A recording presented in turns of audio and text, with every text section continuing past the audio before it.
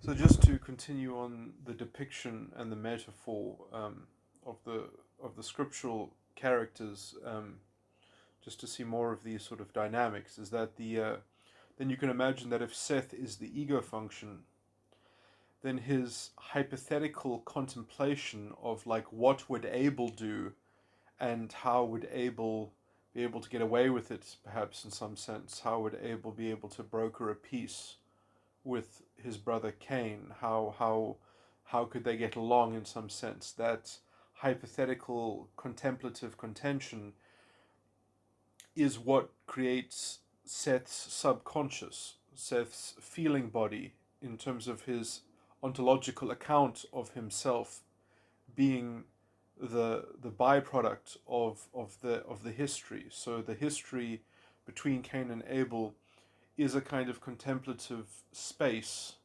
where he can also essentially end up being a kind of, you know, he replaces Abel and he's in the image of Adam, but uh, uh, does, it sort of, but now this is in terms of how he sees himself, how he images himself, is in the place of Abel. How Seth conceives of himself is in Abel's place, but in the image of Adam. So, um,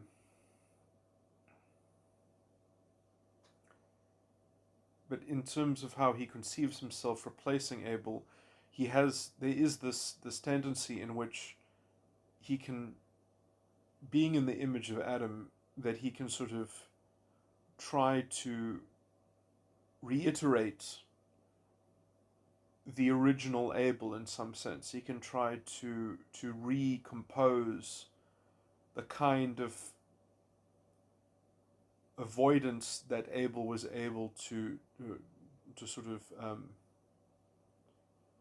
uh, fashion for himself, and then fall into the same sort of trap in which it courts the wrath of Cain, or the antagonism with Cain, or at least it slaps Cain in the face, or it seems to almost steal from Cain and sacrifice to God, in which the values themselves aren't being accounted for, because although Cain is too heavy-handed in his in some sense he kills Abel. In some sense, like you can't read into Cain's murder that he was doing it for God. He was doing it for himself. But if he wasn't doing it for himself, there is a case to be made that although the sacrifices that Abel was making was to God, it wasn't from Abel. That in some sense it was from a commixture between Cain and Abel, and so there was a sense in which,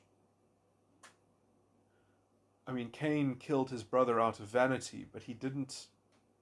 But the vanity, although itself a form of iniquity, does belie a greater structural iniquity, which Abel was just never capable of confronting or processing or extricating himself from.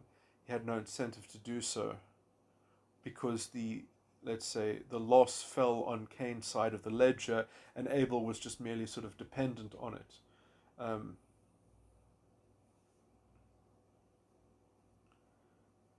uh, some sense, Cain symbolizes a kind of, let's say, the uh, anyway. But yeah, you can see how then Seth has to conceive of himself as the replacement of Abel. And in that conception, in that construction, in that contemplation, um, he models himself in the place of Abel. and how does he contend against the vanity without sort of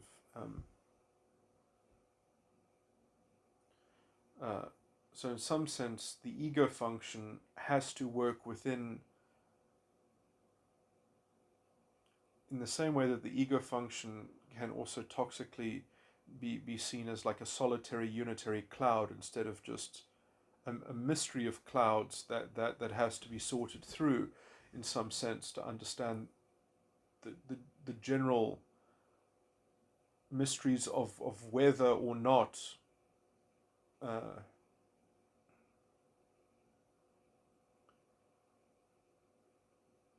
something is uh, viable in some kind of epistemological sense. So the cloud, in some sense, is tasked with a kind of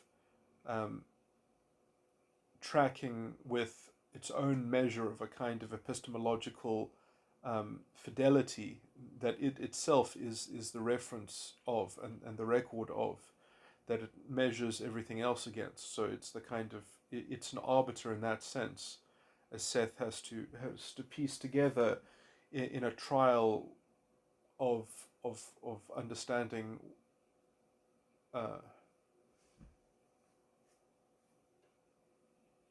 how this can all be sort of reconciled into a consistent reference. Um, so Seth has to narrate the account of what's going on and what the current position is. So Seth is sort of saddled with what is actually happening in present time, what is actually happening now. Never mind judging the past, but how do we judge the present? I need to sort through the mysteries. But obviously a way to avoid that is to have the kind of the unitary cloud, that there's only one true cloud and everything must be covered by it. But I just wanted to show that there's another similar thing that comes from the inner child, which is, to sort of strain this analogy slightly, it's like the difference between the ground and the sea, and the the vanity might itself be a bit of a horrible mixture in itself, in that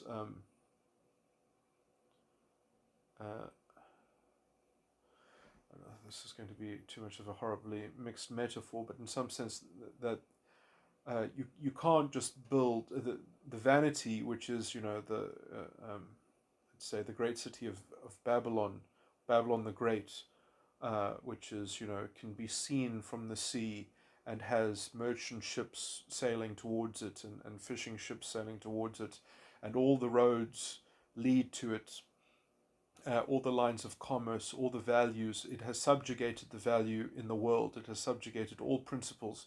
It has bent towards its own sort of hollow economy that is centered around the whore. That although the vanity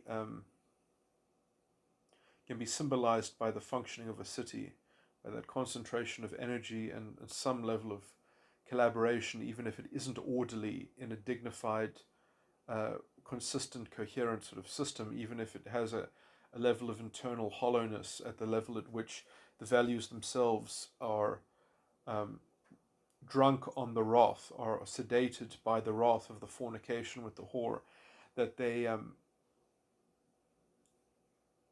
that at least they have a sense of what is solid ground that you could even build any kind of city on, and the sea, which is not capable of supporting a commercial hub in some sense, or any kind of thing. And I mean, perhaps this analogy starts getting a bit tatty, but in some sense, they know the difference between sea and land, but they can't tell the difference between clean water and salt water. So the whole thing could be in the great city could be imbibing salt water. In fact, or in the scripture they even talk about how essentially their best drink is the wine, which is effectively the blood of the saints. That is the sustenance that keeps the city running in its machination. But anyway, I'm just trying to get to the point where I kind of illustrate that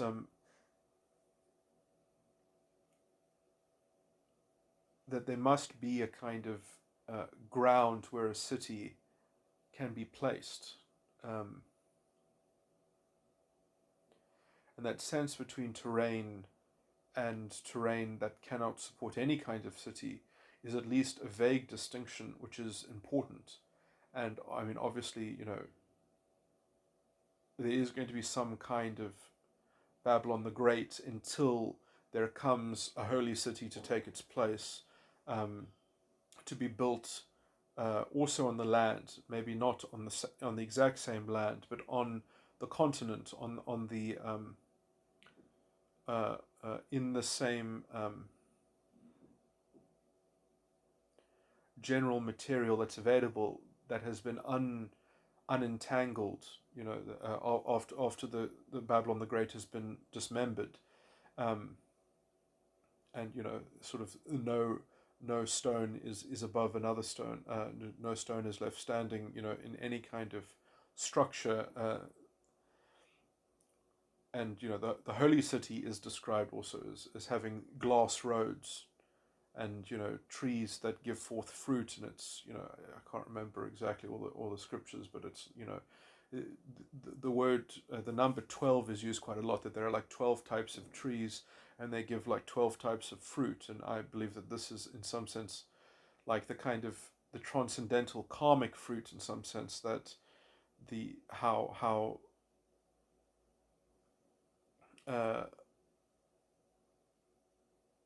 the fruit of the spirit relates to itself in, in within the structure of the functioning of how these of how the holy city works. But okay, anyway,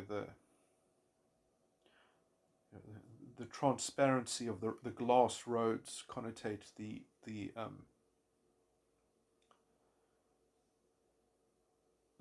kind of the open to negotiation, the open to invigilation, the open to inspection, the kind of naked humility that the whole enterprise functions on top of. But anyway,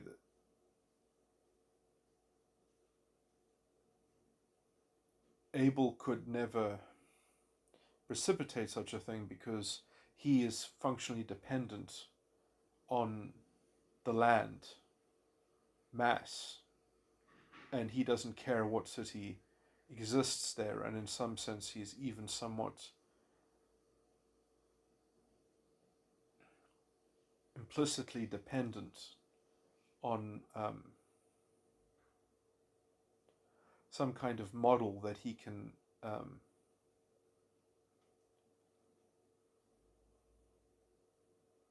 duplicate in some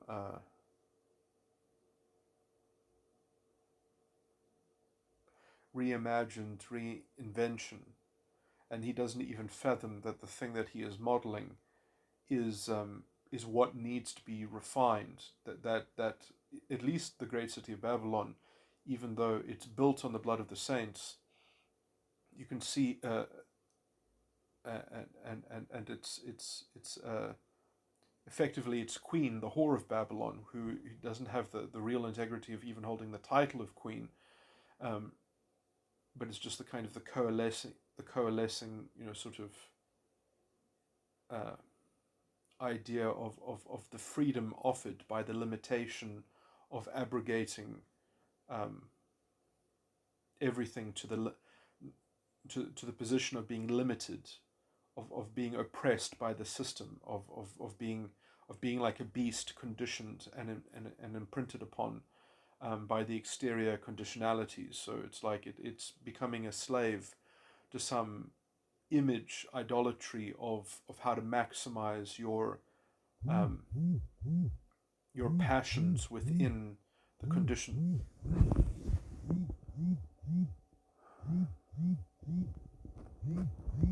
This.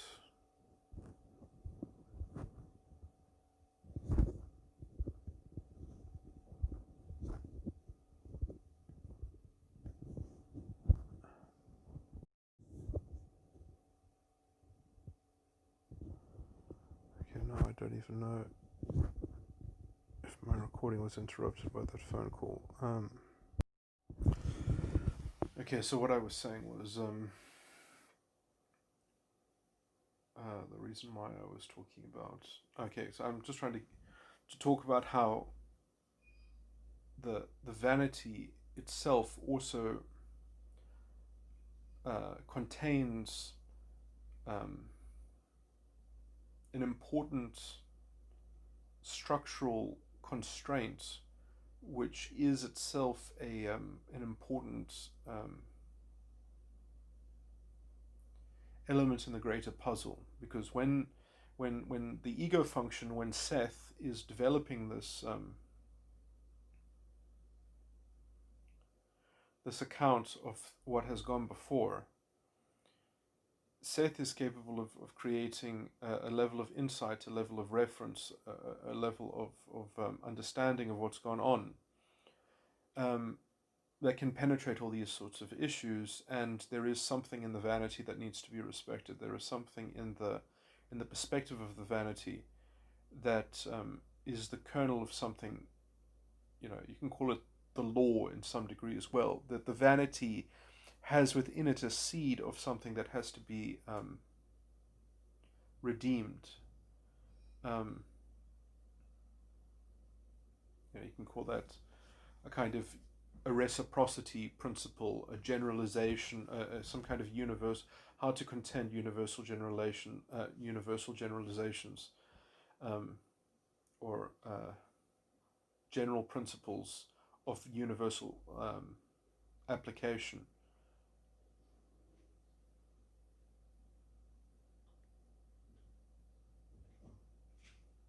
So that Seth doesn't self-delude in a way that essentially makes him essentially just more of a clone of Abel than instead a kind of a responsible person who is trying to, let's say, piece together the image of Adam in terms of what has gone on, in terms of his the generation proceeding from Adam.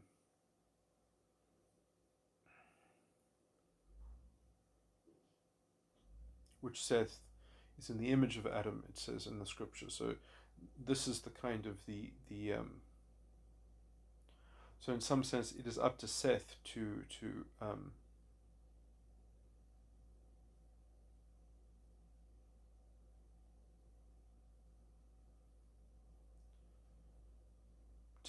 at least reference his own state of responsibility and how he is tracked it. Obviously, if Seth imagines that he is a kind of Abel instead and tries to essentially live out his life as a kind of abstracted, disembodied, hypothetical version of himself in which he's just there to essentially be the kind of the reincarnation of Abel, and he doesn't continue his sense of being in the image of Adam, that in a responsible way, and which even gives him the ambit to fully go into locating the kind of the prime defect that Adam took part in. So in some sense, Seth is given a kind of enough experience before him, is given enough references that he can come to further conclusions. He can come to deeper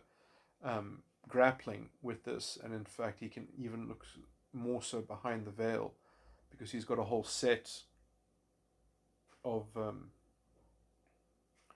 issues. He's got a full set of the conundrum to fathom over and to deal with. But in some sense, if he tends essentially not to empathize with his brother Cain and instead pine for the powers that Abel was able to conduct in his implicitly nescient sort of behavior, then in some sense, metaphorically at least, the ego function is stuck in some kind of cycle of repetition, some kind of recurring thing, and you can say the histrionic and the borderline are special variants of just more of this kind of cognitive dissonance, which ends up being projected in some sense, or stabilized internally through some kind of token amalgamated accountability to sort of disguise the internal dishonesty or fraud or whatever. That, you know, essentially you're just trying to find an object, a symbol, or something like that, or a kind of, or a story or a mythology that kind of underwrites the general fudged solution to the inherent structural issues.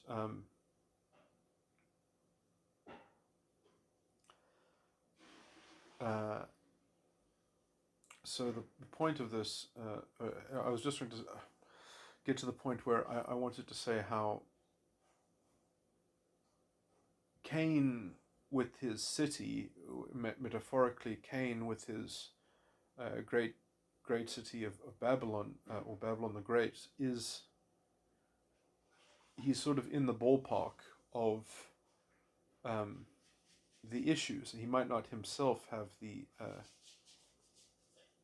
exact purview. Seth profits from having this gone on before him, so that he can sort of pervade over it, and he also has, let's say, the double capacity of having a door into being the replacement of Seth, but also being in the image of Adam. So having that double-barreled function, he has the capacity to sort of he has the sandbox, the playground, because he can always just imagine, well, what would Abel do? What, you know, and that is the contrast of everything that Seth does in his mind, and he has to deal with that contemplative power. He has to use it responsibly, and in some sense, there is no positive creative use for it, as I've tried to describe in how you would have a healthy Agent Smith, is that it is fundamentally a kind of it's a function that must become enslaved to reporting on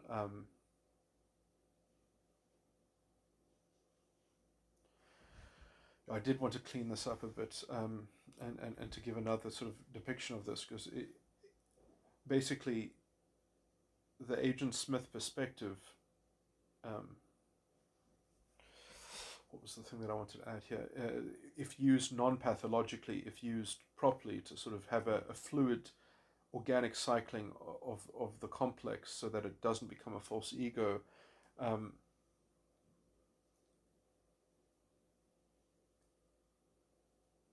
I did want to talk about other sort of iterations of toxic subconsciouses or toxic Agent Smith participation, you know, within the structure. That, in some general sense, that there are two major variants, and this is a bit of a rehash, but anyway, but I had another aspect that I wanted to add to this, is that the Agent Smith generally has there's a whole spectrum within these two general sort of cases, but in some sense, the Agent Smith will, on the one side, try to become an everyman. So the Agent Smith will model himself as being the everyman, and how everyone should be like him, and kind of tell everyone else how to be like him, and try to school everyone else how to be like him. And so the Agent Smith is just, and the only way to actually be that kind of proselytizing Agent Smith is if you have a fudged idea of the context. You have a fudged idea of that this is the condition of life. And because we all are subjected by the same condition, the same oppressive force, there's only one valid rational reaction to it. And I'm the everyman Agent Smith, so everyone should update themselves in this wise, you know. So that's the kind of proselytizing Agent Smith. That is a kind of form of the assimilation one, that he just tries to make copies of himself, and everyone should be the same in that way.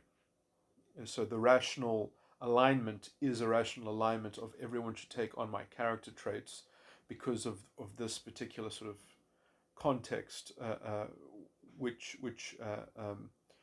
and there's no understanding that that context itself is only exists by, let's say, let me break the metaphor slightly, by Seth's postulate, by Seth's decision to kind of veer in that direction in some sense. But again, Seth, the ego function, is fundamentally in the image of the death, is in the image of Adam, in the sense that he can only record restrictions, conditions, and things like that. And so the ego function already is not the imaginative source the only positive sense of principle. In some sense, the ego function is just there to kind of fact check the principles and make sure that everything adds up, is a kind of accounting schema. But the actual source of the creative energy of the principles is all from the inner child, is all from the unconscious side of the mind, which is the land that is available to host a city in the first place, or a vanity, or anything like that, which is, and again, I do think that in some sense you can have real land without having a death and a lust. In some sense, the death and the lust becomes, the death and the lust is only the death because it's not bounded by its own sense of being, of confusing its bounded pretenses or its bounded postulates as being absolutely true, or absolutely, that there, it's not a postulated conditionality, it's an objectively true conditionality. And so it's like it's stuck in that kind of confusion, which then makes it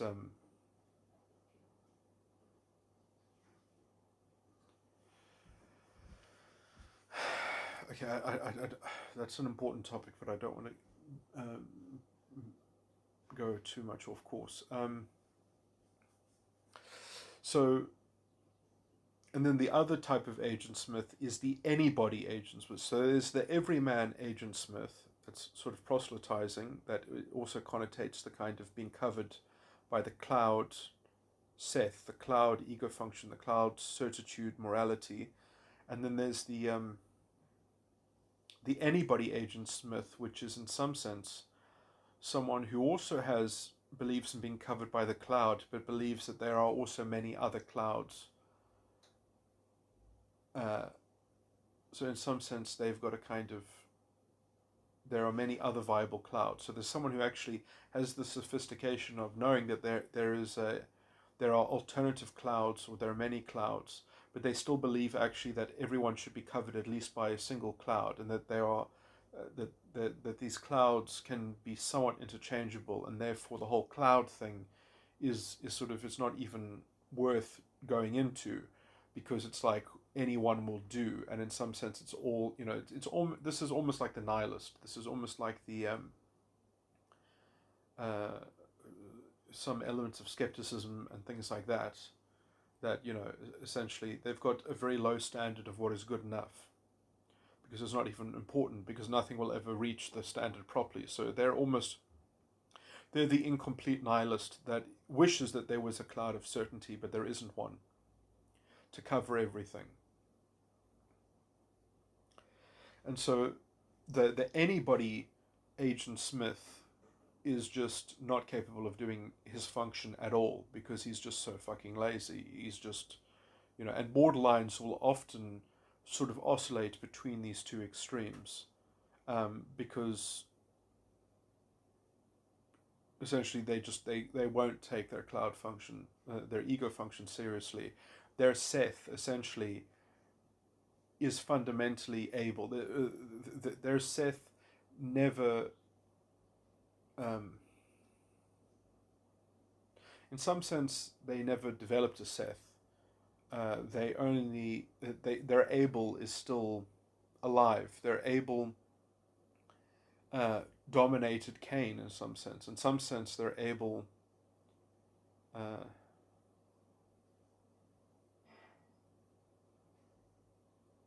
somehow Seth, this weird kind of hybrid Seth and Abel, this character who was only ever able, saw other people modeling something that looked like Seth, and they just thought it was just a game. It was just a kind of charade. It was just a kind of a social game of social power, and that essentially, in some sense, yeah, that's exactly what borderlines are. In some sense, that they never developed an ego function, but they developed a mimicry of an ego function.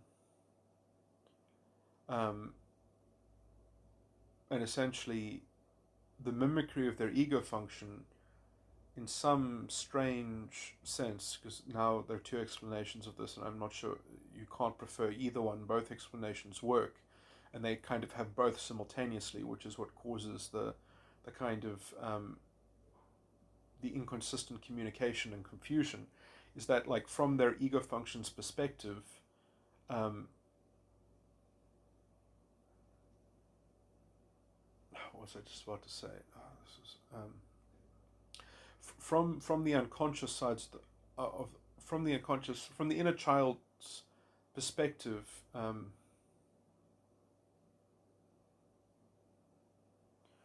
I just lost that thread. That's an important thread. I need to think about it.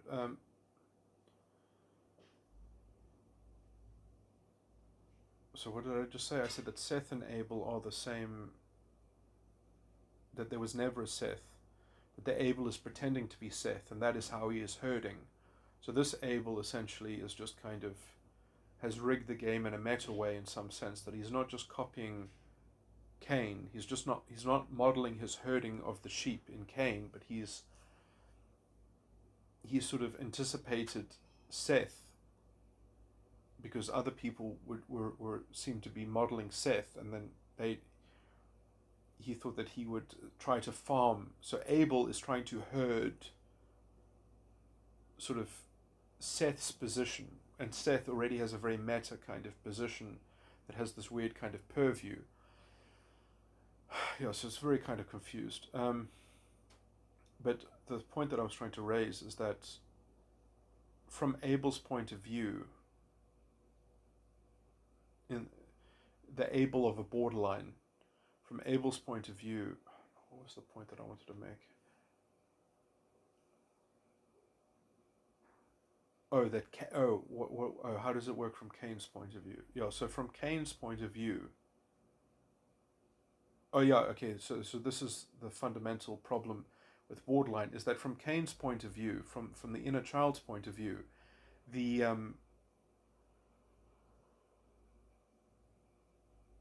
Seth is an agent, is an agent of Cain. So in some sense, Cain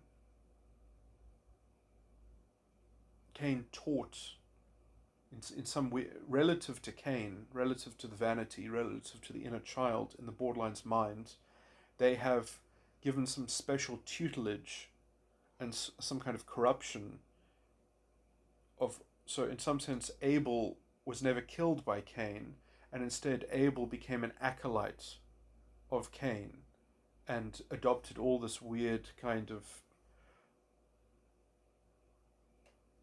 fake Seth maneuvering and tactics, and that's from Cain's perspective. But then from Abel's perspective, who is pretending to be a half Abel, half Seth, he has his own little sub-dominion. He has his own little field of manipulation to sort of play with, and so they're kind of,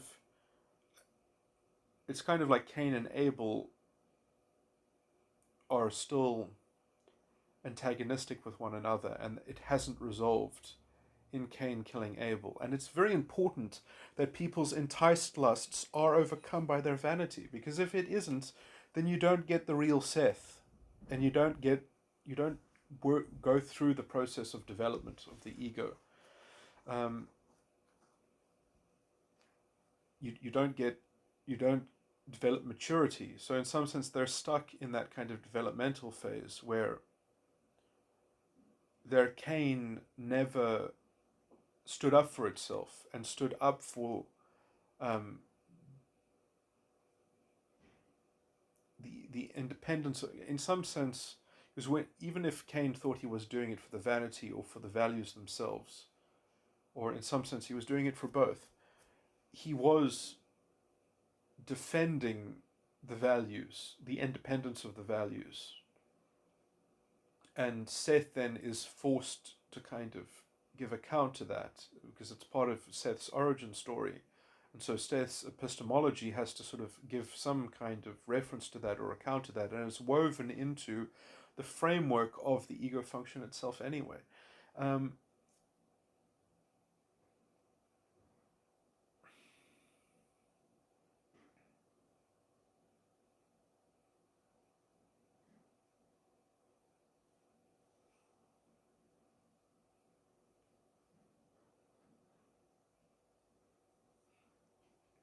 Now, some of these complicated dynamics, in some sense, might be exacerbated by there being metagram types that have two independent circuits.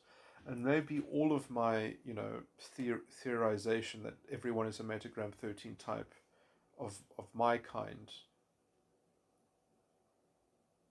maybe that speculation is fundamentally wrong. Maybe it's just more likely because people have two independent circuits and because everything that I've said in all these lectures, that then it's more likely that you can get more sophisticated forms of internal arrested development and complication because there are more moving parts and there are more nuanced points of internal interference. There are more points of contact. There's more complexity that can sort of impinge on itself. And so you kind of get a more detailed spectrum of symptoms of things that denote different errors, different so essentially it gives it a good breeding ground and internal sensitivity of everything that may go wrong, which then also gives a vision as to the underlying issues.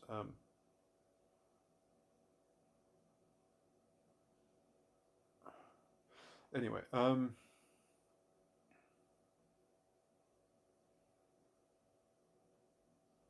also because there are perhaps two independent circuits, that gives some greater purview on one checking up on the other. So it's easier to develop maturity in some sense because there's an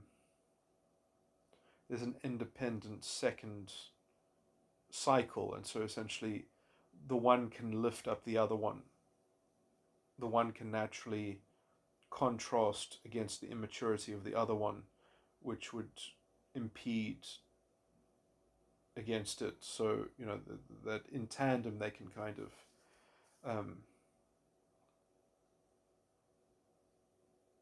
target each other's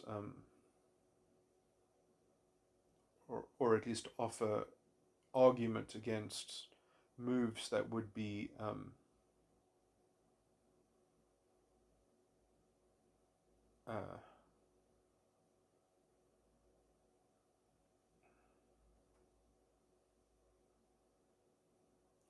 they have more of an opportunity to pull themselves out of self binds of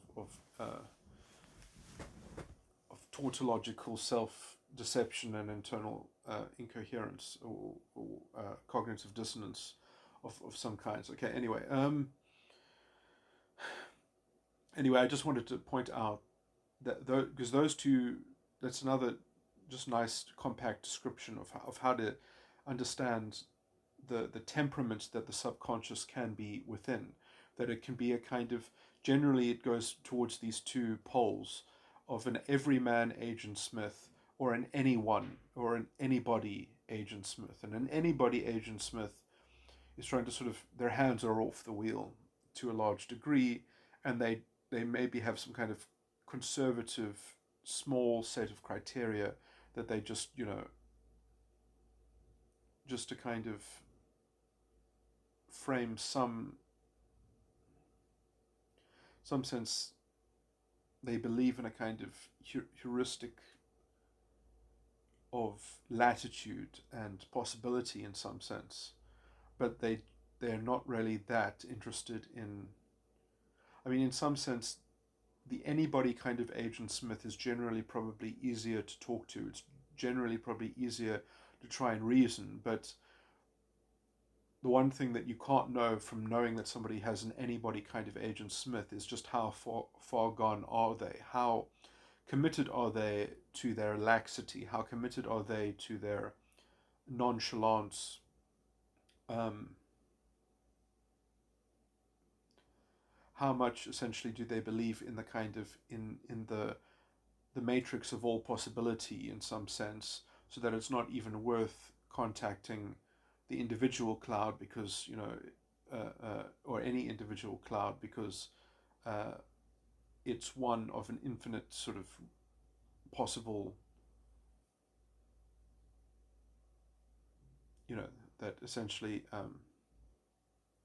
there's so much abundance that things become meaningless that way in some sense. Uh,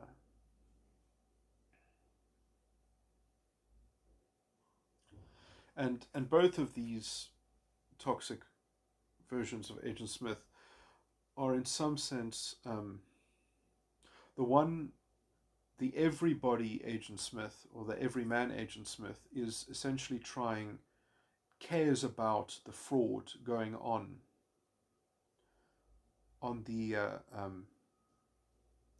on the side of the inner child in terms of how accountability and responsibility. In some sense, the everybody kind of Agent Smith is trying to fabricate a replacement of that lack of absconded with responsibility by replacing it with a kind of cosmic religion in some sense, or a cosmic mythology or cosmic narrative, kind of perennialism of some kind, that they are just happy to be the inhabitants of the current perennialism, of the current um, instantiation of what is good in this zeitgeist, what is good in this time. So, and that'll do. That's enough for them. And then the anybody Agent Smith, in some sense, is just a kind of like agnostic nihilist in some sense, or an incomplete nihilist. And they could have that whatever content is under the cloud that they have decided to you see, that's the question: is why have they gravitated toward a particular cloud? Is it pure hedonism? Is it pure, like what account are they going to give of that? Because whatever that content of that account is, it's going to, even within their own accounting, it's not going to have any integrity.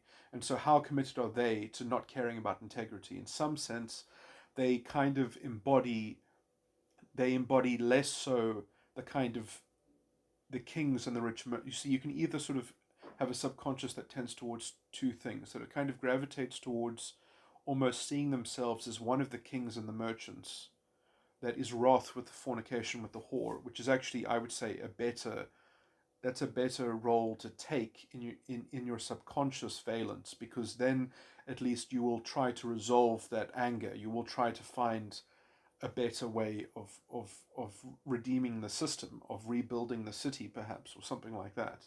At least then you know that there's something rotten in the state of Denmark, as it were. Whereas if you are the kind of anybody Agent Smith, then in some sense you are actually gravitating towards the whore of Babylon, in some sense, that you're just trying to kind of take on that role and essentially you can watch all the busy work happening around you, that, oh yes, they're doing their role, they're doing their job. It's very, now in some sense, in some karmic sense, there's that's the spectrum of any kind of karmic influence, and the only way to pervade it intelligently in a non-pathological way is to just use this faculty of contemplation, of hypothesizing in some sense, to fact check in some, okay, that's a bit of a strange analogy, but to troubleshoot your own ego function and your own positive, generative, creative values that come from your inner child, um, which which in some sense is like an iteration of a game. So essentially, you have the semblance of a false ego complex when you are iterating a game, when you're setting out what the rules are, what the objects are, what the purpose of the game is, what the and it is all bounded in a particular context, and that particular context is similar in scope to a particular false ego complex. In the rules of the game, in some sense, are like the death, but these rules just, you know that it's a game, you don't think it's real. So in some sense, the false ego complex is a game that you played as a child, but then you forgot that you were playing the game.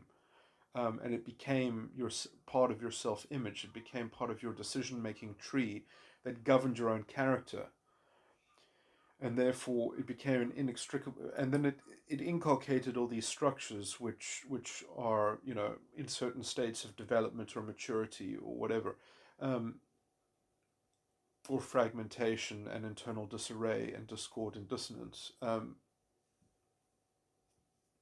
So the in some sense the subconscious should be essentially the way in which the ego function has a sense of fidelity in the game, and it also serves the function to the inner child, um, for creating a plan for how to conduct the game in some sense. So the inner child is still the core engine of actually doing novel things in some sense. And the ego function is just there to kind of,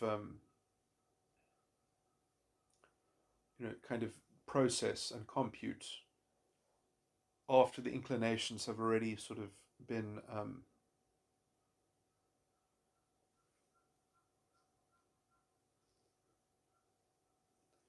been cast into the kind of so in the end you end up with sort of two perspectives where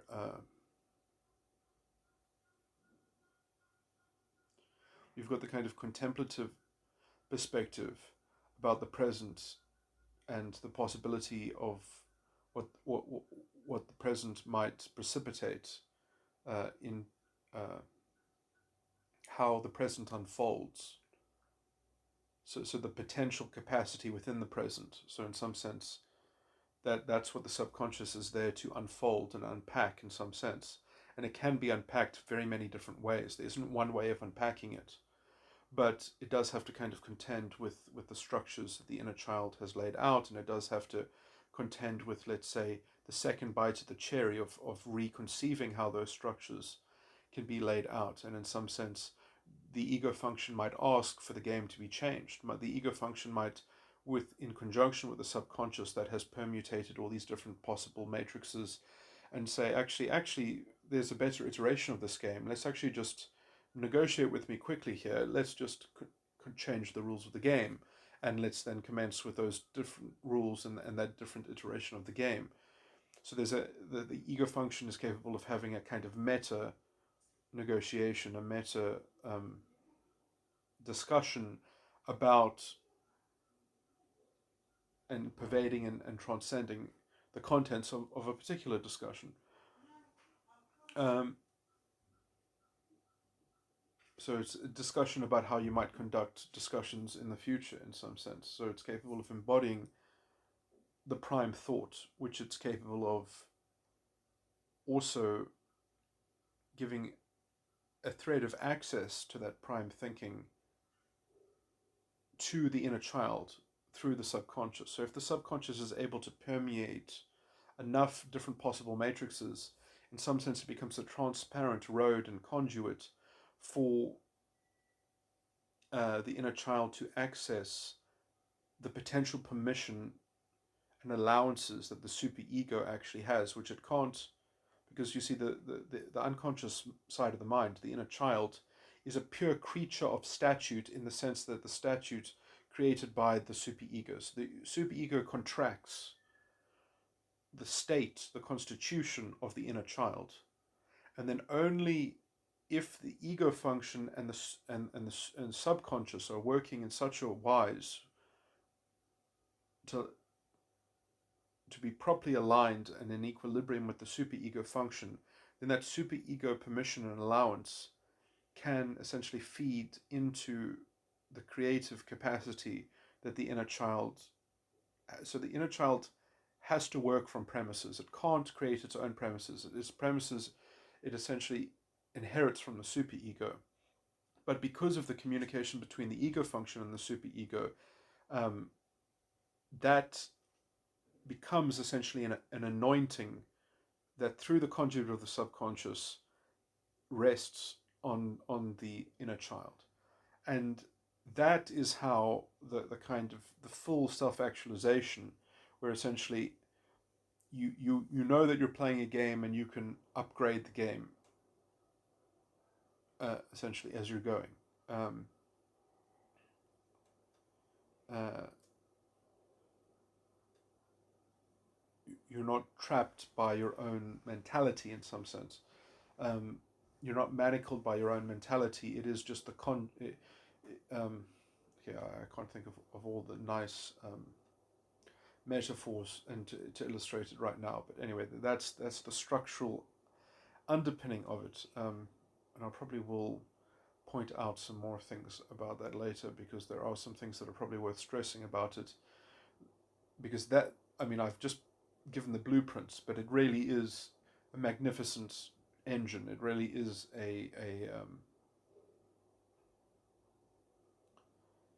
uh,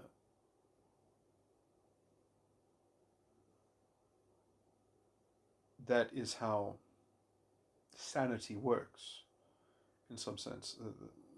That's how you stop being insane.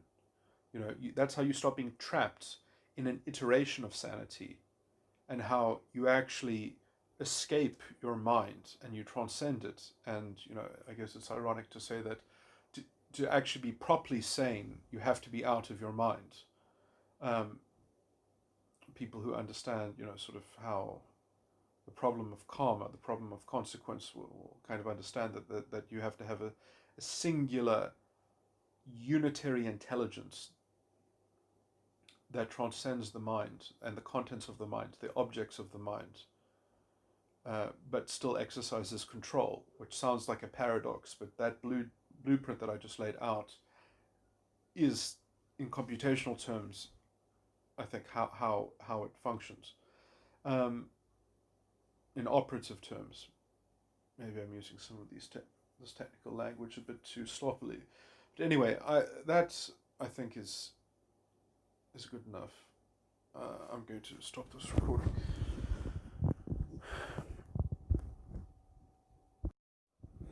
Okay, so just to revisit that general polarity of or the two poles that make up the spectrum, um, generally speaking, of the state of health of the subconscious, and which also both of them together set up the tactical array of what borderlines engage in, which is the everyman Agent Smith, and then the anybody Agent Smith. And the anybody Agent Smith is, in some sense, it's weird. It's closer to the fraud in the unconscious side of the mind, because it's made peace with it. So in some sense, the anybody Agent Smith, because they're not trying to proselytize about being covered by their cloud. They're like, everyone gets a cloud and all the clouds are equally fraudulent. So they don't really care too much, and they're trying to maximize some other heuristic, which they know is just completely dislocated from any kind of sense of premised substantiation. Fidelity is not a question. So they're dealing in some kind of skeptical secondary economy of maximizing some heuristic, some utility, some sense of metric, which they can try to excuse themselves to picking up, but it doesn't matter too much. So they're generally some kind of fudged, perhaps perhaps they end up resorting to some kind of natural claim about, well, this is what the human condition entails, so I'm just coping with it, or something like that. And then but okay, wait, but that general tactic that I'm describing does not tell you exactly the state of the condition. It could be that like they have reasoned into that cul-de-sac in good faith, and if you give them like an inkling of some alternative, they will pounce on it and lead themselves away from that. Um, or it could be that they are very committed to their incomplete nihilism, and they are very jaded in that sense, and they're very at peace with the inner fraud of um, on the level of the inner child. And essentially, they know that the ego function clouds are hollow, but they're not mysterious to them. They're just bits of sort of the chaos of the software of the meat machines that is humanity. So it's a kind of, usually it has a kind of, it's weird because in disregarding the clouds, they always have to have a kind of veiled supra objective account of the ego function. So their ego function it inhabits a kind of mythological worldview. It inhabits a kind of, so in some sense, it's logicians that use a kind of logical you know scientism has this sort of baked into it, where they know that science is not verifiable; it's only falsifiable, and therefore they make a cult around the heuristic, and they say, well, falsification is as good as verification. And although we can never confirm it, we can never verify it, that's beyond the realm of the human condition. So there is this kind of secondary economy which gets baked into this kind of expansive, objective, cosmic claim that, like, well, this is what it means to be human, is that we have to settle for this, and this is the best that we can do, and there's nothing else. Um, and so they bake it into a story. Their ego function is a kind of has a veil, an impenetrable veil built into it, and rather than confronting that on the level of the inner child, on the level of the premise of the postulate, they're unwilling to challenge the fraud of the inner child and the lack of accountability and responsibility that has been essentially dispersed into the story and sort of uh, um, laden into the story in a kind of implicit kind of way. They don't track that internal functioning of their psyche because the story came first in their ontological view. So they just presuppose a kind of uh, uh, epistemology which uh, um, is supposedly a mirror of this, is supposedly a reflection of this uh,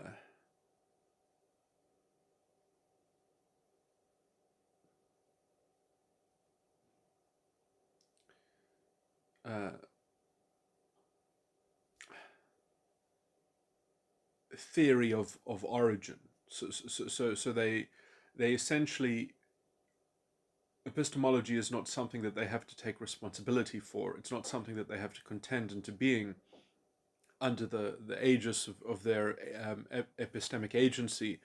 They can just sort of fob it off as a kind of as a it must just take on the imprint of the story, which is just essentially begged. It's just assumed to be true because it seems then rationally consistent, and then they have a vague metric of rational consistency as the only kind of uh, chorus that things have to kind of contend with, and they sort of go through life with that very abstract form of disembodied that has a kind of that has this structure confected into it, and it's just basically it's just like hollowy, hollow, hollowly echoing the same structure the same set of claims, which is just a kind of hodgepodge collection that seems to be kind of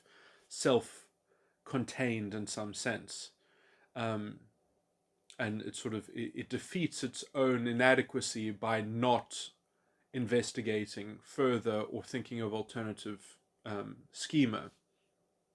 So it basically fudges itself, and it says anybody will do, any Agent Smith will do. But you can see that both of them treat Agent Smith as if it's because you remember, in my healthy system, Agent Smith should be a kind of a police function, but he doesn't inherit the kingdom. He's rather a slave. So just developing these sophisticated reports of convergence between as a kind of contemplative conduit between the inner child and the ego function, and essentially the ego function is doing most of the heavy lifting, but it is bringing along, when it's done in a healthy way, it's bringing along the inner child along for the ride, in that in joining the meta perspective, where it can also then via the subconscious articulate potential revisions, and the inner child is somewhat unbridled, and as a unity they make it through. They are redeemed by their own internal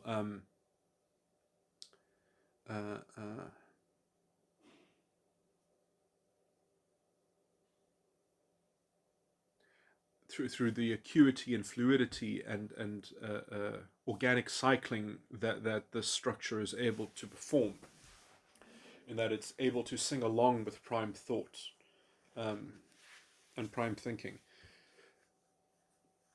and it is quickened by it instead of anyway. Okay, so I've laid out those structures. What did I mainly want to add on? So I wanted to add on that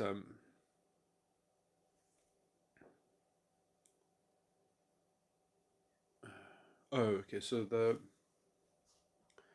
borderline. Okay, so in some sense the borderline will oscillate between those two general tactics, and they can even switch very quickly between them, because it doesn't to them make a difference. And in some sense they're okay, so they're in some sense they don't have an ego function. They have an able, they are just Cain and Abel in some sense. And from the Cain perspective, he's in command, and from the Abel perspective, he is in command and sort of got the best of both worlds and is having the time of his life in some sense.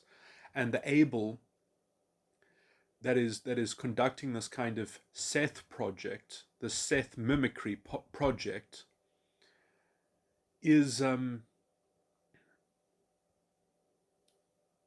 Cain can believe that it's all done for his sake, in some sense, to magnify his vanity and secure it, in some sense. That it is an extension of him, and according to Abel, the Seth project is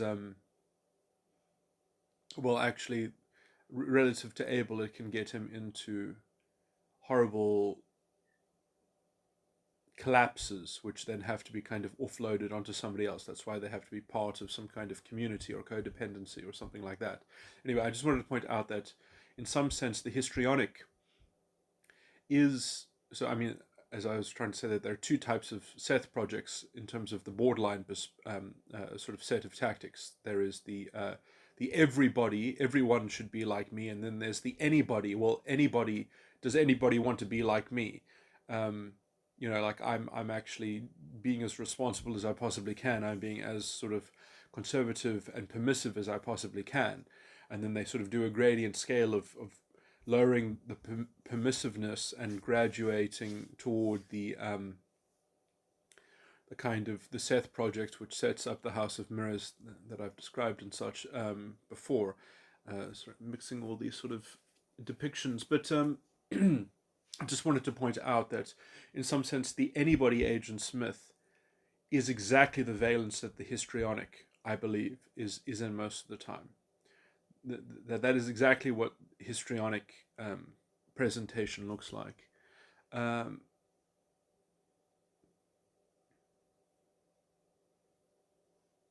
and they're using this kind of corrosive, anybody sort of vulnerable narcissism in some sense in order to excuse everything that they do is underwritten by a kind of anybody kind of rationalization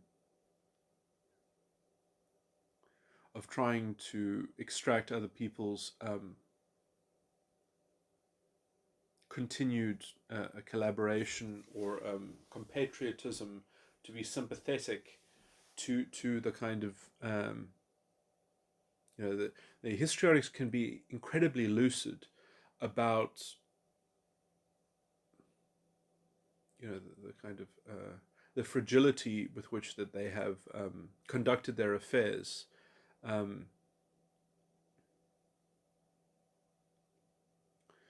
sounds weird. What I mean is in terms of the how much they have gone out on a limb, how much they have sort of not done anything responsible in terms of mitigating their own exposure to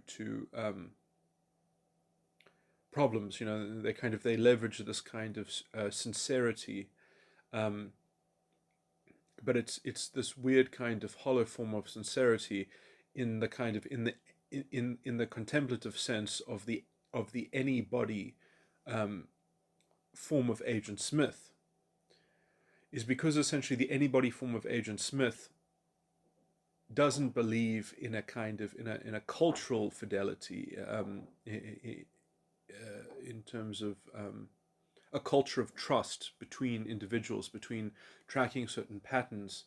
In some sense, they're very flighty. They're very capable of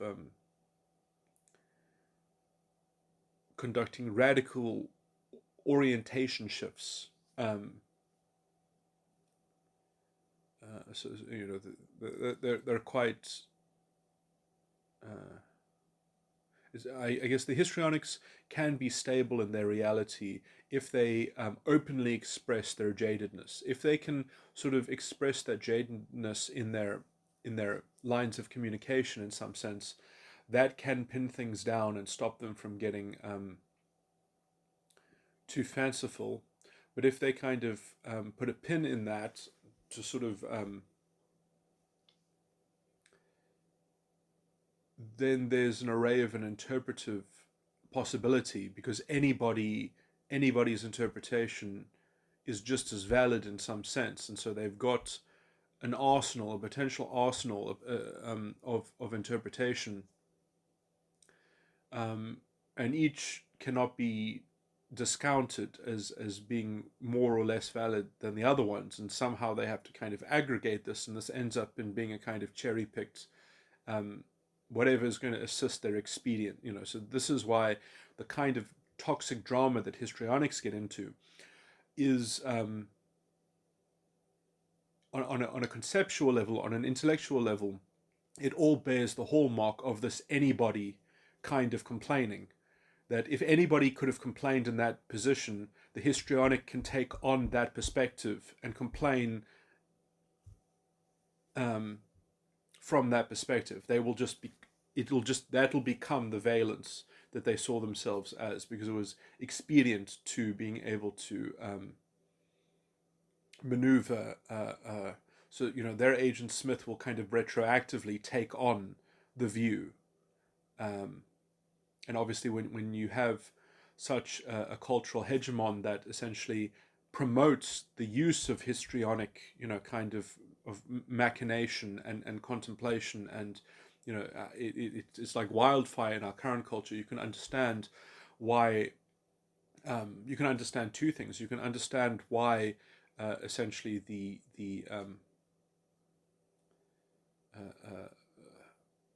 hoax of why the hoax of rape culture would even be invented, and why essentially why after creating it, it sort of it retroactively, you inculcate these histrionic tendencies to latch on and to essentially provide the evidence and even cultivate the scenarios that seemingly match with the sort of the conventional prejudice that's baked into the narrative. So it's it's like, here are these scripts, they have been vetted already as having a kind of truth value in them. The histrionic has the open door to use their anybody Agent Smith to retroactively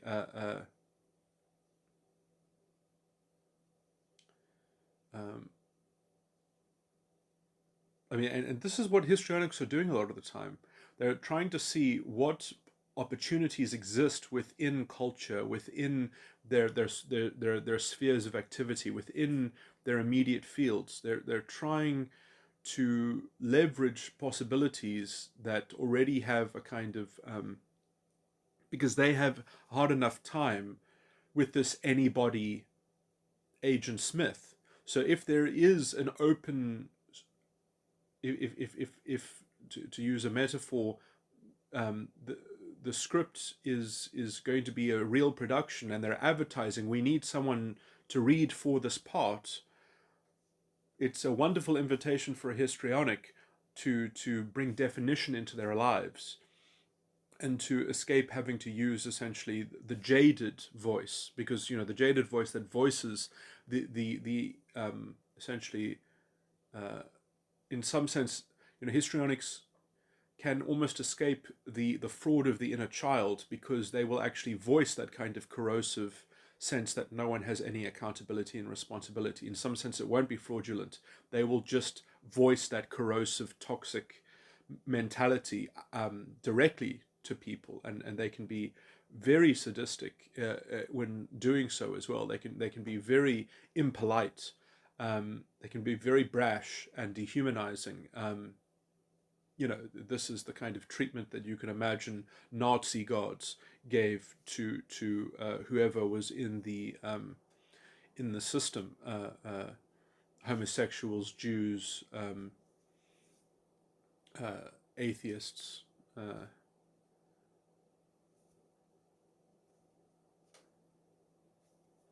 Anyway, I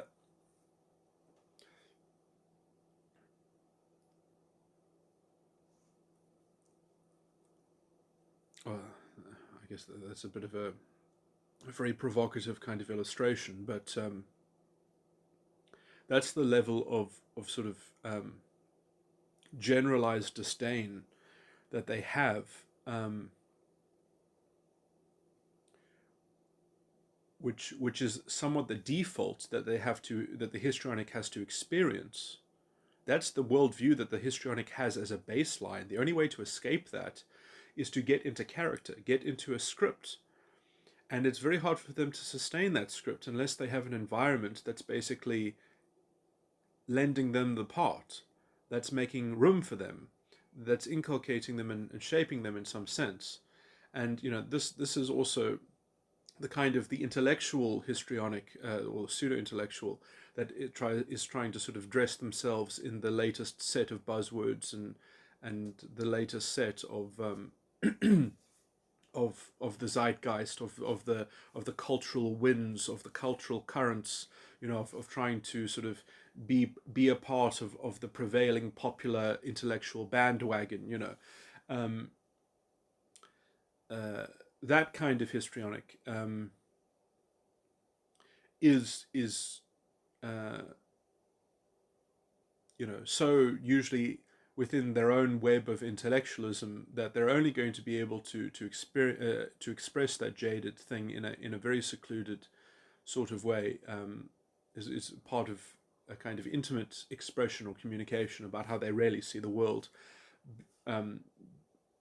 underneath the kind of the Seth project underneath the subconscious. They are aware of their own inner child, I believe, but they also will not let it confuse, because if they bring up that, if they show that very harsh, jaded aspect of what they're doing and what they're saying, it kind of undermines their own intellectual project. It kind of undermines, because it casts shade on it as the whole thing, the whole secondary intellectual economy that they're engaged in rationalizing is itself built on a kind of fundamental fraud, which they're trying to obscure and blunt and avoid, and seemingly do something creative, but they do need participation. They need the participation of others. It needs to be fueled by the emotions of others, by the subconscious input of others, because their subconscious tends towards the anybody perspective, which averages out as the jaded, corrosive sort of thing. So they constantly need a kind of vampirism in order to sustain them from the anybody. Now, the everybody Agent Smith is capable of having a calcified subconscious, and in some sense, they can be dangerous. They can be violent. They can be radicals. They can be revolutionaries. They can be, as I said, the Führer principle is generally their angle of engagement with these issues. They are they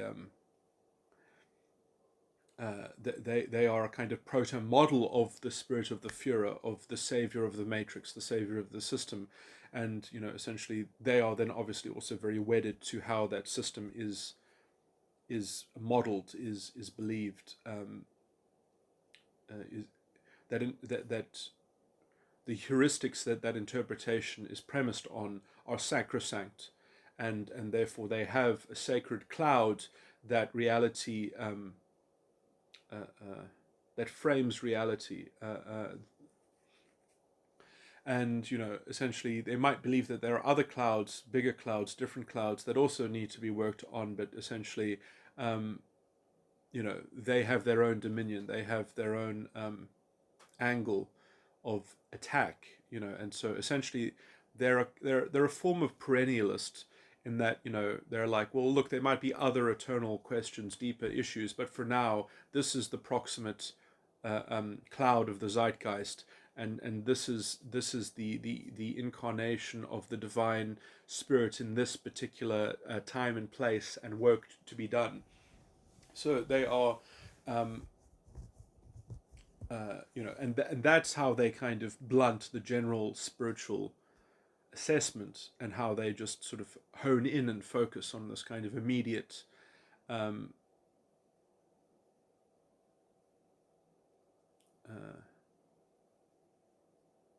problem solution, instead of having the real scope to see how these things, like as I always try to bring up in this context, Jung said, and it's a very good principle to understand, that what you resist persists. And so you really actually have to understand how what you are resisting is being caused, and not just reacting to it. Because in some sense, if you don't find something to agree about the thing that you're resisting, or ostensibly against, then you are very likely just to recreate it. You're very likely just to kind of have it manifest in some new form of the same thing, which is essentially what identity politics is a direct sort of example of, the kind of the racism that calls itself anti-racist. But I mean, this is the everybody is the rational alignment, how everyone should adopt the same heuristic of the same stamp of Agent Smith. It's like the spreading of the mark of the beast, that no, you can't conduct commerce if you don't have the same mark. Well, we must all be stamped, we must all be under the same cloud, we must all be covered by the same cloud.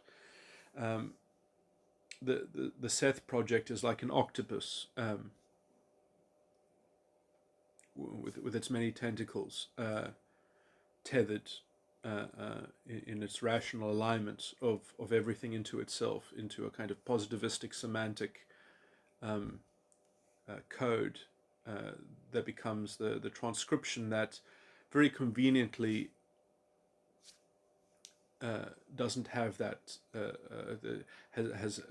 disguises the fact that responsibility and accountability have been done away with and been replaced by a systemic oppressive narrative, which is essentially grounds the unilateral cloud coverage zealotry and the importance of being under the auspice of a prevailing cloud. And so, these are like, to mix more metaphors, this is a kind of like cloud warrior, and the only way to actually make real progress is to conduct a survey and to solve the mysteries, and essentially to only when there's an atlas of the clouds do you get any kind of real progress in any kind of true spiritual development. To use more metaphors. And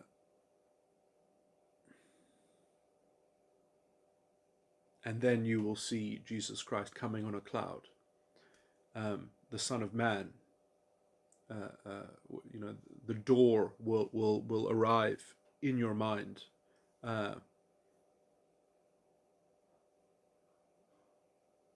then you can connect with that spirit that inhabits already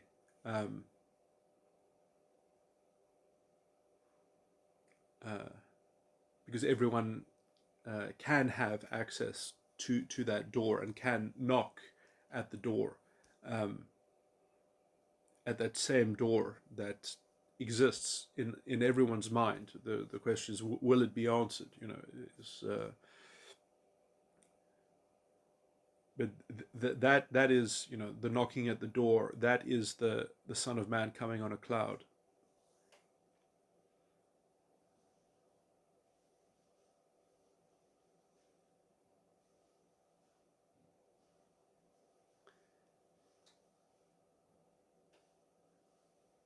The Son of Man is not the cloud, is not in the cloud, is not the voice in the cloud.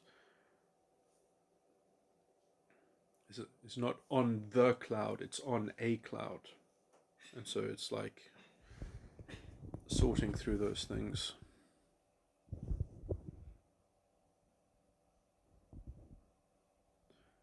Okay.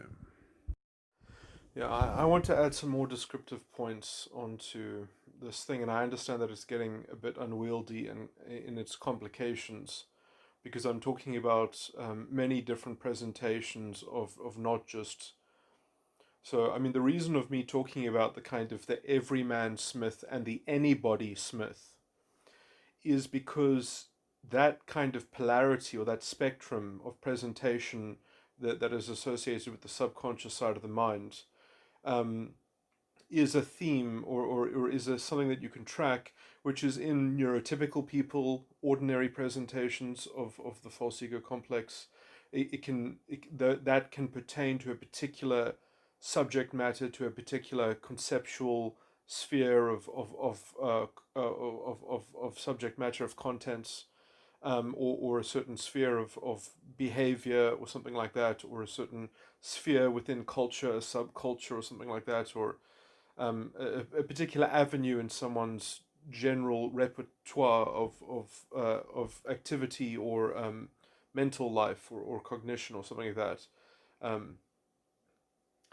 And it can also pertain to, the spectrum within which borderline kind of oscillates and sort of cycles through into sort of finding a kind of, as I've already explained, that the kind of variation that borderlines present, because they can sort of alter sort of their presentation in terms of their subconscious very, very quickly. It can escalate very, very quickly. It can seem to degrade very, very quickly, because when they go from the anybody to the everyman sort of Smith tactic, it's very decompartmentalizing. It's very disorientating for the other subconscious that they are communicating with or in some kind of protracted dealing with, or it wreaks havoc on the dynamics of the kind of the exchange, or the transactional sort of exchanges that are taking place. In fact, it sort of forces a kind of decompartmentalization of the other person's subconscious to just become a malleable um, sort of corresponding cog uh, that sort of almost has to track and provide whatever the borderline has just shifted away from. That when the borderline does some kind of heavy transition in their presentation, they still have recourse to what they were just doing earlier, and in some sense they expect the other person to be responsive to the myriad, to the deluge, to the kind of the good cop and the bad cop simultaneously, and they end up sort of trying to compel a kind of um, impossible ask. They're compelling because essentially they are more than one they are modeling more than one subconscious that they want to be, that they want to have entreated. So they are expecting compliance with essentially at least a two-faced or a myriad deluge of I just call this decompartmentalization, but anyway, and then I was just trying to describe how histrionics are, in some sense, histrionics, I think, in general, can share some of that, a hodgepodge of some of the things that I just spoke about, because essentially they might try to find a homeostasis, and they might also oscillate and create a bit of a deluge to cause enough attrition in the other person to punish the other person, um, so that they can sort of gear the other person to correspond to a very particular kind of confection that they have calibrated their management of their environment with, in some sense, or they have planned or designed, depending on how intellectual the histrionic is, or how what's the word, how cerebral the histrionic is, or how let's say emotionally manipulative they are. So I think that there's a bit of a, but that's to do with subject matter, not even necessarily to do with where they lie in the polarity, or within the spectrum of um, the everyman Smith and the anybody Smith. But the other element that I wanted to now add to that was that, to go further into just describing the anybody Smith sort of valence of the subconscious, or the presentation of the anybody Smith, and just talk about some of the deeper sort of topics, and try to better depict how that relates to the inner child, or the unconscious side of the mind. I just wanted to add a point onto that. So the point that I wanted to add was that the uh, just focusing on the ego function at the start, is that when someone is the anybody Smith is almost more scary than the everyman Smith. Well, they're both very toxic and scary in just very different ways, I guess.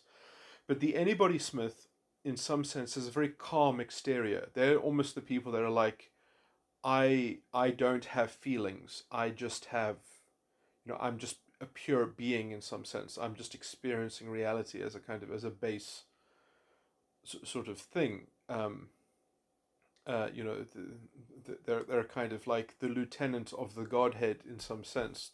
They're like, you know, they're sort of the child of God, um, as is sort of inculcated by how they frame their ego function, and so their ego function has these two tiers in it.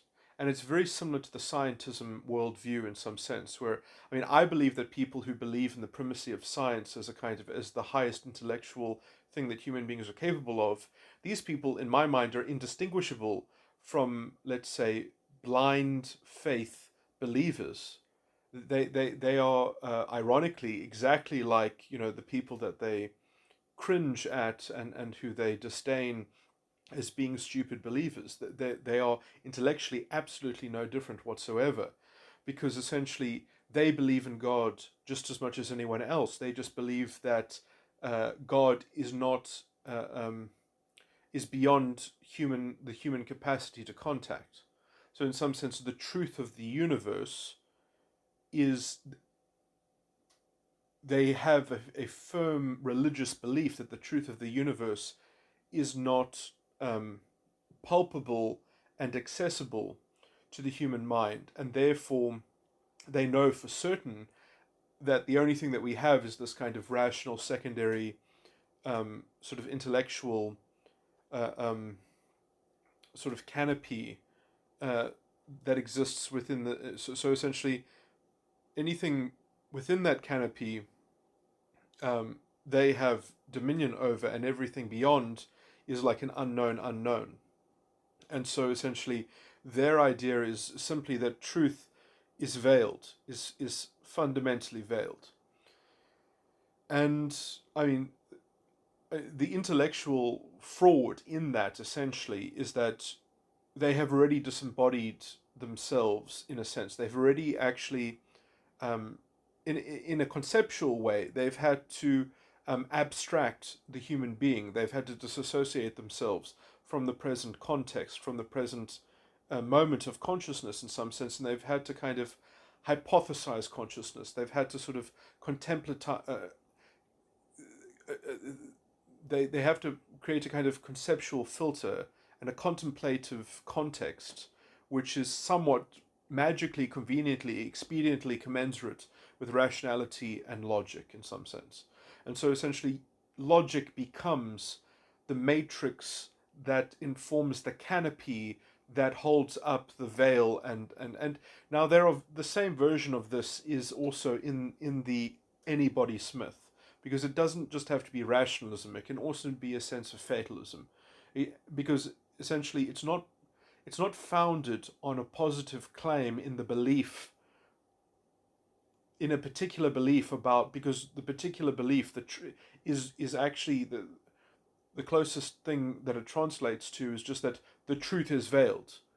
It just proceeds from that point that the truth is veiled, therefore alternatives are all we have to compete over and to sort of have a contest about. And so there's a kind of sort of prime conjecture which gets excited by that. There's a kind, and that is essentially is the Anybody Smith. The Anybody Smith, in some sense, has a wheelhouse of possible clouds. So they have a set of possible clouds, or at least some way of discerning if a candidate cloud is good enough in some sense. And then they can have a kind of agnostic sort of hierarchy of which clouds are better than other clouds in some sense.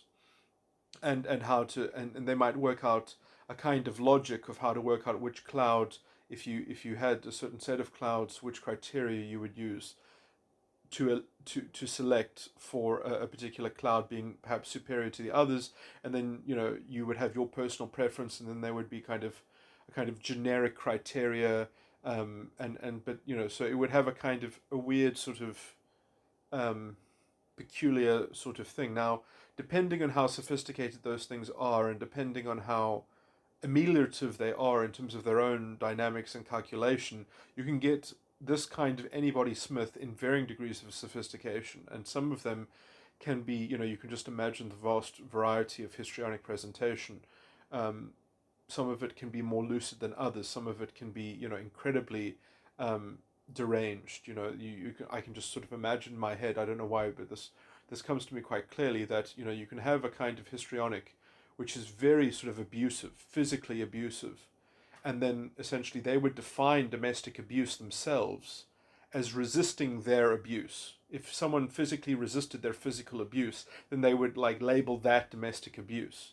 And as long as that the societal conventions had certain stereotypes and sort of anticipations that were useful in sort of setting up that narrative and sort of just echoing, and plugging itself into that kind of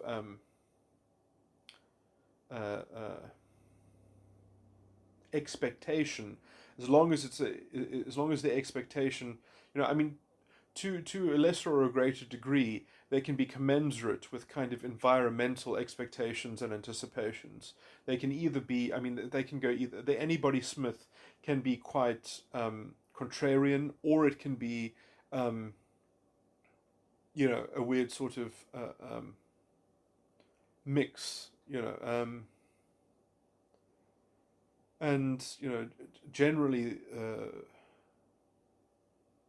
because the structure though is fundamentally, the matrix is held by essentially a kind of guess, a best guess that is projected at the truth that is veiled, that is fundamentally veiled. And so they've got this weird kind of split in their intellect, because in some sense they know that the truth is fundamentally veiled, but then they give themselves permission to project onto it what they so wish, and then they've got a kind of contest of which projections are more valid than others, are more good than others. And so they really have, this kind of, they have some kind of heuristic of what counts as being more good, um, which is problematic, because they fundamentally have to also regard that there is a clear dichotomy between truth and error, but then they have to then also transcribe truth as being what is more good, and that is like an insoluble kind of thing. And so they actually get they have a secondary problem. They have a secondary fraud that's going on, but the what is more good fraud, and then there's the earlier uh, projection or extraction from what they believe is fundamentally veiled. And so essentially, because they're trying to extract something from something that is fundamentally veiled, they have to excuse themselves. So usually the start of the rationalization is an excuse. And so the anybody Smith, actually I guess even the everyman Smith, is also starts off with some kind of excuse at some point. Um, but perhaps in a more aggressive, antagonistic way, in that the everyman Smith is probably based on a kind of on a level kind of trying to equate to an enemy, to an opposition, that it's like so in some sense this is why in fascism you see that it's funny that all the things that are complained about are always ironically exactly what the solution entails. So it's like if they complain against a conspiracy, then the solution is essentially to counter the conspiracy with the exact same program. And in some sense, you want to find an enemy that has certain features that are ironically exactly the things that you want to um, uh, institutionalize and conduct as part of the kind of the core of your culture. That you in some sense the best you can do is sort of match the whatever your accusation is against your enemy by essentially becoming it exactly. I mean, it's ironic if you actually look through all the kind of infiltration that the Jews were accused of by the Nazis. If you look at all those details, and then you look at how the German state, or how the Nazi state orchestrated itself, I mean, if you the history of German banking, I mean, it's incredibly ironic, that all the conspiracy theories about the Jewish bankers in the world and such, and who invented fiat money. Thank you very much. Like, let's really um, let's open our eyes for a second. It's somewhat ironic, to say the least.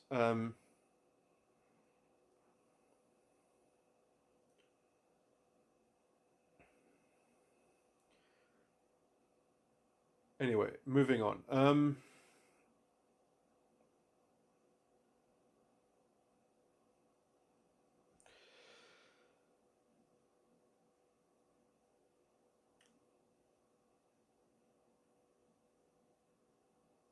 So it's interesting that at least the anybody agent Smith ends up replicating, in some sense, the two-tiered cloud ego function, because in some sense they have a whole set of clouds that they can shift between, and that makes it very hard to intellectually or conceptually combat them, because they are, it's almost like, the cups, like that trick, that like that gambling sort of game where people hide a ball under a cup and then they move the cups around. um,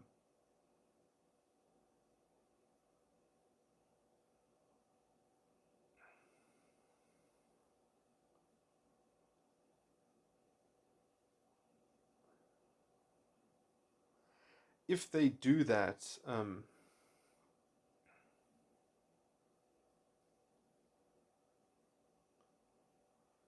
oh, what was I just saying?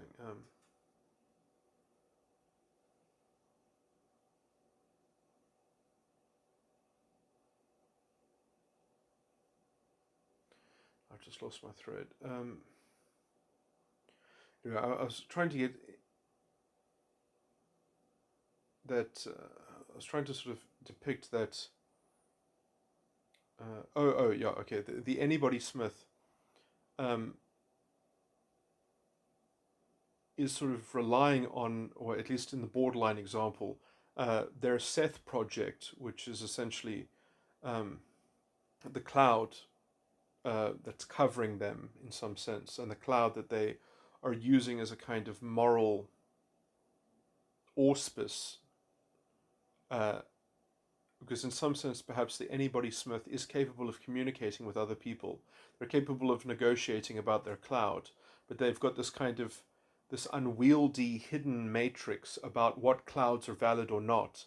And because they can't actually like let the two clouds negotiate directly, because essentially they are interpreting the subtle matrix which they have become impressed by in some sense. And so they've kind of got a cloud culture. And the division of between the cloud culture, that subtle sort of matrix, that has that has some matrix projected upon it, is sourced from the anybody Smith. It's being sourced from the subconscious, the feeling body, um, and that anybody Smith is capable of essentially moving their mask around, essentially, then, because the cloud is like the moral reference, and because they can shift that around between many different possible ones, and the rules of their shifting is this unseen matrix where they're like, well, that's just how the world works. That's fatalism for you. That's the fatalism that I believe in. So it's almost like it's their religion that they're allowed to do that at will in some sense. And I mean, in some sense, it's not necessarily like they're scamming somebody else. If that's the state of someone's actual structure of their false ego, that that's what they honestly believe, is that you can shift between that. Obviously, when you're dealing with the borderline, it's just a tactical ploy, and they even move into a single cloud most of the time, in some sense. Although uh, that's sort of closer to the House of Mirrors, the unveiling of the House of Mirrors sort of stage of their uh, course of uh, involvement with somebody else. But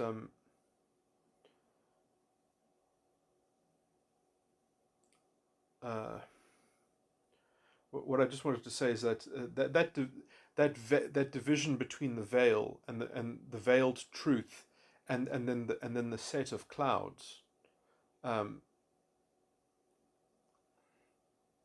is is almost a direct parallel with the fraud that is going on in the inner child and the unconscious side of the mind. And I was going to, I was earlier even elaborating on that in terms of that, like when I say that the fraud has to do with this missing line on the line of on the conceptual principle of responsibility and self-determinism, which in some sense, in conceptual terms, it relates to essentially dissolving the the actual consciousness that one has as being a subjective, immediate percipient and awareness of their actual conscious eminence. Instead, it contracts it into contemplating of itself as an abstracted third, from a third person perspective. It is seen as a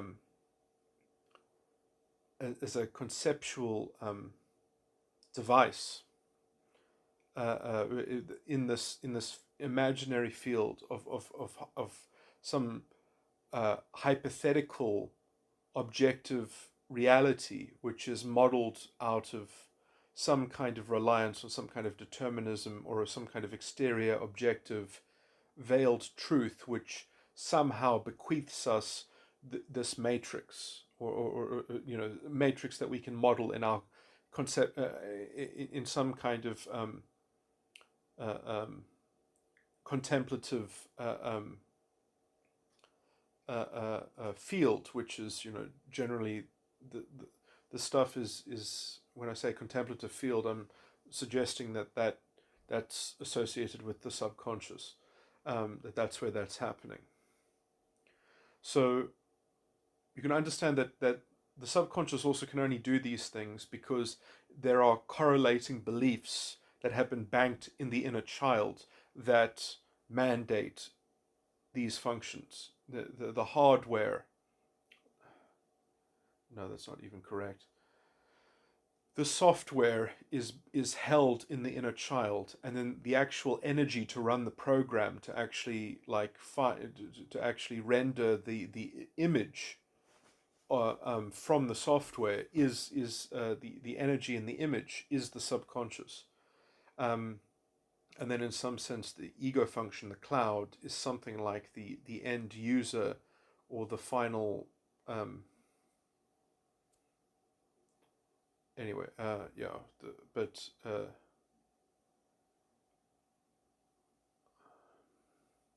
the final sort of quality checker in some sense, and the overseer in some sense, but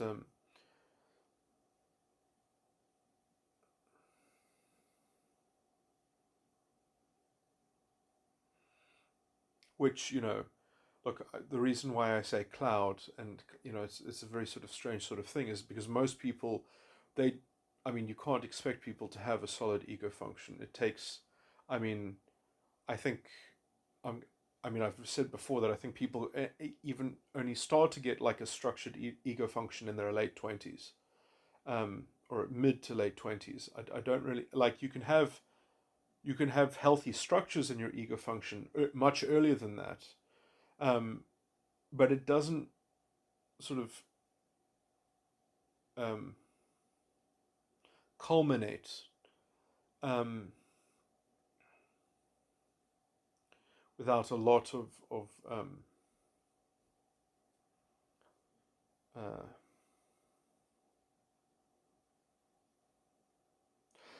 perhaps that could be precipitated sooner if my work ever takes off, and it is like a useful model of psychology, and then it can sort of become, people can see the state of their own mind with these models to such an extent, and they can also know perhaps something about, or get a heads up about the kind of the state that their psychology is in some sense, and then they can sort of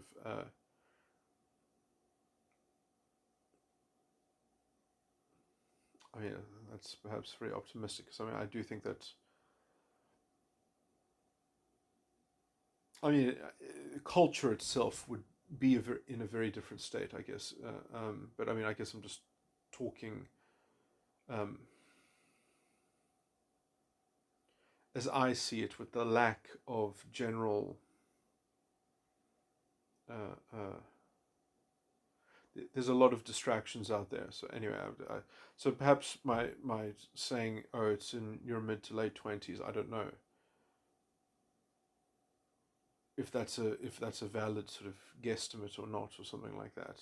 But at least for the general level that society is at, that seems vaguely reasonable. Anyway, moving on. So anyway, I'm just trying to add this layer that the anybody Smith has got a kind of two-tiered cloud ego function, that their acuity in being able to substitute their own cloud and switch between a kind of a myriad of faces, or a myriad of different clouds, of alternative clouds, can be very exasperating to deal with, kind of conceptually, because they sort of, they're masters of misdirection in some sense, and in some sense you can't address their cloud function, therefore, because they don't have a consistent cloud function.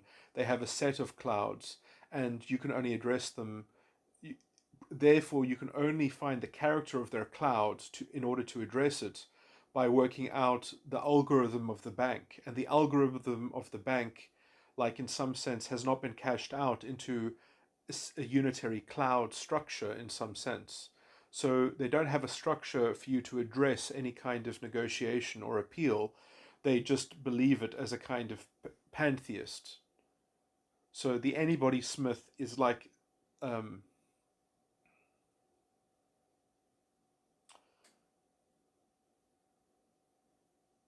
oh, I called them a perennialist before, and I called the other one a pantheist.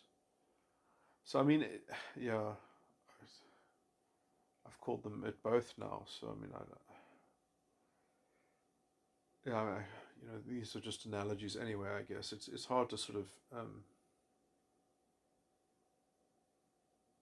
I mean, I guess it also depends what the underlying intention is.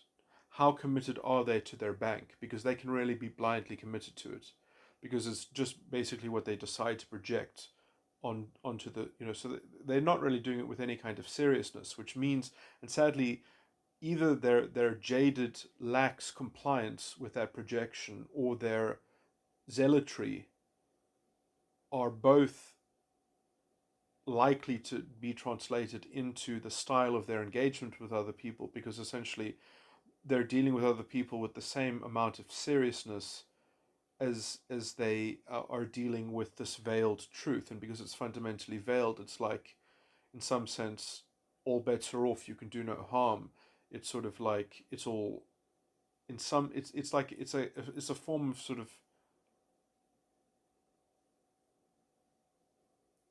man, this is a weak metaphor, but it's like a it's like a practical nihilism in some sense. It's like they can't escape from it practically. So like they are practically a practicing nihilist. And you know, and they might even toy with you to some degree, because they might have already given up all hope that there's, any kind of confidence that one can muster in that kind of context. And now, I mean, everything that I'm saying now doesn't apply to the borderline or the histrionic so much. Uh, that's more the kind of the ordinary manifestation of that pole, of the anybody Smith. And that's why I guess even ordinary neurotypical people can exhibit a lot of histrionic presentation, at least in this detail of analysis.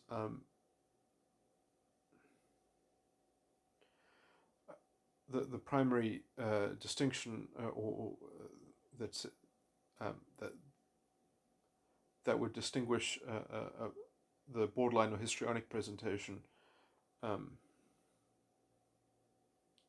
from just the neurotypical is that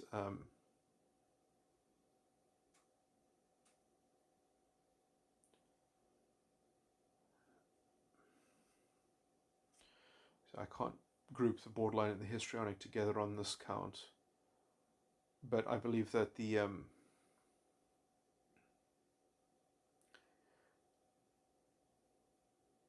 borderline, when they're exhibiting the anybody Smith thing, is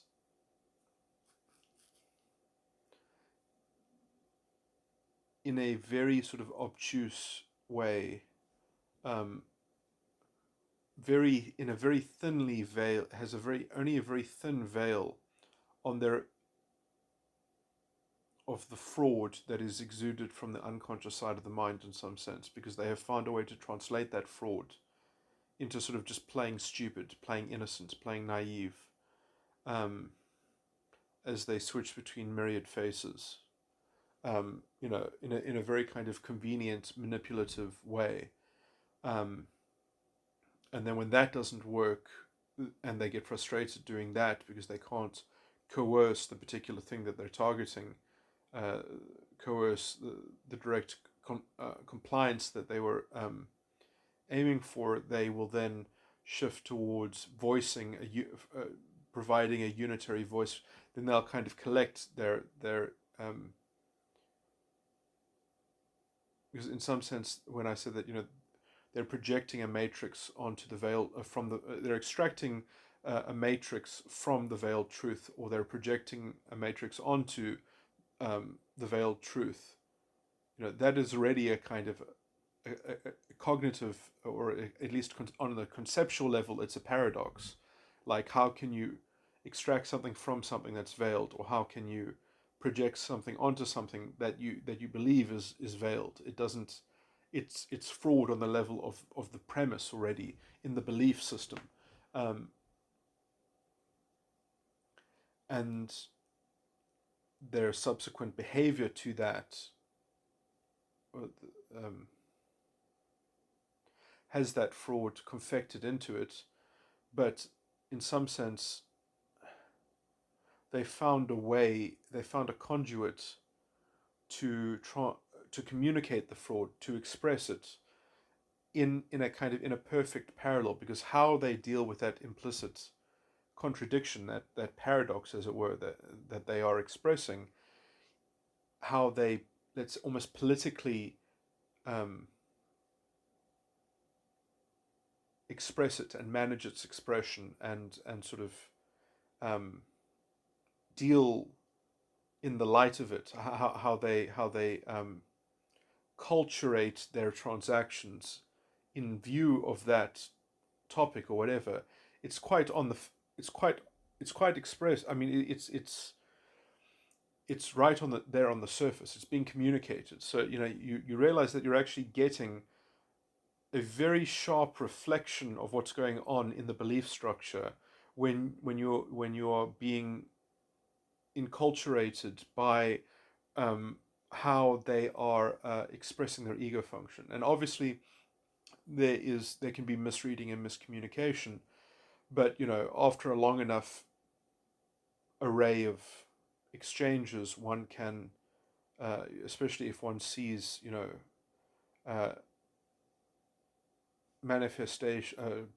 presentations that are varied and different, then you can kind of get an aggregated sense of the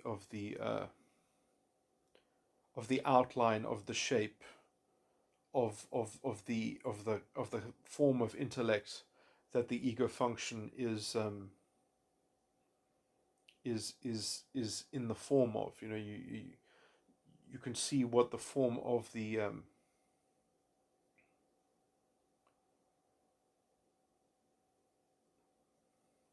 what the form of the ego function is,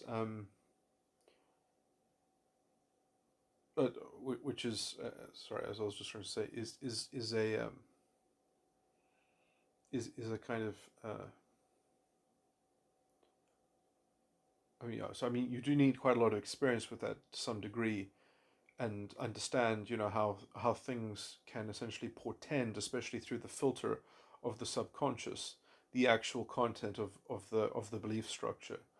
And the thing that should always, I mean, this is why borderlines, I believe, are very, very transparent in their manipulativeness, which they always pretend like they're not manipulative in some sense, but they are. So to me, it's so obvious that they are, because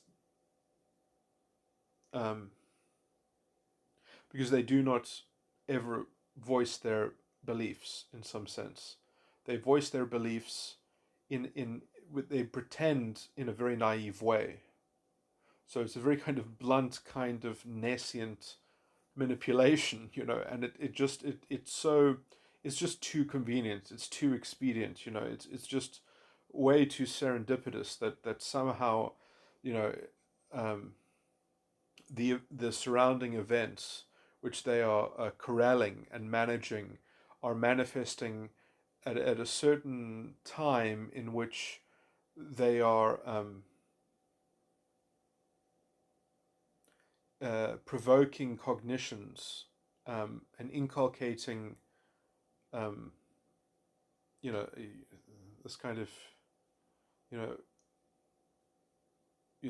they even use basic heuristics of or not, I shouldn't say heuristics, but basic instruments of a kind of guilt by association, and creating messes just to sort of wear down the other person, so that they will kind of abandon topics and abandon issues, how they will kind of use associative thinking to try to get the other person to sort of to cede certain ideas, and how they will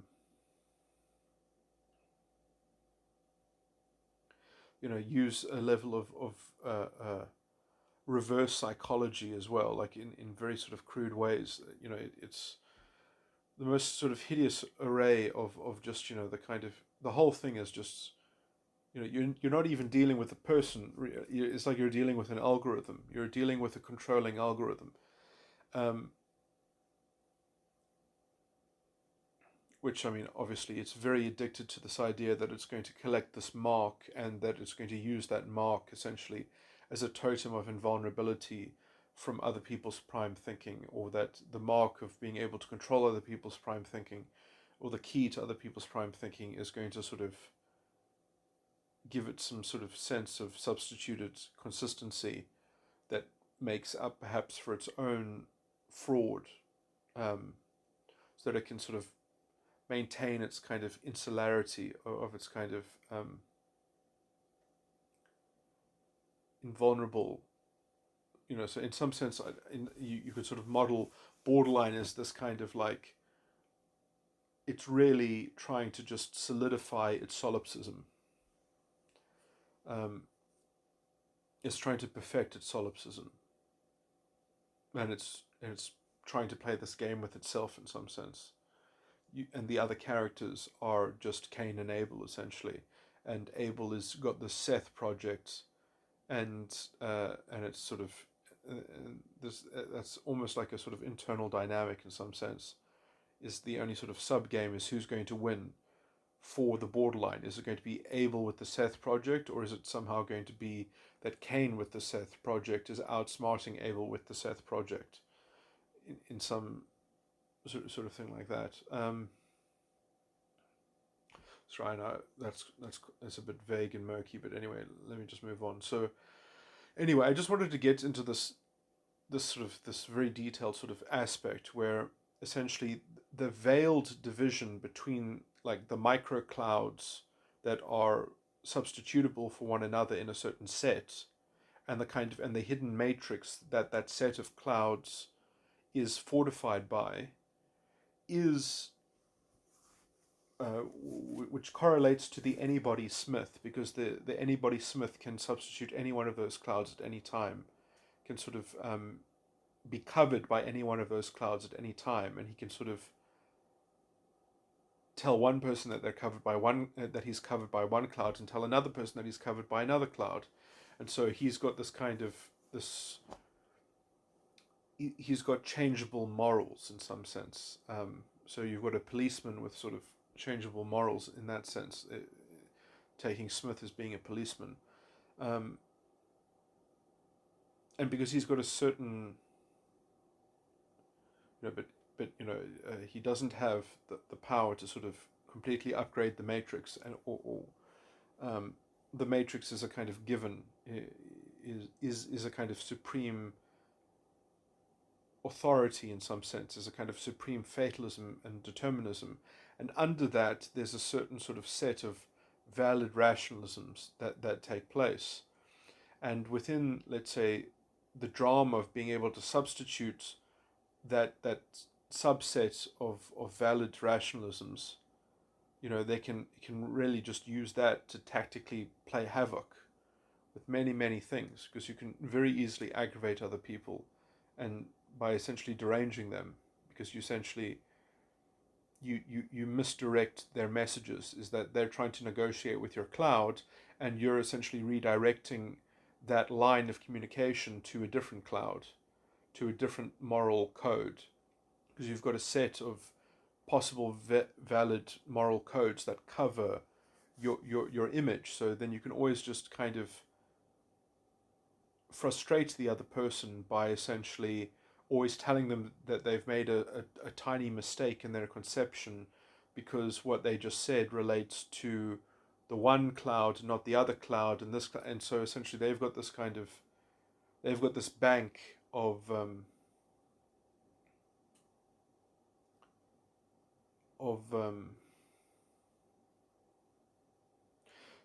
the best analogy would be, it's someone that has many different religions, and then when you ask them a question or you speak to them, or even in the course of a single conversation or discussion, they will seemingly tell you that every question that you ask them is wrong, even though all your questions are perfectly sequitur, because they will just answer them in reference to different religions at random, but they will choose how they choose to feel. That maybe they will sort of decide to validate your questions, so then they won't contradict you that time.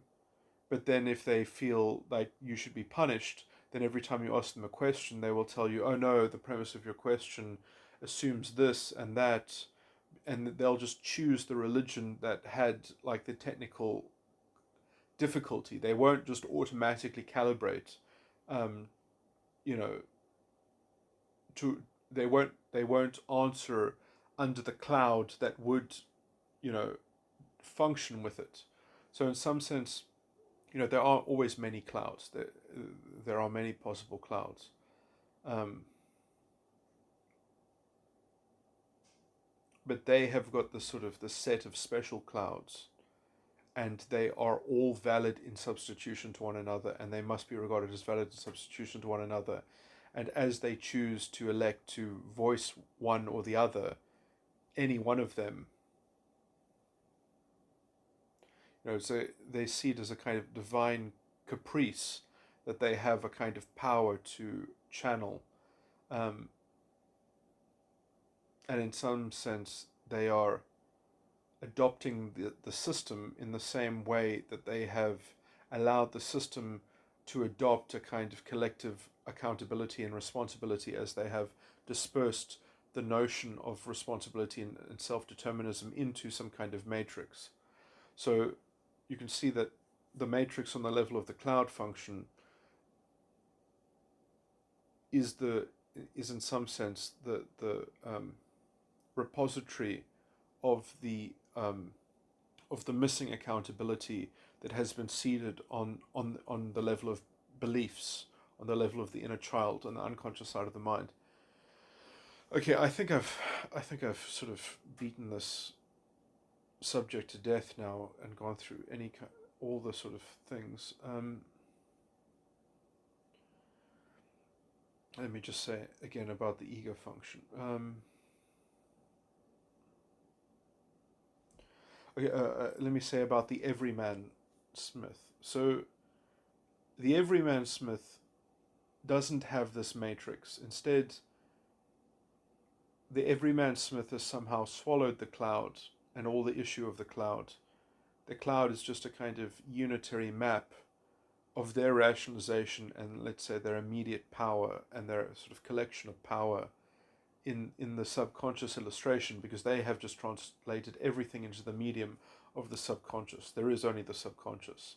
There's the subconscious, and then there's like and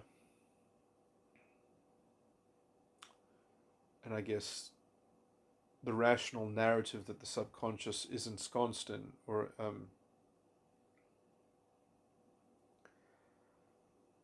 I'll just say that that rational narrative is the only matrix. There's no like alternative matrix. But that's slightly problematic because, in some sense, no one really ever has that kind of pure commitment to a kind of Führer principle that they are certain about. So if they haven't, usually they have to destroy any question that there are even clouds, that essentially the only clouds that exist are somehow, they've innately inherited them. They just exist in a kind of fundamental pantheism. I do think that the everyman Smith is in some sense much more of a pantheist. Yeah, I do think that I stand by saying that the anybody Smith is the perennialist, because I think that actually everything that I just described about histrionics, essentially, the cerebral histrionic, as I was trying to describe it, I think that is by far the vast majority of sort of personality styles that you see in the kind of perennialist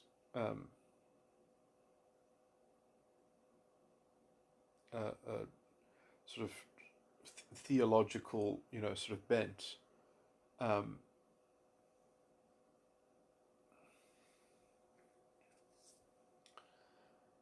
Anyway, but yeah, a lot of them, they're not into religion. They're into other things. They're into other status conferring societal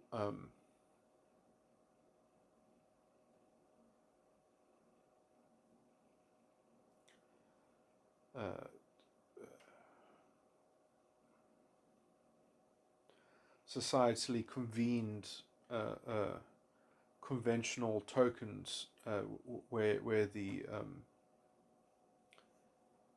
rubric for accumulation has already been defined to some degree, where there's something that can be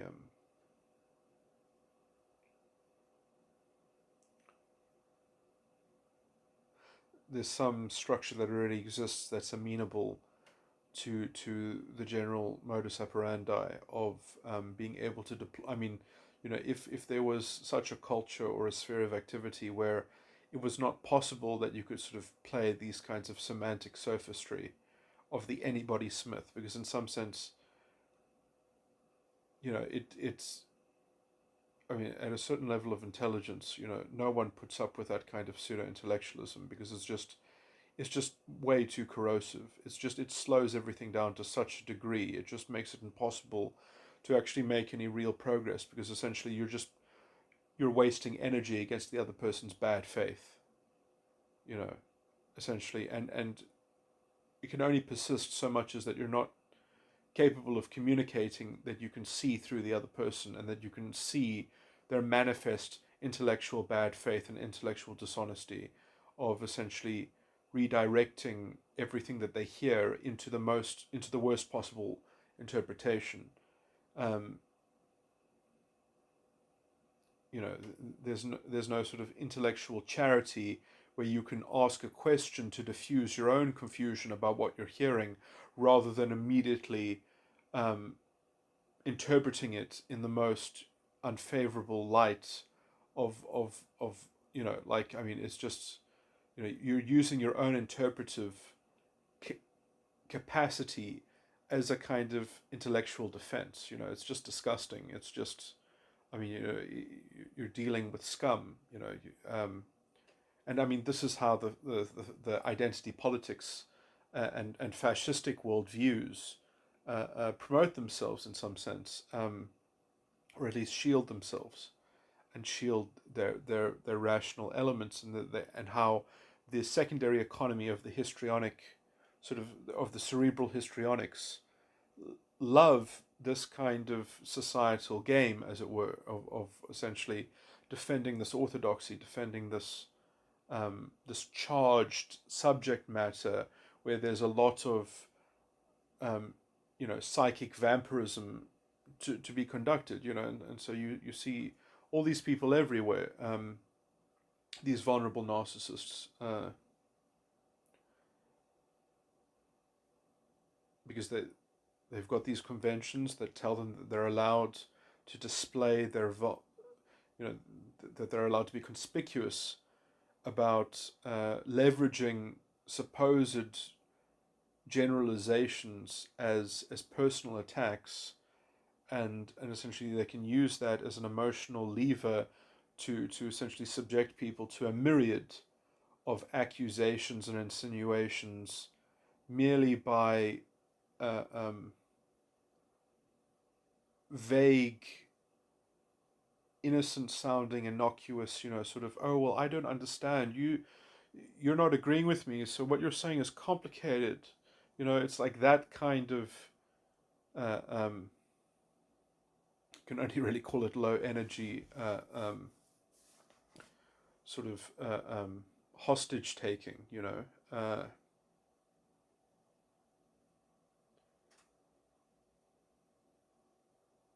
which is funny because that's how you know, racist societies and bigoted, corrupted systems have always been able to operate themselves as a kind of inculcated systemic sympathy that becomes the mask of unaccountable political power. There are a lot of political analogies that I'm not getting into. I'm just focusing on the psychological presentations. But anyway, and it's interesting because I do think that healthy narcissists, which are capable of at least being very vigilant about boundaries, see through this stuff very clearly. I'm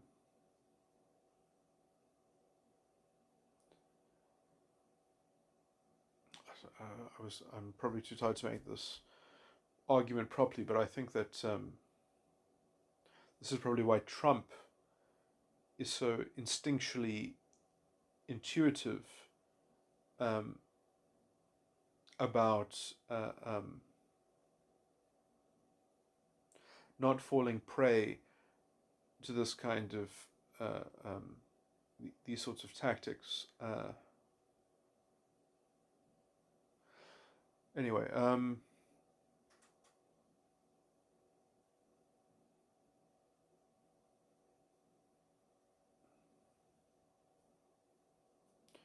and by repetition and by sort of leveraging buzzwords and forcing the other people to use buzzwords, he forces them to contend with concepts, very simple, basic, first principle kind of concepts, and then they have to sort of say something about them. And then what they have to say, because their whole edifice is based on a lot of fraud, of intellectual dishonesty, it forces them to kind of exhibit their fundamental incoherence, and the kind of and the sadistic program that the whole thing is sort of geared towards achieving. That it's a sense, it's a kind of as I said before, identity politics effectively doesn't have a positive project. It can only essentially redistribute harm. So how it ideologically calculates harm and how it calculates a target to redistribute that harm to is like, it's just such an extraneous secondary, sort of invention that is just, it's unnecessary in so many ways. It doesn't have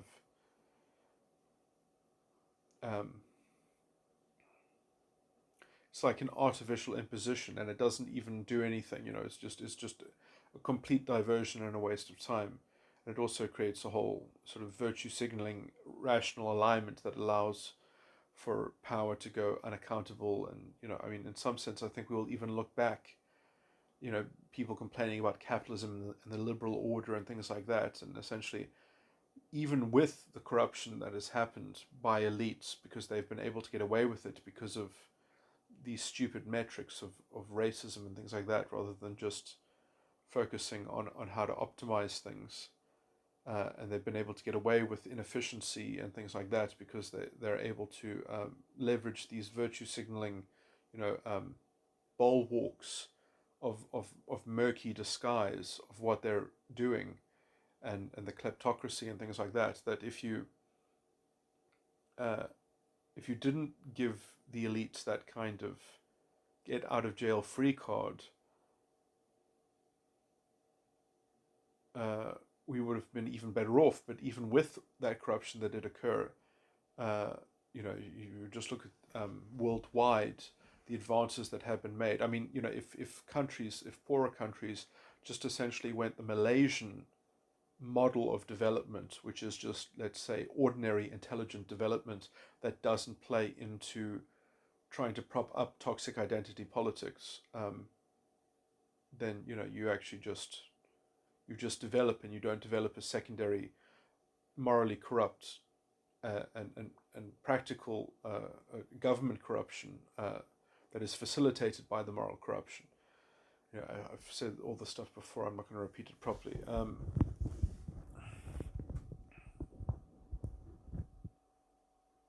Anyway, okay. I realize that I'm going very deep into this, and I sort of keep on doing a kind of keep on making sort of very incremental and confused pronouncements that end up reiterating great deals and then adding very very little. But there are a lot of sort of sub-categorization to sort of get through, and it's problematic because there is a kind of, within the structure itself, there is a kind of a bit of a paradox, which, if the structure is not calibrated to contend against that paradox, is kind of innately there as the kind of innate fraud that is inculcated into what's going on. And then you have a kind of secondary problem that is created by whatever the structure is contending in place of the thing that is meant to confront the paradox. So you've got kind of two aspects, and then there's even perhaps a third aspect, in that I was even thinking that just another thing to be thought about between the everyman and the anybody Smith is that, in some sense, people, in some sense, at least implicitly, always have a measure of both. And it's like, in contrasting the state of each and how the one metaphorically impinges on the other, that essentially the misalignments between the anybody and the everyman, or at least the internal inconsistency between modeling it that way, gives you a kind of a clear map of what the cognitive dissonance really is. But that has to also be understood in the context of the meta underlying fraud, in terms of the belief, not just because in some sense and then that's also then even more complications are laid on top of that, depending on the actual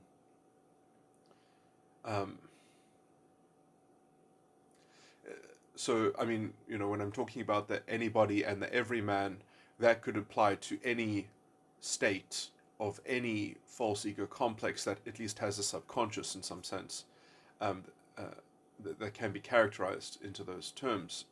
Therefore, just because it has a subconscious, it can be analyzed that in that way. And also, those two things might also have to do with my idea of perhaps I'm just superimposing this, and it's bad for me to superimpose it, but maybe this has to do with the two circuits in my metagram type, of the particular circuit and the generalist circuit. Or perhaps what I'm talking about is actually just a common theme to everything, and the two circuits don't fulfill this role, except if two independent circuits have acclimatized themselves to counterbalancing themselves by making that kind of division. So that's just more theoretical speculation on my metagram type, but just focusing now on the everyman and the anybody agent Smith, is that that a borderline, for instance, doesn't really have a proper ego function. Their ego function is what I've, just in summary, kind of termed it a Seth project. It is sort of how Abel is trying to look like Seth without going through the process of actually giving up, of being overcome by Cain. So Abel has not been killed by Cain, but is mimicking the role of Seth, or at least, so you can imagine that sort of Abel is pretending that he has been killed, and that Seth has been born in the image of Adam, and he's just sort of like playing that, acting that out in some sense, and still being Abel, still being both. And I was just interrupted, so I'm not entirely sure where I was. It was something about borderlines versus ordinary people that have this subconscious sort of structure, and I wanted to illustrate using the modern phenomena that has come to be known as internet trolling, or being a troll, which is it can be quite hard to define it very exactly in some sense, but I would say that it's something, it should be defined in something like someone who kind of oscillates within their own spectrum to some degree of using a form of argument which is obviously fallacious, or trying to use trying to furnish an argument with contents which are obviously fallacious, and in some sense they are playing havoc by essentially imitating, or at least trying to see if they can pass themselves off as being undetected, as having a bad faith, that the whole thing is just a mockery, that the whole thing is obviously a fabrication of an intellectual exchange, or it's meant to look like a good faith attempt at a bad intellectual exchange, because either bad, let's say, conventions or bad facts are being furnished within the form of the argument, or the form of the argument itself is fundamentally embarrassing. But that form of argument passes in the real world. It sort of, a lot of people are prone to entertaining that form of argument. That they have come to give currency to that form of argument, and so they are just showing that essentially how easy it is to manufacture reality or manufacture agreements using instruments which are just have a kind of rational consistency, but which are fundamentally hollow. And in some sense, trolls in some sense almost fall into two categories, where they actually believe that the form of argument that they're using is actually the correct form, but it's like that you have to be very certain that the sort of the content that you feed into that form of argument has to have fidelity, has to be, there have to be true measurements, true readings, that you have to kind of create a kind of standards based, sort of measure of, like, I mean, in some sense it is a kind of archetypal exploration of the kind of the Ponzi scheme that science itself somewhat represents in the intellectual world. Although it's quite ironic that science at its core, it has no it has no stable philosophical edifice. So in some sense, it's like all they have is the kind of the good faith of the participation in that all the data being fed into it has a kind of high fidelity. And so it's almost like seemingly a confidence sort of racket. But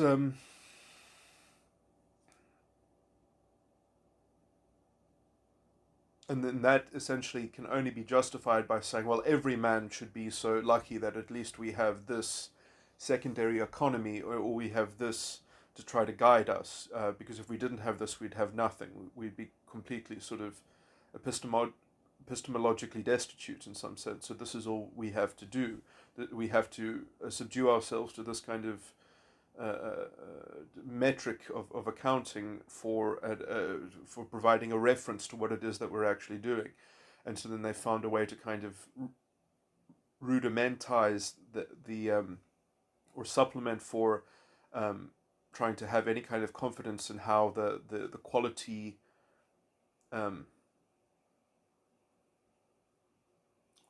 are they called?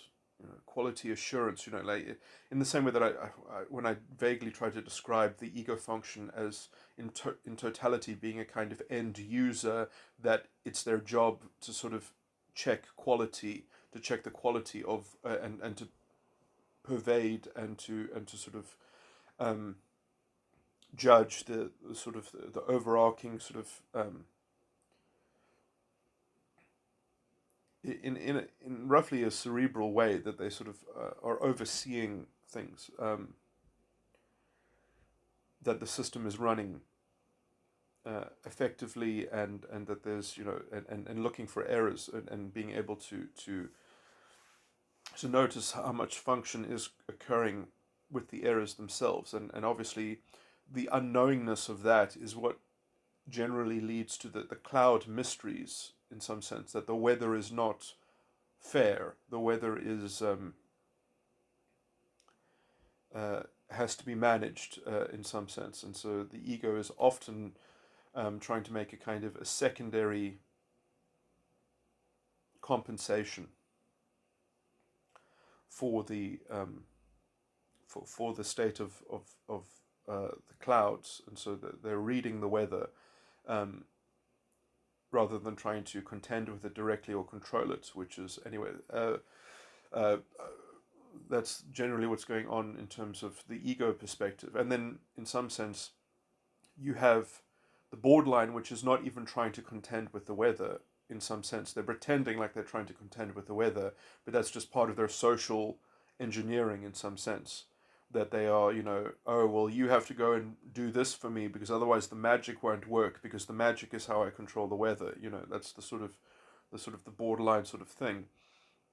And then they have this kind of internal secondary economy via the Seth project about, so they've got this kind of religious moral certainty to use as part of their social engineering. And that is what their subconscious is trying to farm and sort of cultivate. Okay, so let me just step back a bit. So the reason why I wanted to bring up trolling is because it's interesting, because in some sense, like trolls are even perhaps a useful thing that is occurring, because it helps raise the temperature and bring a spotlight onto the increasing toxicity within culture. And trolls are the manifestation of trolling and such, is a great spotlight on the general cultural infidelity that is woven into the current, what passes as possible in the conventions of culture. There are grooves there that are amenable to the kind of intellectual infidelity and dishonesty that are I mean, essentially the reason why trolls are called for, or at least a useful thing, is because they are helping create a critical mass around the cultural dishonesty, as it were. Even if they believe that actually some form of the structure of trolling is, I mean, so some trolls might know that the structure, I mean, they might be quite enlightened that the structures that they use are just all problematic in some sense, but in some sense they are trying to promote, that they're just trying to promote the use of them so that people can understand them inside out, and then can sort of, you know, in some sense, be more sensitive to a kind of to the kind of the factual fidelity that's needed, and the kind of precision, the technical precision that's needed to kind of run a system like that. And in some sense, they might be a kind of positivistic drone to some kind of, that they believe that everything should just be covered by a single cloud in some sense. So you can have the kind of troll that's almost like an everyman troll in some sense, but they're trying to use the anybody troll to sort of disabuse the anybody versions of Agent Smith, the anybody subconsciouses out there to seek refuge towards the everyman. So they're trying to scare people towards oscillating, or sort of yearning for a kind of a more everyman cultural edifice, where everyone is covered under the same cloud. So they're almost using it in that sense. And then you might get sort of the more enlightened troll, where they believe that all of the subconscious things are fundamentally flawed and pathological and weird or whatever, and in some sense that they're just nihilists. In some sense, they're just trying to exemplify the kind of the base nihilism, or they're trying to exemplify the to force people to confront the absurdism in some sense. The base absurdism that has to be confronted in some sense.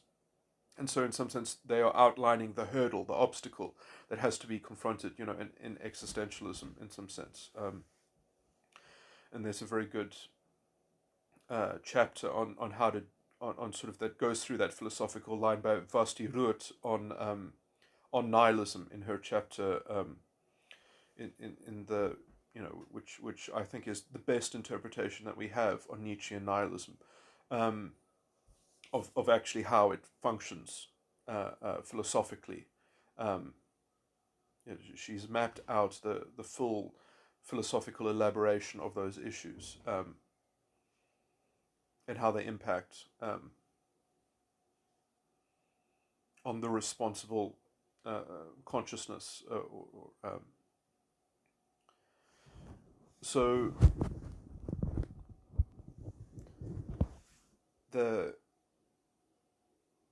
what I want to get to is that Nietzschean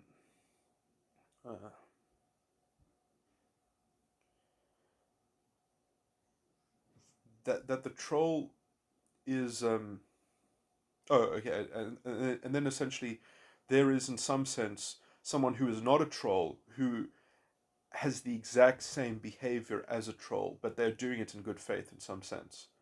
They actually, and so, I mean, I've already described that there are trolls that are in some sense have diametrically opposed views to themselves in some sense. In some sense, there are the people that engage in trolling are exploring a kind of internal spiritual dimension that I've almost just laid out, because it's how they are relating to their own.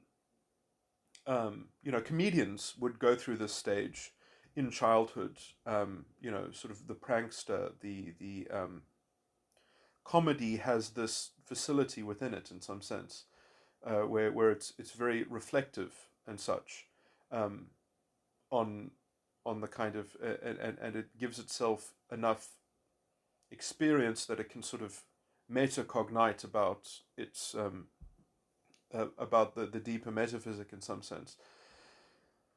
But anyway, and because they're saying things that they, in some sense,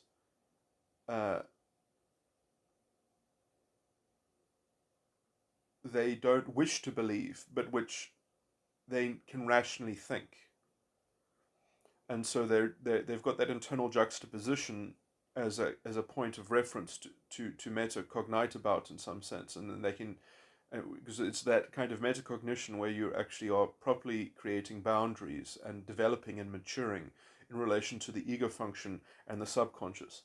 Um, you're looking at the array of how those things are um, interchanged with one another. Anyway, the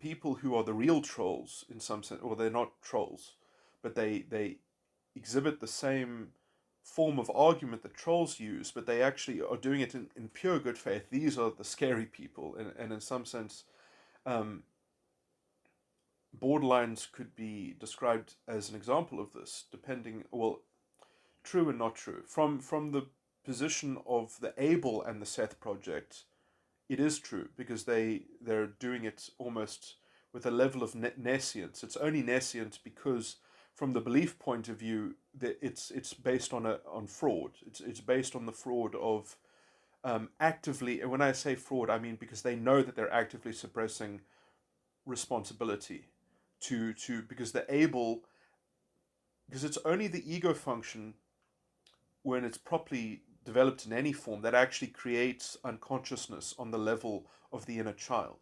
So the borderline doesn't really have unconsciousness in their inner child. It's just a secret. It's just a private sort of thing, and they believe as part of their social engineering that everyone else doesn't talk about it in the open. So for them, it's just a kind of, they're allowed to keep it private. They're allowed to keep it secret, and and they would want to keep it secret anyway because it would trip them up in terms of pursuing their social engineering and coercion and manipulation. And to a large extent, there's a whole cohort of slightly different variants that are collated in this kind of cultural hegemon that we now sort of suffer from. So you've got the kind of the trolls in some sense. I see them as quite a positive force because they are in some sense showing the decadence and the extravagance and the absurdity of this general cohort. So, but I mean, they could just be seen as just chaos merchants in some sense. But in the way that it magnifies the inherent chaos, I'm I'm glad that they're helping put a spotlight onto just how pathological the entire cohort is. And then you've got essentially the true believers, who are some kinds of, and some of those true believers might even be some of the trolls in some sense. Um, and in some sense, trolls can have a cognitive dissonance themselves, where they need to to sort of vent pressure from, because their own, because if you actually are a true believer in terms of like the microcloud and the anybody Smith is is corrosive to the self. It's destabilizing to the self. It's very anxious. It promotes anxiousness, and so because you know yourself um, that there's self that it's all based on fraud essentially, and so the only way to kind of pressure release valve that fraud is to sort of explore how the same form of argument can be deployed almost ad infinitum to different subject matters. And then essentially, when they are trolling, they're just basically saying, no, there's a pool of facts which are certain and sacrosanct. And actually, obviously, this form of argument can be deployed in a plethora of ways, but it's only valid when you've got clean, pristine data being fed into it, or clean, pristine um, contents, which they've got a proclivity as to what sector of valid data is worth putting in. This is, all fascists, or the identity politics, oh, it's historical identity. Oh, maybe it's blood, DNA superiority, or maybe it's, some kind of claim about higher morality and theological divinity or something like that. There's always, some special story, some special mythology as to why a certain subset of reality is what we should center this whole, um, argument around because that's the best that humanity has, is that form of argument in some sense. We just need to work out what we should all apply it to and collectively have that matrix imposed onto all of us, so, and believe that matrix is a good representation of the truth. We're going to extract it from the veiled truth or project it onto the veiled truth, and that's what it means to be human. In some sense, they have locked into a particular heuristic in that sense, and they have thus they have ended the liberal search for the human soul and the pursuit of the human soul. They have ended the seeking. No one is allowed to seek the kingdom because it has already been extracted from the veiled truth. The matrix has already been extracted, and so these are the, they're merchants of the mark of the beast to some degree or not. But to use the metaphor.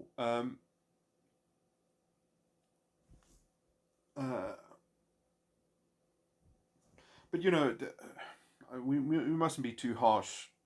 I'm not trying to be too pejorative. I mean, I'm using these metaphors descriptively because it's useful to purchase what's going on, to picture what's going on. Everyone obviously. I mean, everyone that has a false ego has a false profit contract. So they are, in a sense, they are subdued by the false prophet. So I mean, this is just part of the internal structure of the fall that has to be undone. So I mean, let's not be too harsh, but I mean, anyway, these psychological things are important to dissect and okay. So the Anybody Smith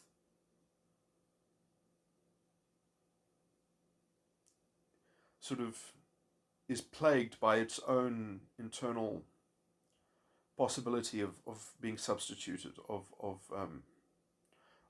that it has a bank or a set of alternatives which are,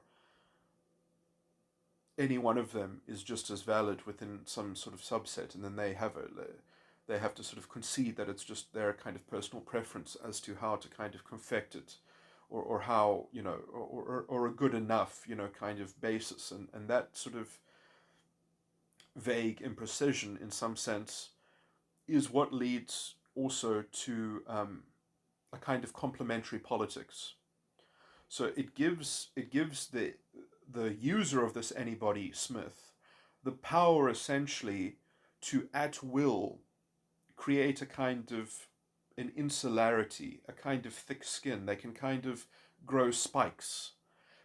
They can, as they so wish, use that variability within that certain set, choose to complement other people's inputs and in negotiation or exchanges. They, just based on their mood, they can relay what the input from the other person is to the most unbecoming, incompatible interpretation by one of the set of their variability. So because they've got these many faces to kind of plot against their surroundings and their environments, and with only the conventions that they have at hand, and they essentially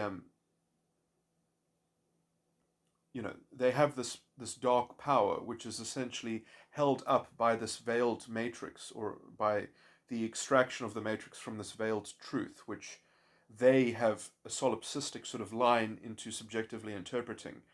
And so, they can just sit there and just be a vulnerable narcissist. There's nothing stopping them from doing that. They can just sort of sit there and just interpret everything in the most unflattering way to the interlocutor. And again, you get people that do this with knowing bad faith, in some sense, the kind of the borderline or the histrionic. And then you get the ordinary people who do this completely unconsciously because they're almost neurotypical, vaguely neurotypical, Anybody subconsciously structured false ego complex. They have a false ego complex that just has an Anybody variant of Agent Smith. That's where they kind of fall on the spectrum. And this will be maybe that corresponds with the kind of the labile sort of presentation in terms of symptomology. But yeah, so I mean, there are multiple reasons why someone's subconscious would present that way. But anyway, they all create a kind of, they can all come together and create a cultural hegemony, which is what we have at the moment. That enough, and to tell you the truth, I think that in some sense the borderlines aren't actively part of the cohort, but they do profit from, in fact, they might even not profit from the general toxicity within culture because of how it's ideologically constructed. So if borderlines aren't willing to sort of give themselves over to the ideology because they're used to doing it themselves, they're used to hunting themselves, they're used to creating their own manipulation. And now there are these ideological forms of manipulation, which is almost a constructive a collective borderline entity, um, which is facilitating all this kind of histrionic corrosiveness. And, you know, also so much so that people even consider it a sport to go out and be an internet troll. That's how much currency, how much energy, this, how much familiarity the conventions and the grooves of society have already sort of made space for this cultural hegemon. And then, if you deal with a particular borderline and they're not even plugging into the pervasive conventions, although I guess the histrionics are the ones you really have to worry about because they are the ones who love. They will just conform. They will just like chameleons. They will they will mold themselves to the grooves of how this anybody Smith game is being deployed and played. In fact, perhaps only some of the cerebral ones will not conform that well. And I was going to talk more about the cerebral ones to some degree because there are some people who even have this slight tendency where over the course of their careers that they have actually manifested. I mean, people that even have great conceptual prowess.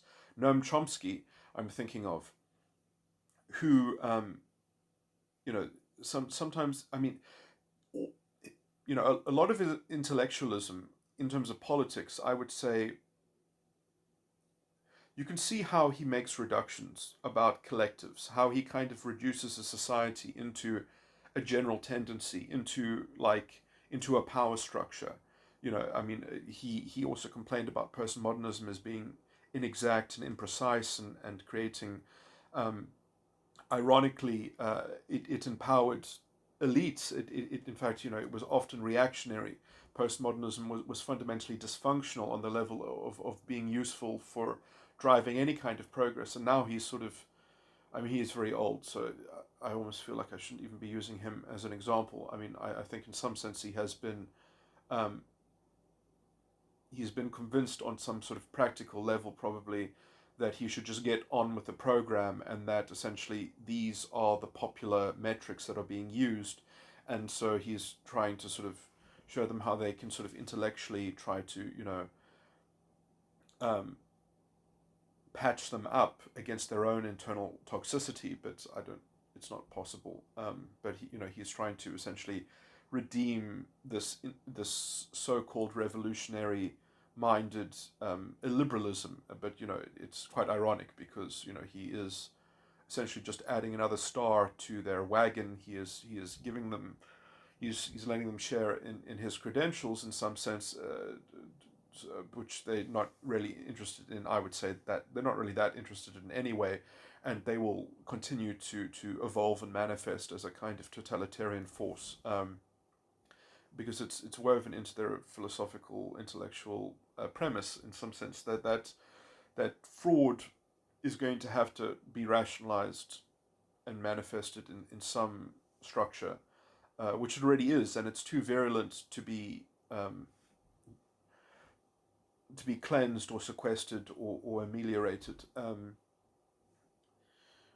It's only going to get more vicious, and it's only going to get more unaccountable in terms of how it um, confers value to kind of demagoguery and kind of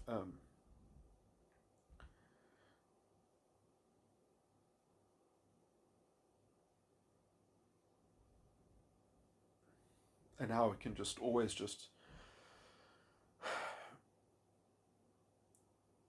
explain that its failings are all because of outside forces and never take any internal accountability for its mistakes. And because it's essentially so easy for it to be allergic to accountability, which the whole thing is fundamentally premised on. Oh, anyway, okay. You can just see how identity politics poses this problem 1,000 times greater. How identity politics is so corrosive and toxic in that way.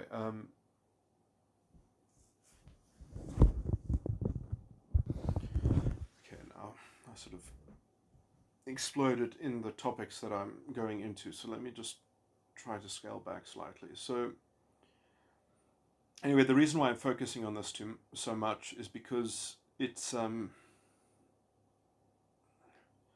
this is the main thing that you confront when you're dealing with people.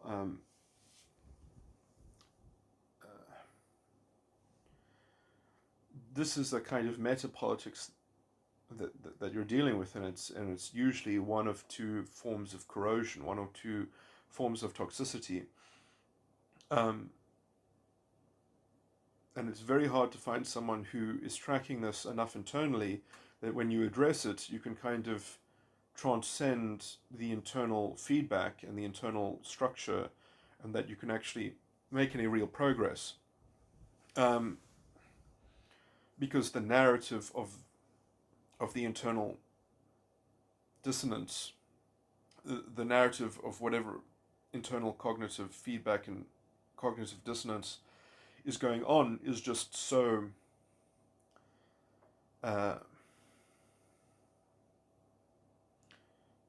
is so much more important than anything else, so it's sort of like anything that you say that doesn't correspond with it, or doesn't resonate with it, or doesn't interchange with it directly on its own terms, it's not capable of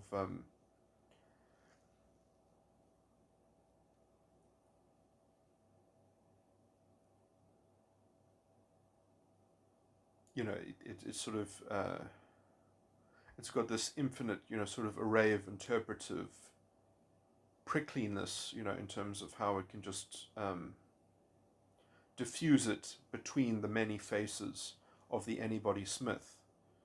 That it's very resilient in that sense.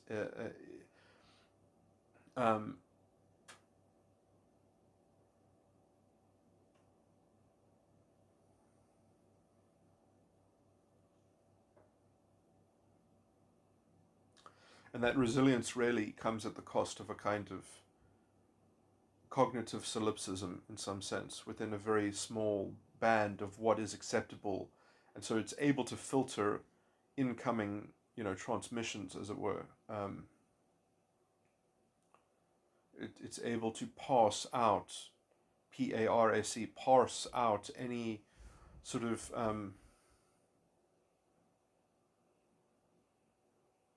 deep invigilation on itself, which is also expected because the whole thing is also, as I said before, based on fraud. This kind of very core illiberal, sort of systemic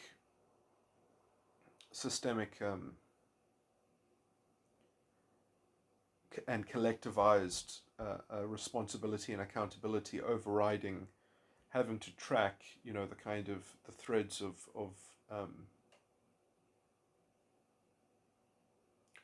irresponsibility.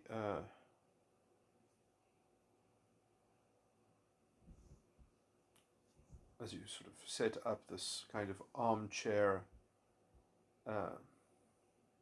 relativism in some sense, which is unassailable. Okay. Okay, so is there anything else that I wanted to add? So I've made a mess of this again because I haven't nicely sort of, should have probably made a note about it, but so much to get through.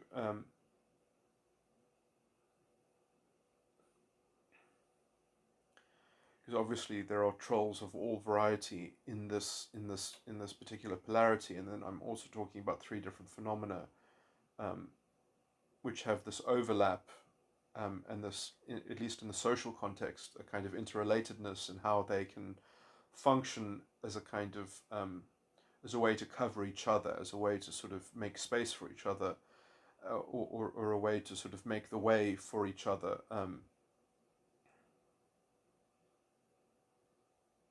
to make each other's jobs easier in some sense, except for maybe the trolls. The trolls, in some sense, I think, do. Um,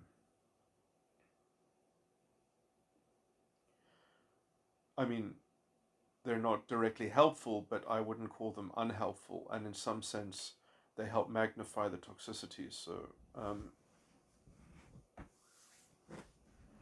to me, they help at least bring about the conditions under which one can more readily understand the kind of bring more people to the point of the pattern recognition.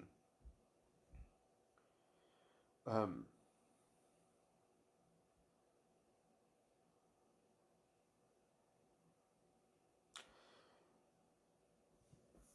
but in some sense, let's say the natural anybody Smiths, the ones that aren't doing it in bad faith, will just see the trolls as kind of uh, uh, diluting their power over society, perhaps.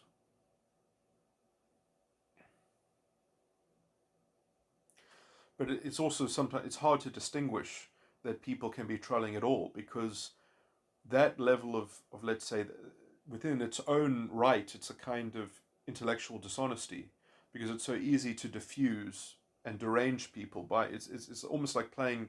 It's sort of like using a certain set of using a certain variety of plurality of truth within a certain bounded plurality that's verified. You can sort of play devil's advocate, and because you give yourself permission to play devil's advocate, because somehow that set is sacrosanct and is good enough in your subjective estimation, and no one is allowed to negotiate if that estimation is correct or not. That's a private thing.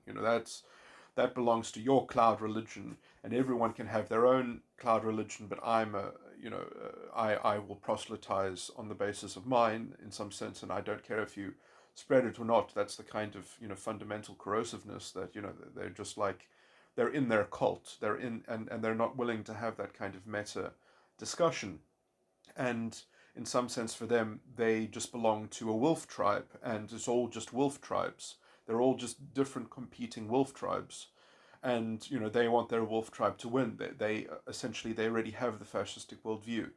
Um, they really categorize and conceptualize society in those terms of the wolf tribe.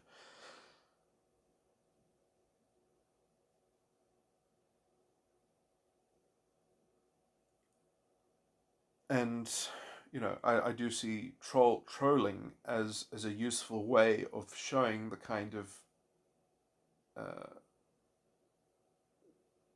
the chaos that leads to, and in some sense the vision of the wolf tribe is that, no, well, we'll be able to take over, we'll be able to maintain a totalitarian, monolithic orthodox, that will be able to teach the children in our society, and will be able to grab onto their minds and force them into the indoctrination. And they have been working to do that, so we should also be vigilant on that. How they have corrupted teaching, how they've corrupted instruction, how they have corrupted the institutions that they have captured. The academics, the teachers, some of the lawyers that buy into their disgusting fascistic legal theory of reinterpreting things essentially to mean their opposite. Social justice is a perfect example of this. There has never been a more racialist injustice form that has now taken over the semantic of social justice. I mean, it is used by these legal people to do the work of the opposite of what it actually means.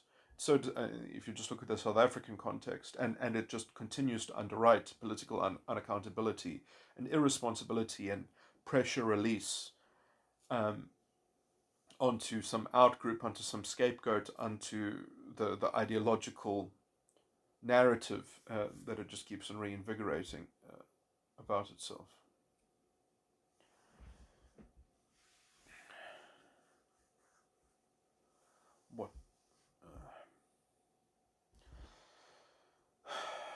Okay, yeah, so I've sort of made a bit of a mess of this, but I have at least, perhaps someone could straighten up some of those categories and subcategories.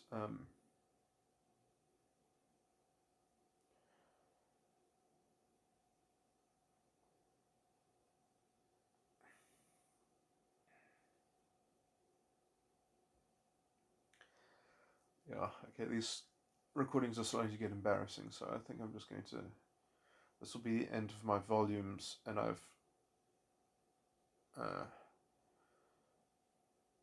probably will move on to, I'm going to make recordings that will give away some of the basic details of some of my models.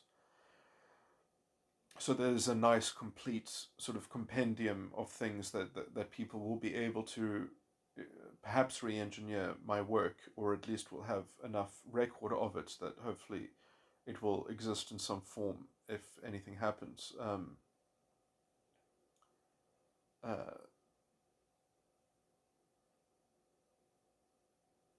perhaps I can tell myself that this project is finally complete and this work is somewhat done, and I can actually perhaps do something else, or at least escape this. Or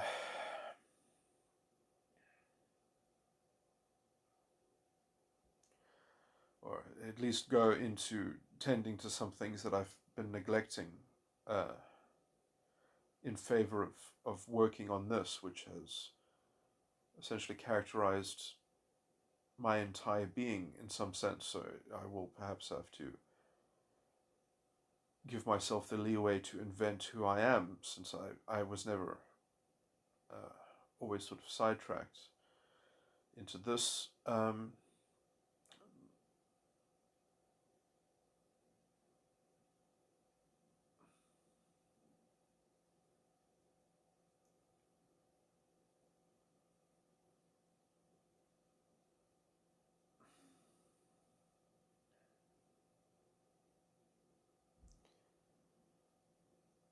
It's always so.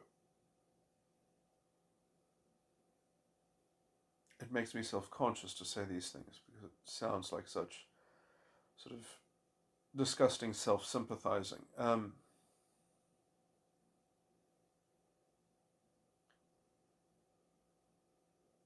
It would, at least I can sort of see the end. I can see the end of this project, which is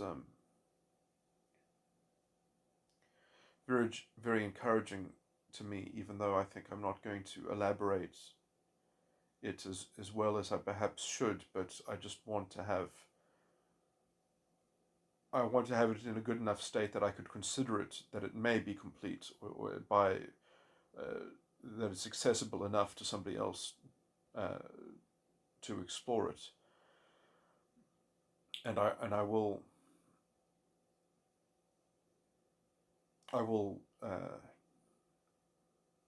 have to in some form have to give a complete overview of all my models, which won't be easily accessible. But if those are rewritten out and then sort of and sort of investigated, it would be enough to piece it all back together. If someone was interested enough to do so, then at least I can say that I've done my part for humanity. And then perhaps when I'm in a more regenerated and replenished, sort of state, then I can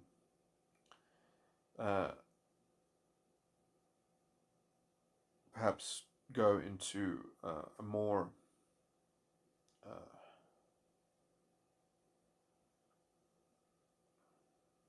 thorough presentation of the work. But at least it would be nice to not have to be anxious all the time about if I've completed what I set out to do and what I've devoted the majority of my life to constructing.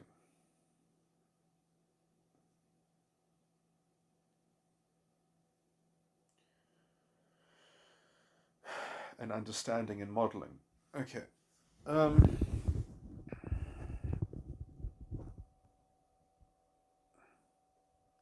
Yeah, so that's the vague outline, I guess, of where this is sort of going. Okay, now this is even yet further elaboration into it because I feel like I just need to emphasize some things that I did touch on. But okay, so in some sense, the anybody Smith, which I'm going to also make an ideological parallel to that and sort of open up the Noam Chomsky thing again. So, I mean, it's interesting because Noam Chomsky, in some sense, I think, did have a tendency towards the kind of, at least within some subset of a kind of anybody Smith kind of computational interpretation or analysis of things, which is not like that form of analysis can be used even as a kind of as a dialectical instrument to deconstruct issues in some kind of contemplative fashion and to get a working understanding of the internal mechanics and to model them or whatever. And in some sense, you know, it does give you some insight into things, but in general, it's better if you kind of are looking at it like a dark comedian in some sense, that you sort of, you don't believe that that interpretation is fundamentally canonical, but it can give you some measure of insight in some sense. But it's better in some sense that it's seen in a meta cloud sort of way, that is a possible, in some sense you can even use it as a kind of, as a troubleshooting sort of thing, that you know that if you are stuck in an issue in which you are forced to contend it in that way, it can kind of give you a clue to kind of jump out of it. In Islam, the Quran itself is a masterful exercise in this, where it is constantly creating this kind of anybody Smith conundrum, and then it's sidestepping it and sort of metacogniting over it and sort of stepping above it and transcending it in the sort of in the poetry, that it's showing that it's also because the ancient Arabic has in at least in the language itself, sadly, is presupposes that kind of thinking structure. The language itself is actually very much in league with this kind of anybody Smith. You know, in some sense, the language seems to me crafted from that kind of contemplative perspective. You know, there are different language structures which have which make. I mean, in some sense, every language, in some sense, also has almost an intrinsic magnetic property that it exudes to sort of to be married with a complementary kind of intelligence that can pervade it. And the only thing that can pervade a language fully is something that is like fundamentally capable of sort of characterizing it in some kind of aggregated essence, or that it can fully understand. So, you know, it ends up creating an intellect that can often completely encapsulate the rules that the language fundamentally portends, and it ends up sort of creating a window into you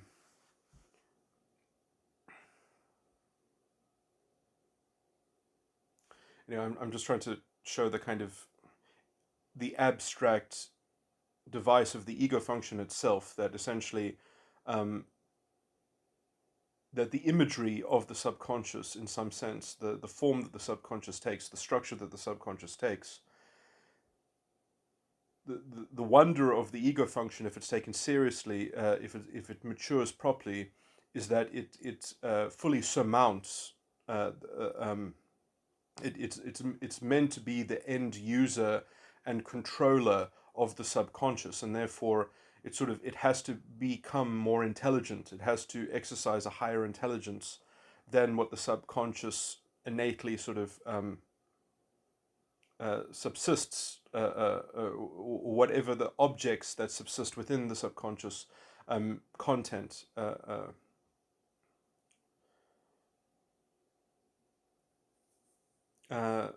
So, and this, I mean, the best way of archetypally describing this is like comedians, in how they, that are effectively metacogniting about the form that their humor takes. Essentially, that it's all in this. There's a meta cognitive thread of subject matter, which is sort of um, perhaps a level of negotiation above the content itself. Anyway, what I'm just basically trying to dance around to some degree, that so Noam Chomsky could have essentially used this toolkit. Essentially, this is like his subject matter. These are the jokes that he likes to tell. Obviously, he's not a comedian; he's an intellectual. So he would deconstruct things into the kind of anybody Smith, sort of in that sort of matrix, somewhat. But then he was also able to essentially, I mean, this is the kind of the general Marxist way of thinking in essence, although Noam Chomsky isn't, he's a Marxist thinker, but he he's not a direct proponent of Marxism, but a lot of the insight, but essentially, I mean, this is the whole overarching intellectual move that Marxism is, in some sense, is that it's the kind of the juxtaposition of trying to balance a concert of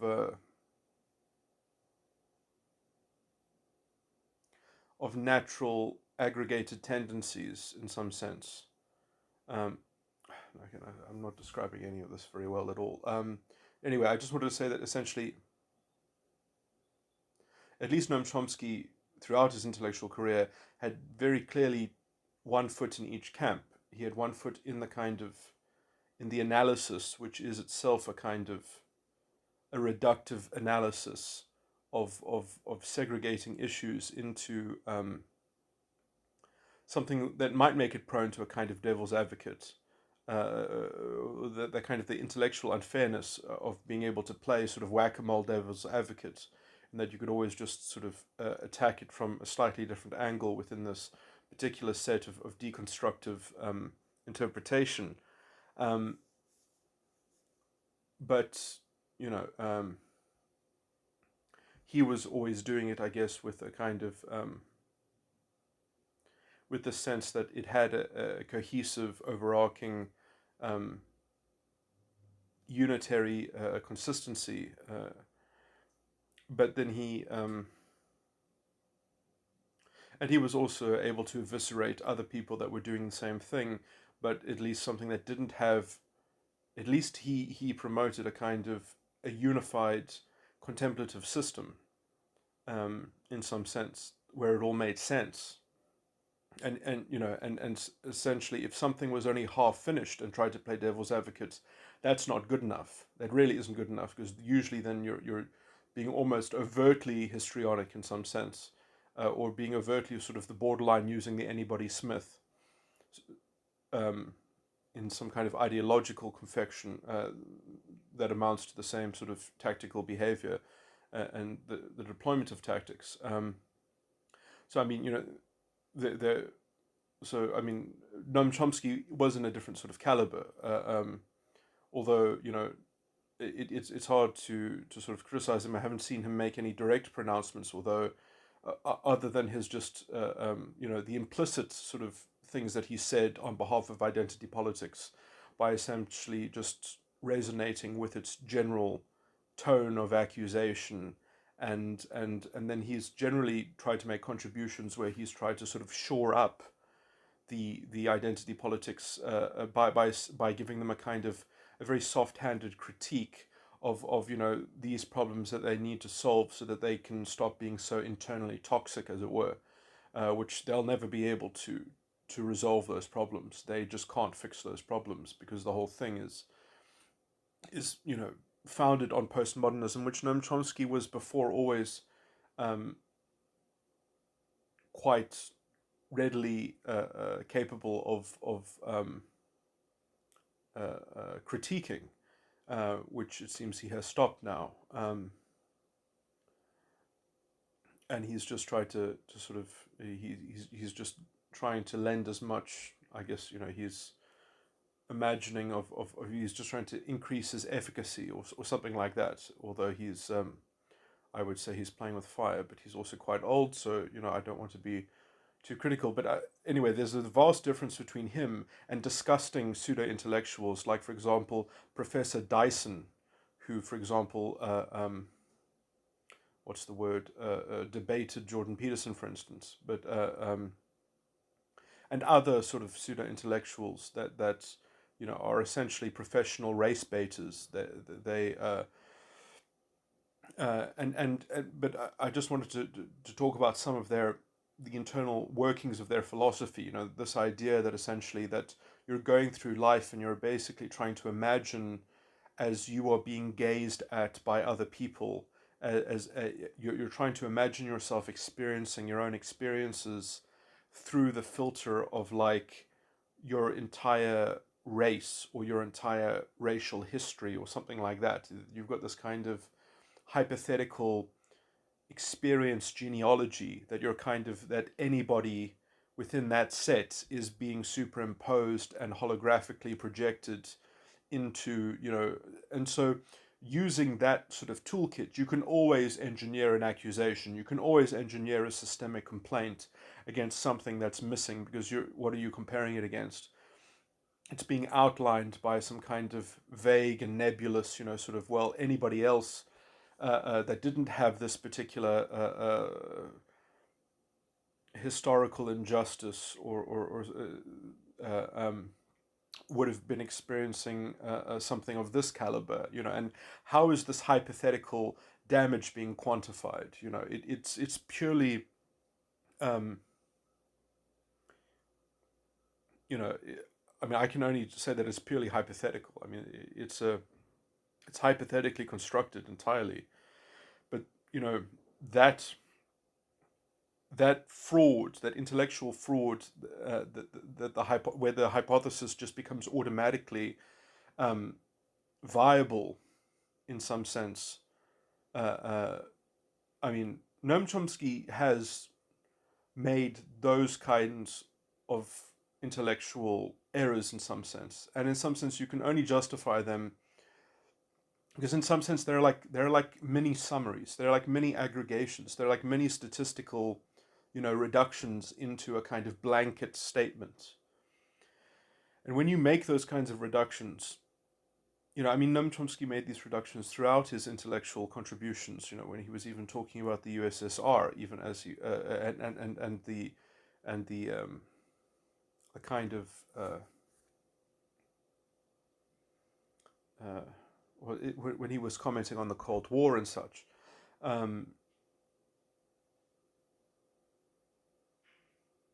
And when you leverage that kind of corrosive reductionism, in some sense, you have to have a general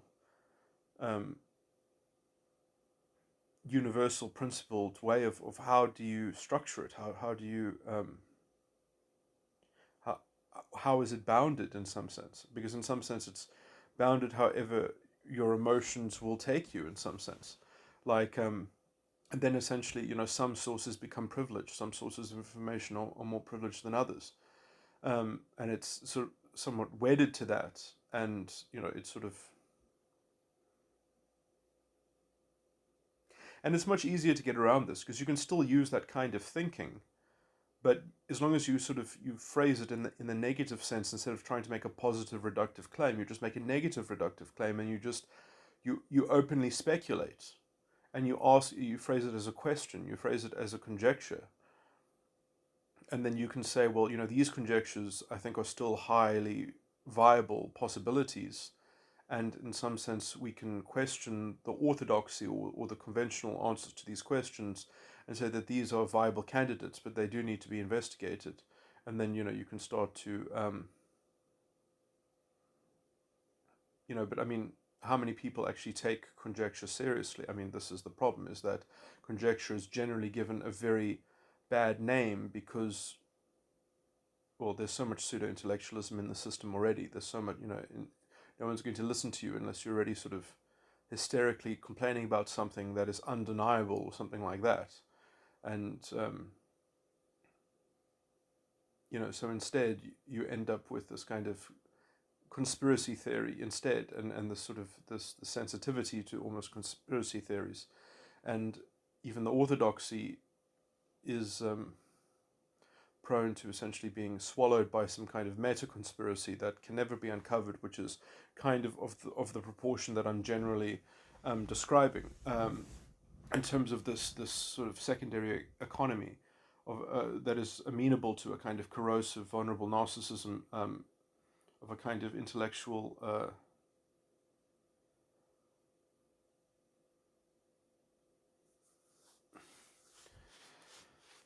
okay, so I'm saying all these things. I'm saying all these things just to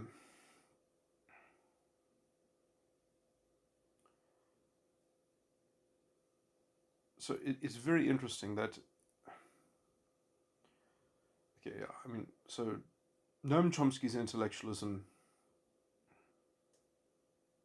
on the pure conceptual level, you can do this, and you can kind of get away with it, because on a pure conceptual level, you're dealing in a hypothetical construct from the beginning, in some sense.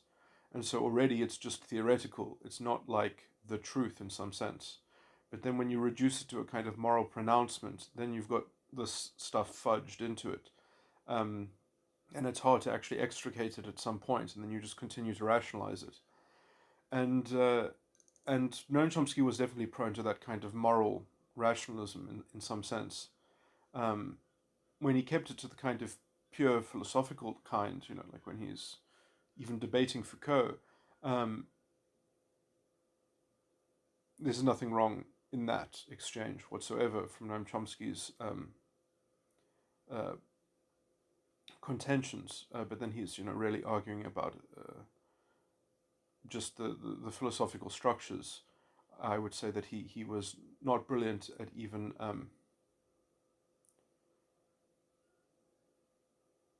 living up to his own uh, beautiful rendition of at least uh, his description of the um, of the moral landscape, as it were, within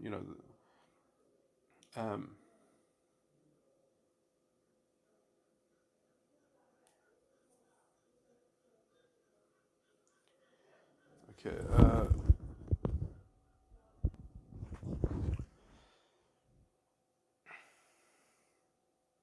Anyway, at least that beautiful greater rendition at least is a proper substantive, let's say, platform within which you could actually address a critique levied at Noam Chomsky in some sense, and you could say that there's an inconsistency there. Other people don't have any such substantive basis.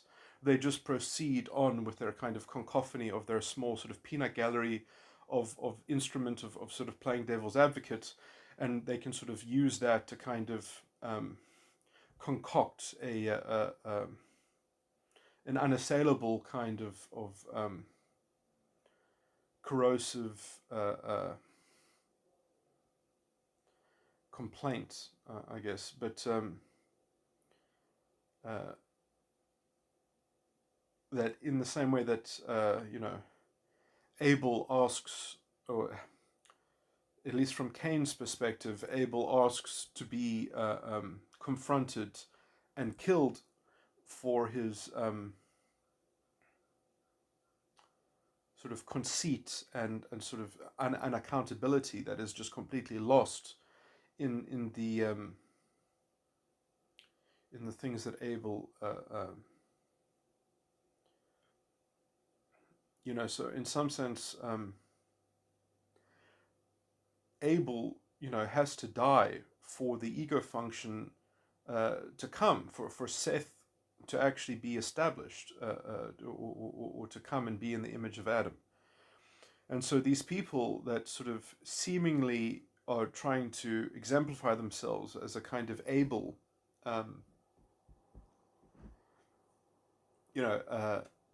but with also a kind of strange Seth project. So these people are like the embodiment of a kind of Abel that actually needs to be killed. But then they are Abels who are trying to sell themselves as a social engineering manipulative sort of thing as being Seth as well. They're trying to mime Seth, and then if you try to address something to Seth, they say, "Oh, I'm not Seth. Fuck off." That's basically, Professor Dyson's kind of jibey, kind of persona, and essentially he can sort of, and then if you try to challenge him intellectually, it's just a whole set of diversion, and then he'll basically just sort of answer to people, don't you know that you're not addressing me? You're addressing anybody like me. You're addressing anybody in my genealogical, spiritual, interpretive, contemplative projection onto myself. You're addressing a whole set of things, and in the kind of it's like you can't contend with them because you're dealing with a large serpent. You're dealing with a serpent that has sort of that has coiled around the world, that has amalgamated such a large set of power. That set is just beyond the mere irritation of a singular Seth ego function in somebody else. When they have already supplanted Seth by their kind of Abel Seth project amalgamate that has the resources of an entire set of Abel and Seth project amalgamates. So it's a kind of collective grand serpent, and so it has no compunction. It can bite the ankle of it can consume whole anything that comes up against it. It's I mean, you can see the kind of just such disgusting, kind of vulnerable narcissism exemplified, when you saw Professor Dyson against Stephen Fry and Jordan Peterson in that kind of debate. You can see the kind of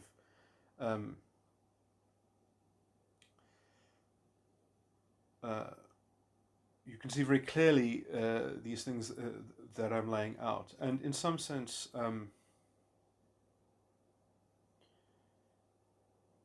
Noam Chomsky is only not like this because Noam Chomsky has a layer of him that is like this, but it can be penetrated. It can be you can actually land hits that he has to defend against. He actually does have to make an accounting of himself within his psychological schema, whereas Professor Dyson doesn't have that substantive premise. He just has the kind of the affectation. He just has the diversion. He just has, in some sense, Professor Dyson, I think, is much more prone to the fraud that's going on the belief structure. He realizes that he has to insulate the core fraudulent thing that his whole intellectual edifice is based on, which is essentially only protected by the thin veneer of the kind of the postmodernism that is that very cheap kind of rationalism.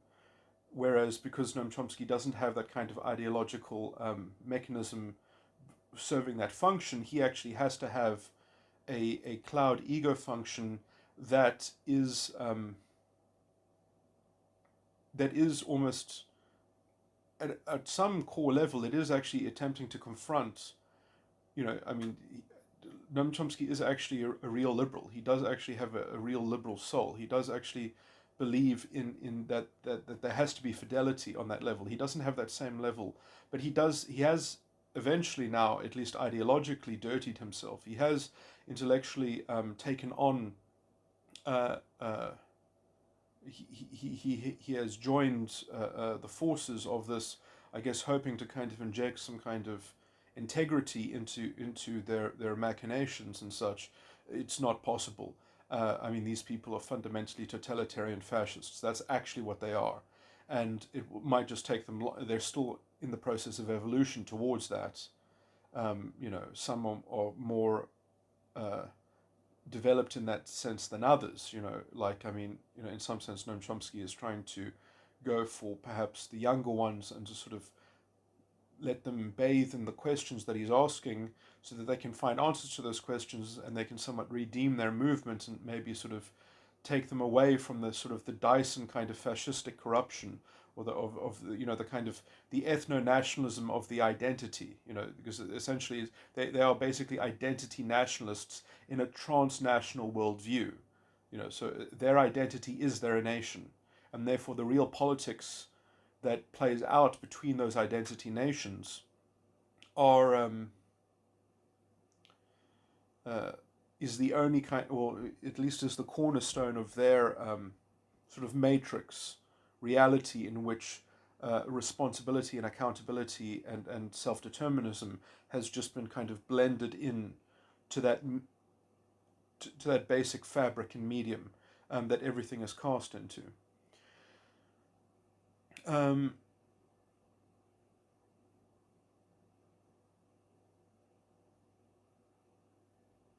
And it's very easy because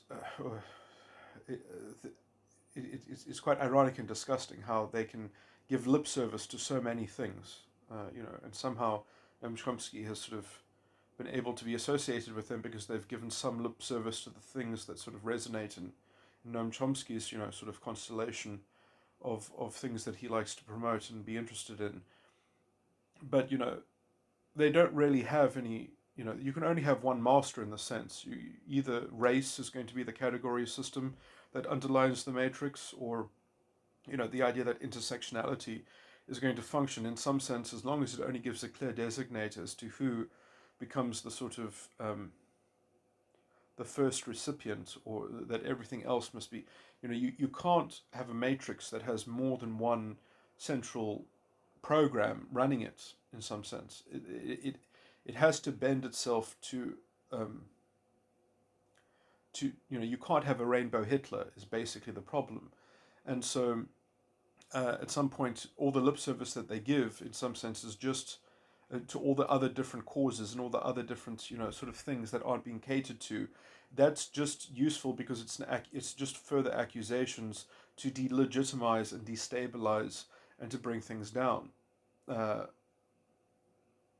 But the idea that what's going to come to replace it is going to be sort of functional is even laughable, especially with such a pathetic kind of hydralistic style of leadership. Because essentially, if you're going to give, this mentality is not even capable. The best thing in the world would be to make one of these people the leader of something and just watch how whatever they were made the leader of failed tremendously, because they would obviously try to create a committee to hold all the accountability, and then the committee would fail, and that it would always just point to the exterior, to some exterior source, because it's not capable of taking responsibility, because essentially it's only capable of controlling things, and it's only capable of controlling for things that it's trying to stop. It's trying to stop injustice. It's not trying to create justice because it doesn't have a positive definition of justice. It only has a negative definition of these things.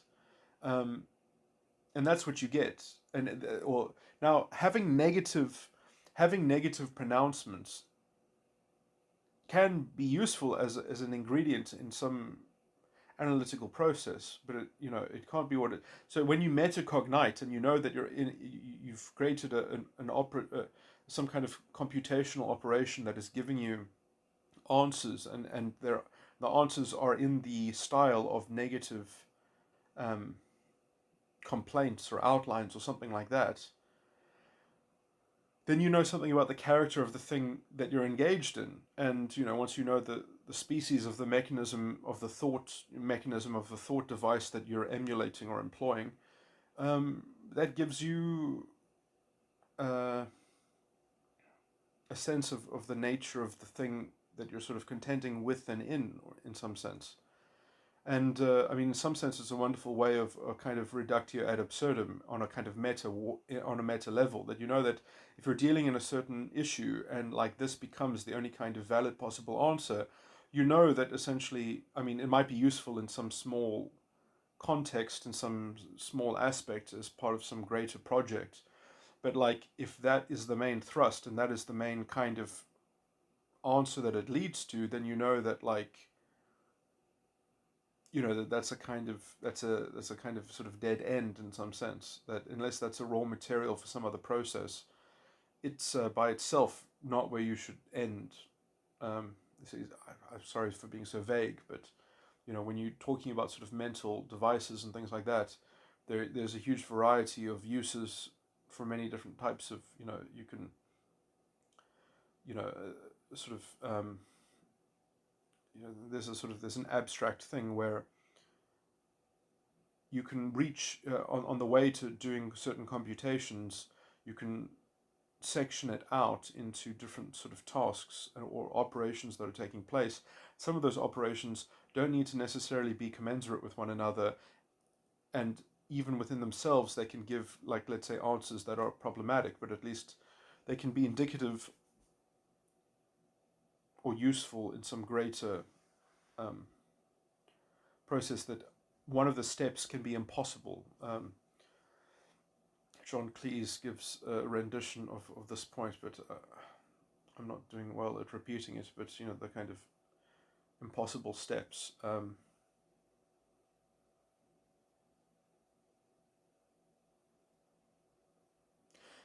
yeah, complex numbers are exactly like that as well.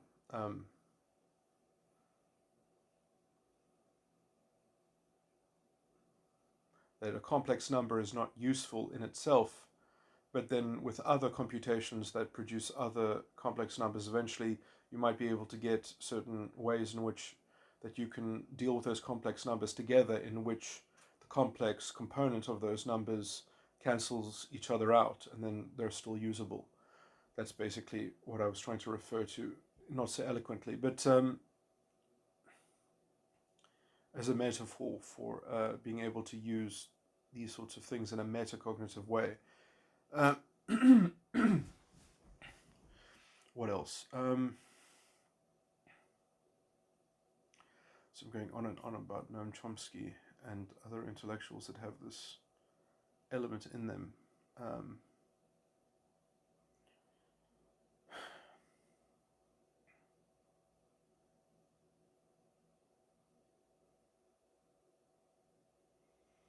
And I understand that what I'm saying is slightly contradictory, because in some sense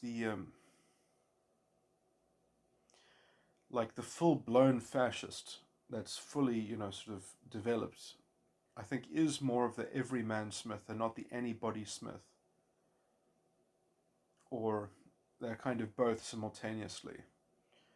And so I mean, it gets so boring to go over that to some degree, but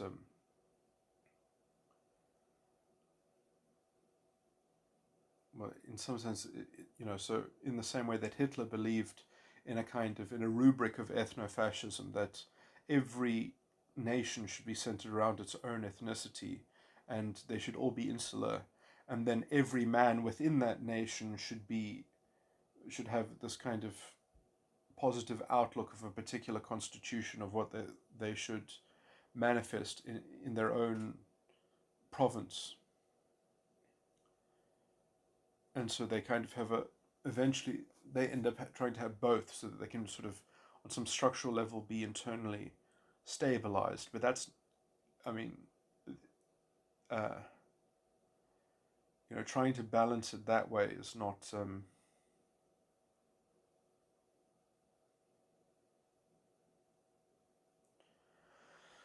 I don't want to repeat all the things, but it's just not culturally sustainable. It's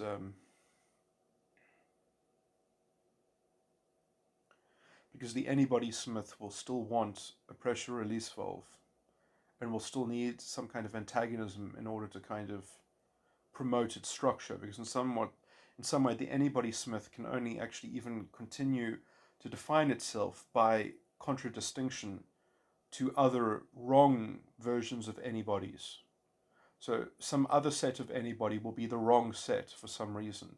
And without sort of keeping that juxtaposition in mind, it's going to be too hard to even keep track of its own internal structure. And this is why they need a culture that is fundamentally in a kind of civil war continually.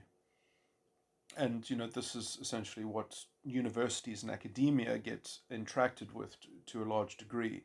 This endless controversy, and specialization, and just trying to, and they end up sort of in their contradistinction to one another. They also sketch out their own, or carve out their own sort of corner and their own block and their own territory, and it's a weird kind of mafia kind of systemic collusion in some sense. Um,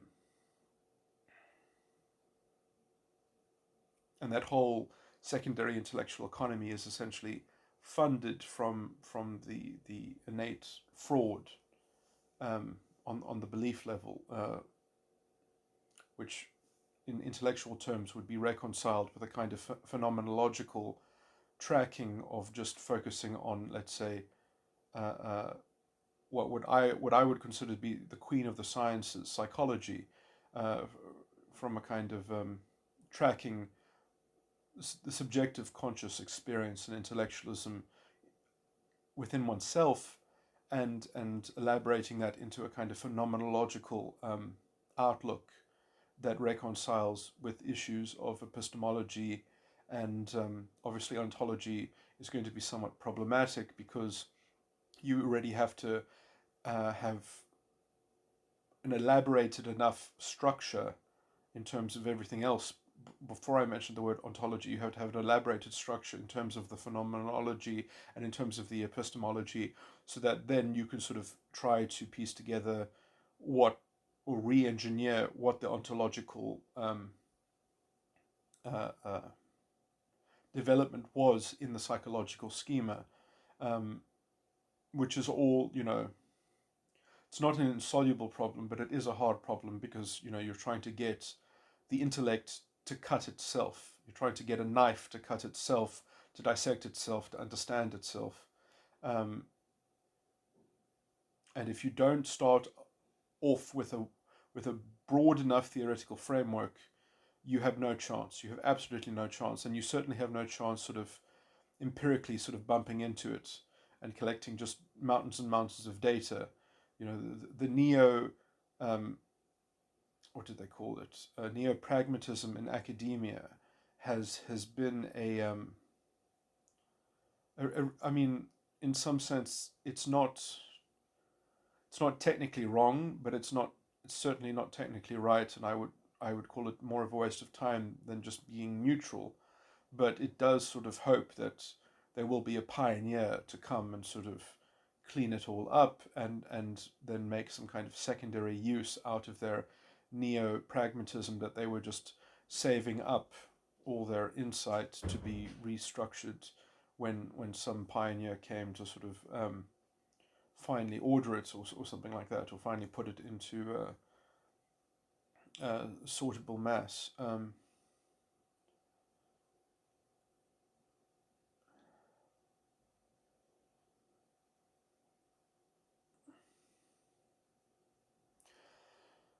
Anyway, what's my point?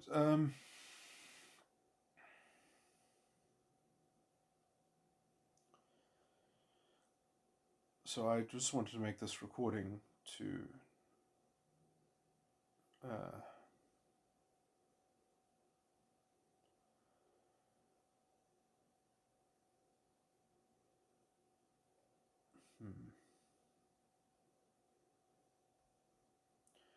I wonder if it would be useful to make some descriptions of essentially how cultural toxicity of this kind could be in general ameliorated, although it's not hard and fast instructions, but how a culture could sort of maintain itself in better health against these sorts of um, currently prevalent strains. But of course, these things were always in existence, but they have, I think that they have increased in scale. But already, I think naturally, this is part of a cyclical process. I mean, I think it happened around the 50s or the 60s. It obviously happened around before the Second World War in the 1920s. And it's happening again now in culture. And I do think that in some sense, I mean, I've spoken about this in terms of generational, psychological. In some sense, the newer generation always wants to distinguish itself. And so the young will always create a distinct subculture. Um, that will be a reaction to what they perceive as the current cultural hegemon. And also because the young don't want to join a cohort of culture which which they aren't at the forefront of. They want a smaller cohort that belongs to their time in some sense, that belongs to their generation, so that they can be a bigger fish in a smaller pond, as it were, so they can carve out something that is in the process of emerging. So the generation itself becomes a kind of a subset within the collective consciousness, or within a subset of a zeitgeist within a more within a broader zeitgeist in some sense. Um, and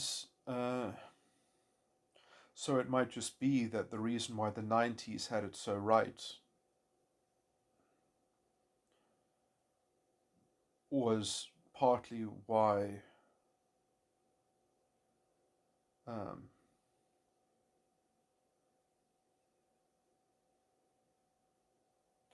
I mean, it could just be that also the boomers somehow were psychologically, culturally, and also in number, uh, were just a narcissistic generation. And that might have something to do with their parents, perhaps, as well. But perhaps, we're dealing with that the parents of the boomers were roughly perhaps of the generation of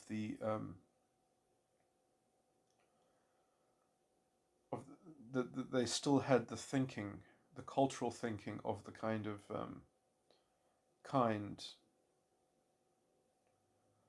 that was essentially anti-liberal.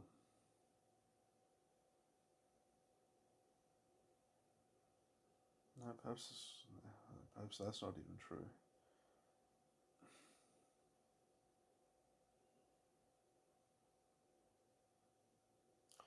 Strange. Yeah.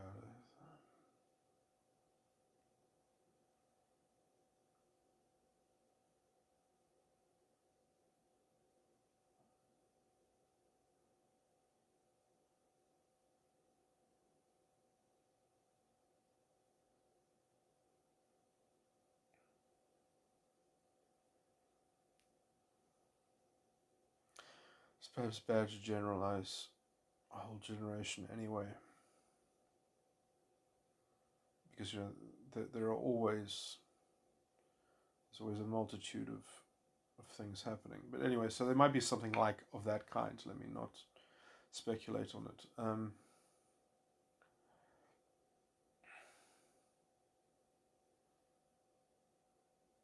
what else should I say?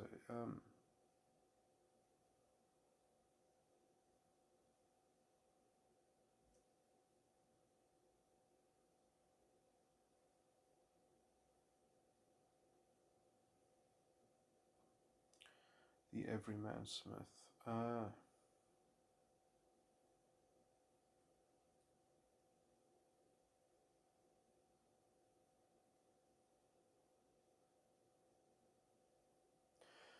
It's interesting that the Anybody Smith.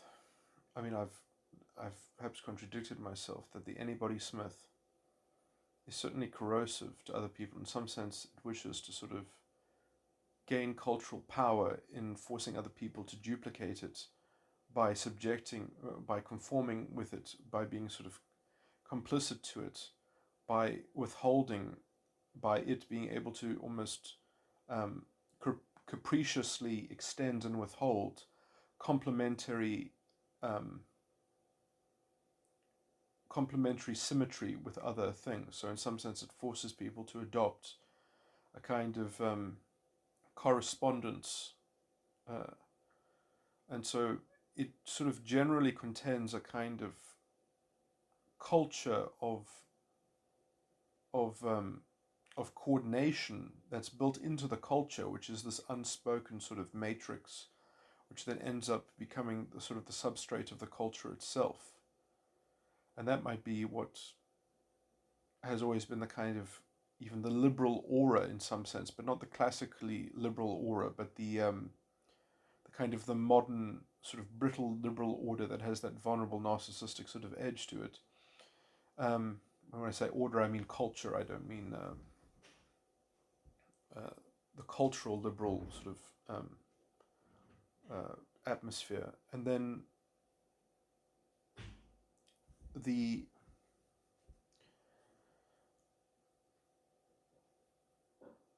the everyman Smith is obviously the kind of more overt totalitarian, sort of, or authoritarian, sort of impose rules. Perhaps the paternalistic sort of element to it that sort of implies this kind of infantilism, because people need it if they don't already do what the everyman sort of proposes or suggests. Um,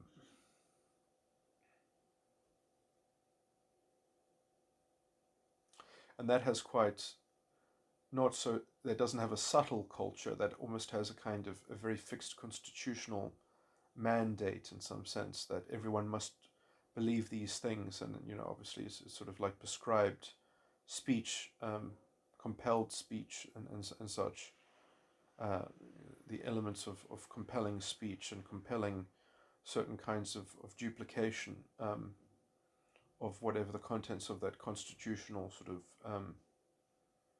imposition that group on some kind of group or community is. Obviously, the whole everyman sort of thing is quite scary when it's not limited to basically just kind of restricting criminal forms of harm and interference with one another, when it's not essentially limited to the most conservative functions that a society needs. Uh,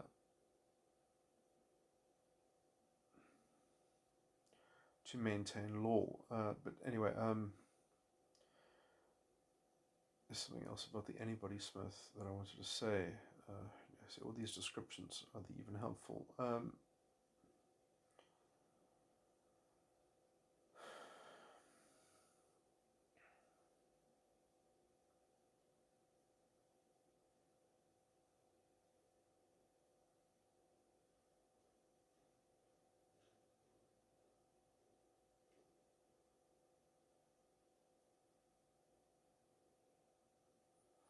And then I guess the Anybody Smith has to work out how to relay itself within a community or within other people, how it sort of communicates this invisible matrix in some sense that is its fundamental sort of substrate of certainty, that is subjective to itself, but that at some point has to sort of be hinted at or expressed to underwrite its sort of mysterious ways and its sort of mysterious caprice, in some sense.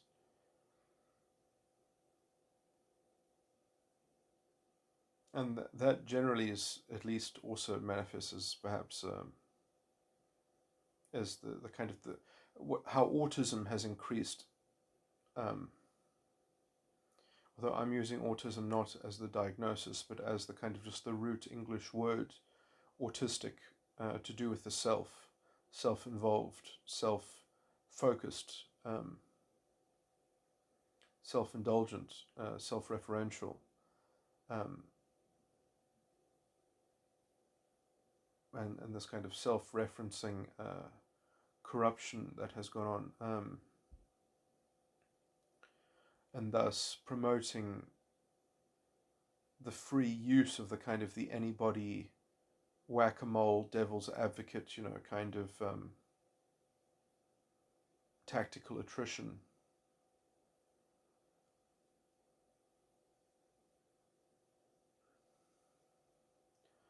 The everyman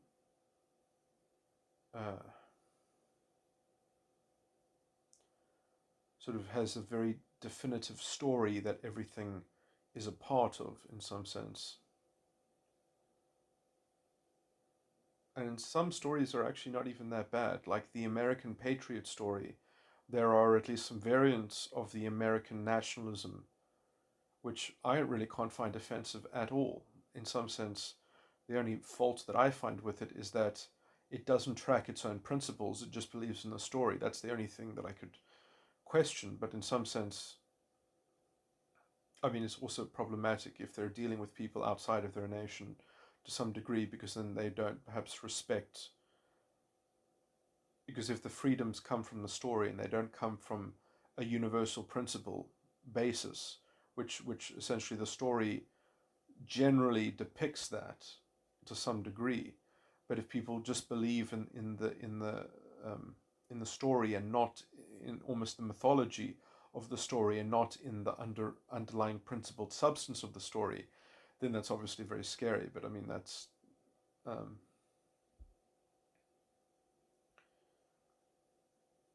that would be true in any context, in any thing that the legal positivism that fascism is based in, as long as the law itself is satisfied in some technical capacity, then anything is essentially permissible. Um, and then stories are often are of course open to vast interpretation. So if you just believe in a story without clear principles, it's sort of, it can be made to mean anything.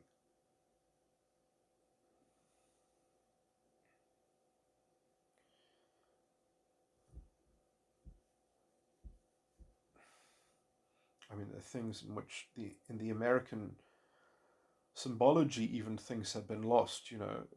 People always see the pictures of these eagles and the crests and things like that. And I mean, Benjamin Franklin at least had the good sense to put the phoenix on the money. It's not an eagle; it's a phoenix.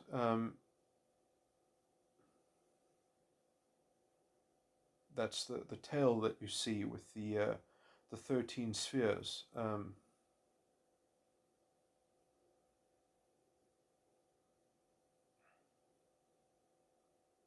That's the symbol that I use, which is also can be described as the sword in the stone. If you place a cross over the seven in the middle, and then if you count the center stone 5 times, you also get 17, but you also get 8 spheres of the earth and 9 spheres of the heaven, and the 9 spheres is the cross, because you count the center circle 3 times when you start getting into the heavenly thing. Anyway, that sequence is it has a very particular geometry, but anyway, I'm not going to go into that.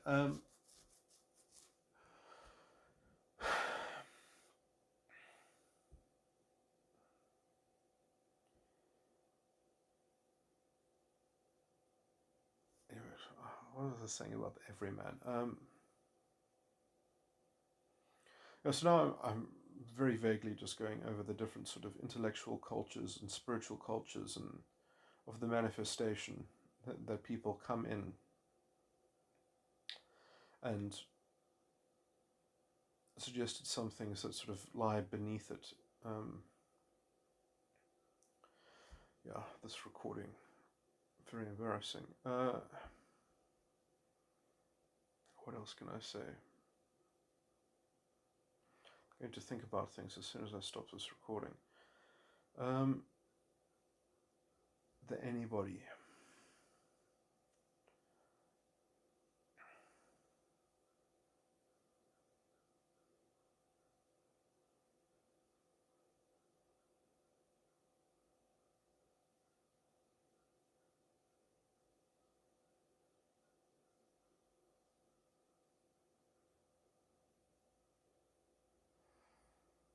I mean, it's and I understand that my naming convention is even perhaps embarrassing and weird, but in some sense, I think it does involve conceptually exactly what the problem is, because the anybody Smith has a paradox built into it, because like anybody, because anybody doesn't mean anybody, anybody means a set of anybody, but it's like somehow it is the only correct set of anybody, and so anybody has a kind of a fundamental fractured category system.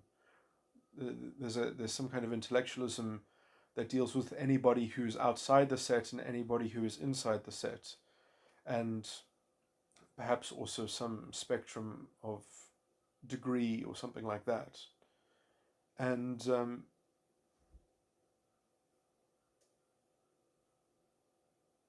these all have other details that attach to them in terms of that, if the anybody Smith is connected to a histrionic or just an ordinary neurotypical, or if it's to do with a kind of Seth project, or if the anybody Smith is also involved in the Seth project, and then essentially it's just a sham. It's just an overt manipulative mechanism to kind of deride people willingly. I mean, even if it isn't a sham, it can still be used to deride people willingly, at will. And in some sense, this native power that people have to put their ego function and subconscious in that kind of structure,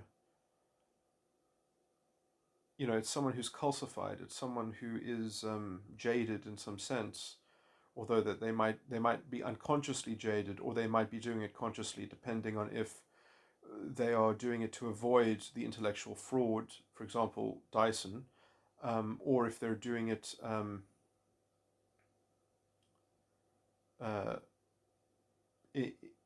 in a good faith kind of way, because they really think that that is the only way through, and they've kind of made peace with it, and they're perhaps they even know that it has a standard that it has to at least fulfill, that it has to give a full understanding, a full account of itself, and so it can be potentially supplanted or challenged or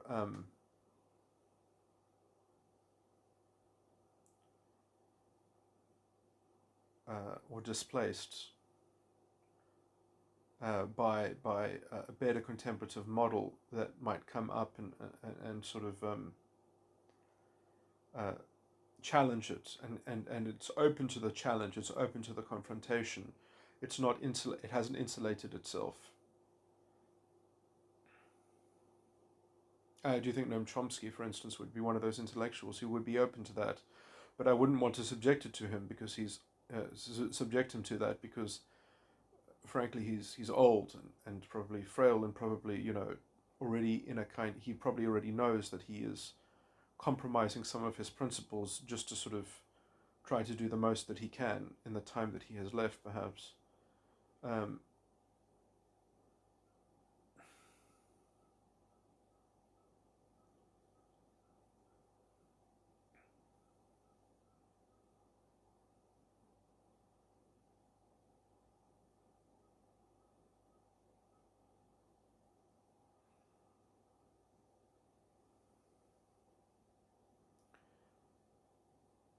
perhaps he really should uh, be more retired. Um, but he's done a lot in his life, and if this is how he wants to spend the time that he has left, then I'm certainly not going to begrudge him for it. I just think that his influence is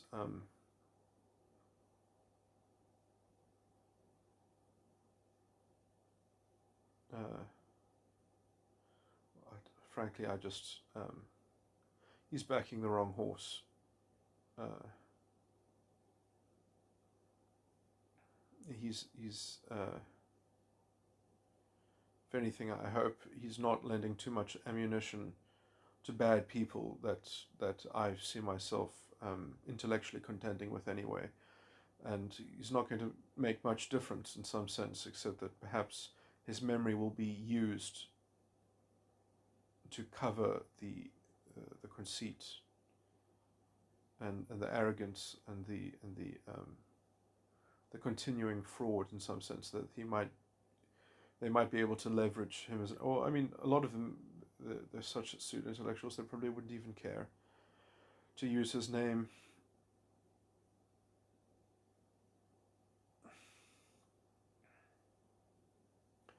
as a feather in their cap anyway. But perhaps he thinks he can do some good from the inside of the belly of that beast. Who knows? Um,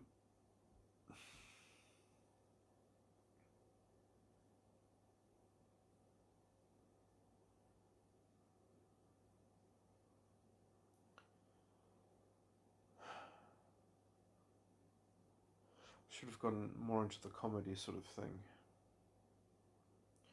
Anyway, I'm getting sick of this topic. And I probably should have been addressing it on a more sort of dynamic level as well.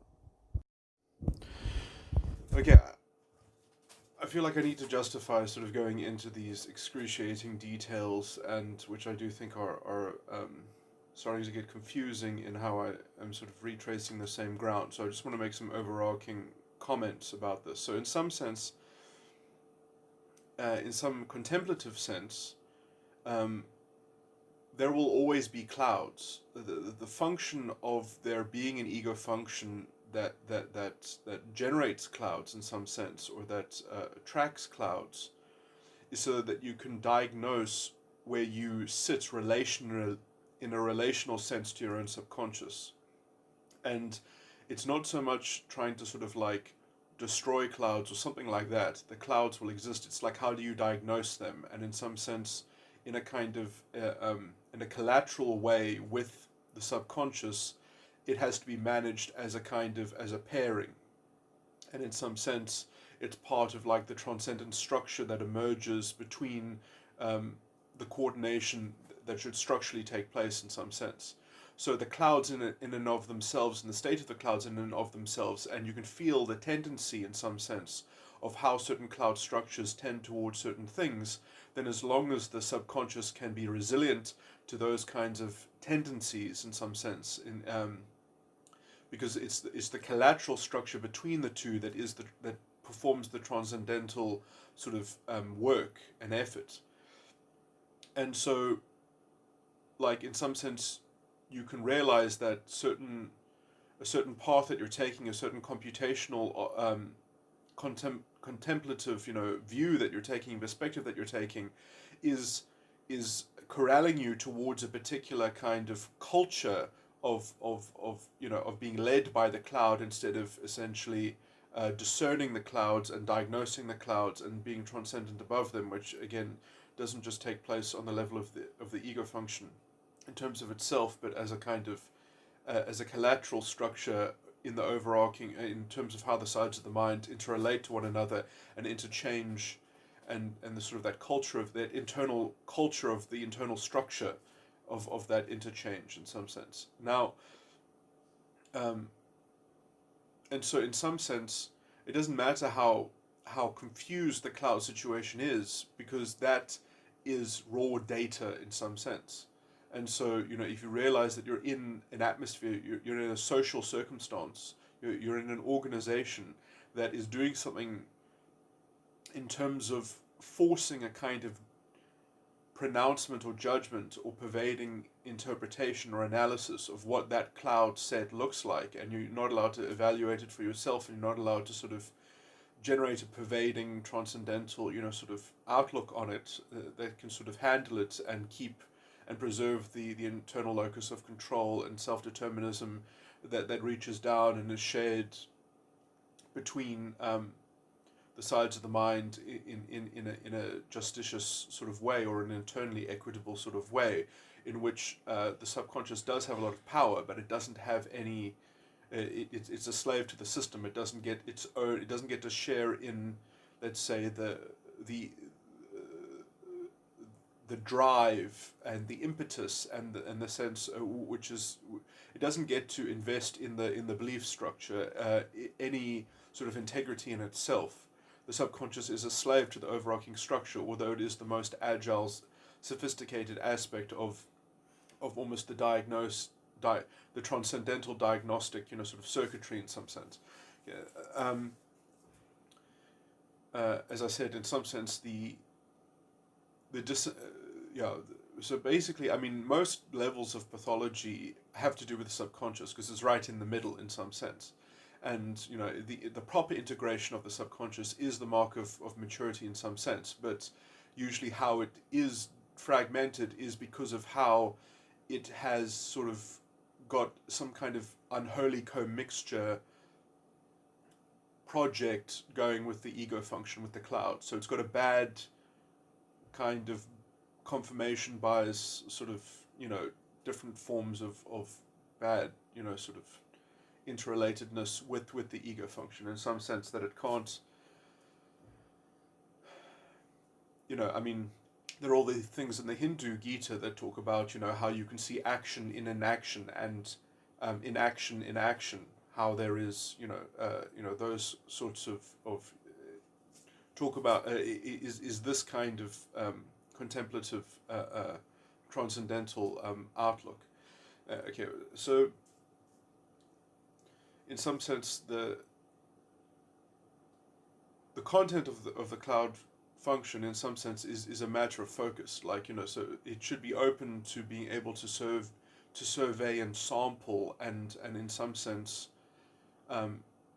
it is the vision that you have of a particular area. And some areas will be more cloudy than others, and those clouds will have different sort of characteristics. And you can say, well, the weather here is actually quite spooky because it's being controlled by a kind of veiled matrix that's being projected onto an absolute truth, and that, in some sense, is a reflection of some level of fraud, which is either being perpetrated on the individualistic level, or it's being sort of projected onto a kind of exterior cosmic justice, cosmic materialist, deterministic, sort of fatalism, that you've just become sort of, that people have accepted automatically, that they are imprinted upon by, and that they are, so there's, or it's the sense that you've sort of inherited that mark in some sense. So those are the two things that are, those are the two species in some, okay, but, those are the two great poles, but then there are also, other mechanics that get into that. But the reason why I'm going over these things so much is because, in some sense, this little finicky, very, it's very complicated, it's very nuanced, it's very, because in some sense it doesn't matter what you say, it matters sort of how you're conceiving of it as you talk about it. So it's not about the subject matter. The subject matter is almost irrelevant.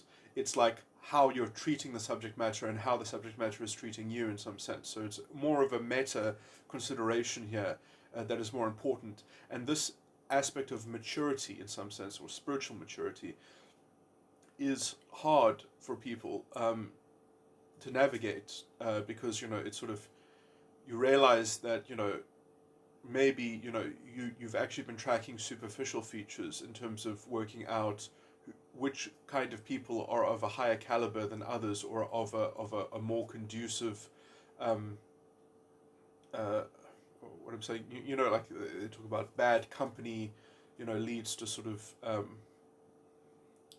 you know, subtle forms of denigration, perhaps, and things like that, in terms of the influence that people have, and because, and usually the reason why that exists at all is because the influence has to do with culture, in essence. You know, I mean, this is exactly what was going on in Job.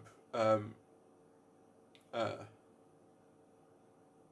that his friends did not abandon him, even as it looked like his life was unraveling, and bad things were befalling him.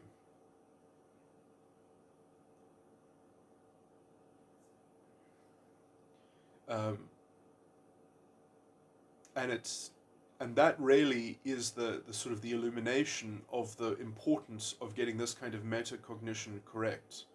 That's the that's the sort of aspect that we're dealing in, um, on this level of maturity, essentially. Uh, anyway, so I'm just trying to point out that there is this. Um, that's why I'm giving this so much attention, because it's something that can go very horribly overlooked, and it is so important to the core of integrity, the core of dignity, the core of cohesion and or consistency, internal consistency.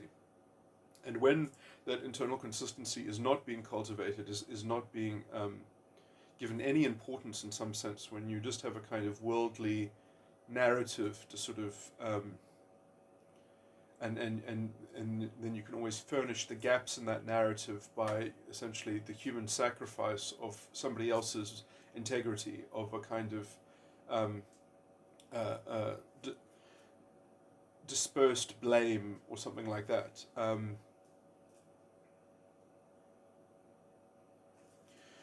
And so the reason why I'm going over this is because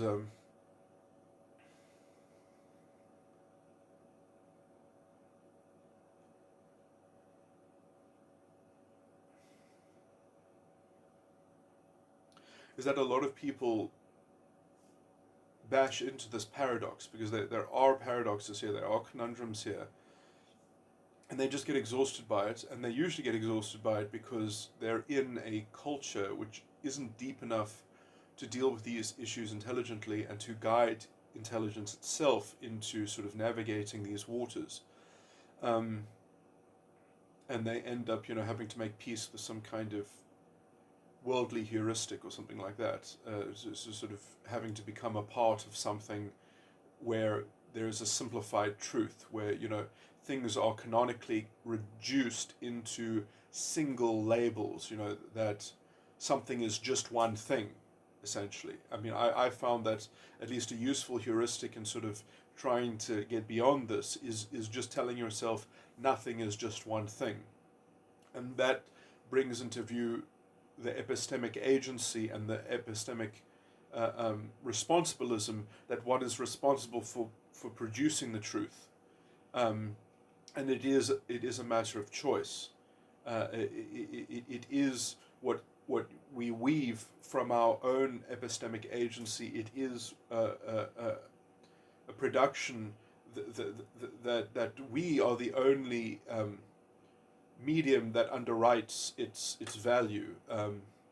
That its value is furnished by essentially good faith, and good faith, in some sense, only is, in essence, comes from a kind of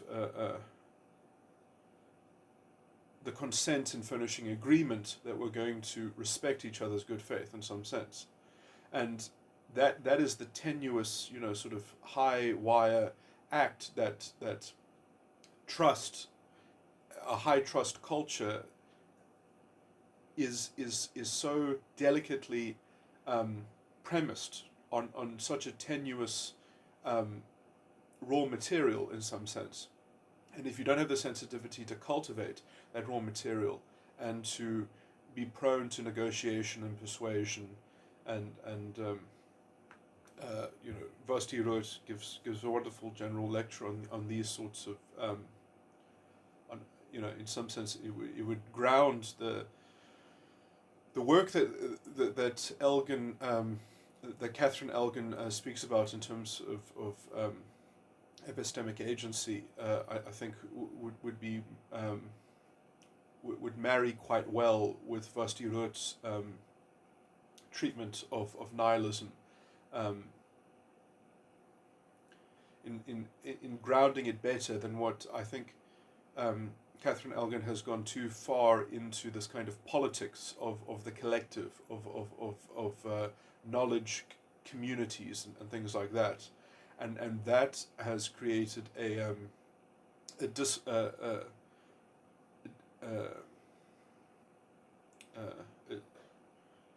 was going to say dislocation, but anyway, some part of a disconnect in which you have essentially you keep the lofty labels and categories, but then you've sort of just you've created this filter, uh,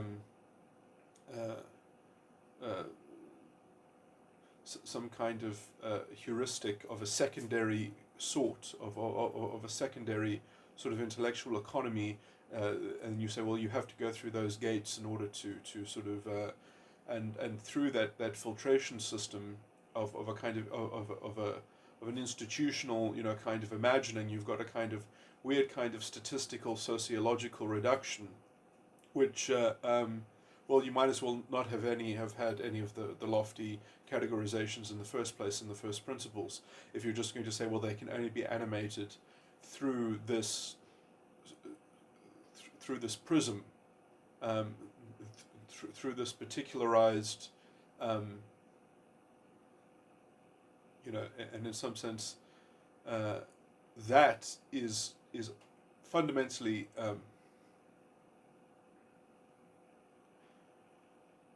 in some sense, the idea that when you're in a knowledge community, you're either in or you're out, and you're not. You're in many things simultaneously, and there's a meta discussion going on between those layers of interaction, and they're not bounded. They're fundamentally unbounded, and they're only chosen to be bounded to the extent to which the individual consigns himself. And there is even the prime thought of the individual to intervene in the boundedness that they have already contracted themselves into. So there is a kind of a meta truth about the epistemic agent, which transcends the ordinary, regular, whatever reduction that one wants to sort of try to impose as a kind of as what I would say would be an example of one of these veiled matrices, where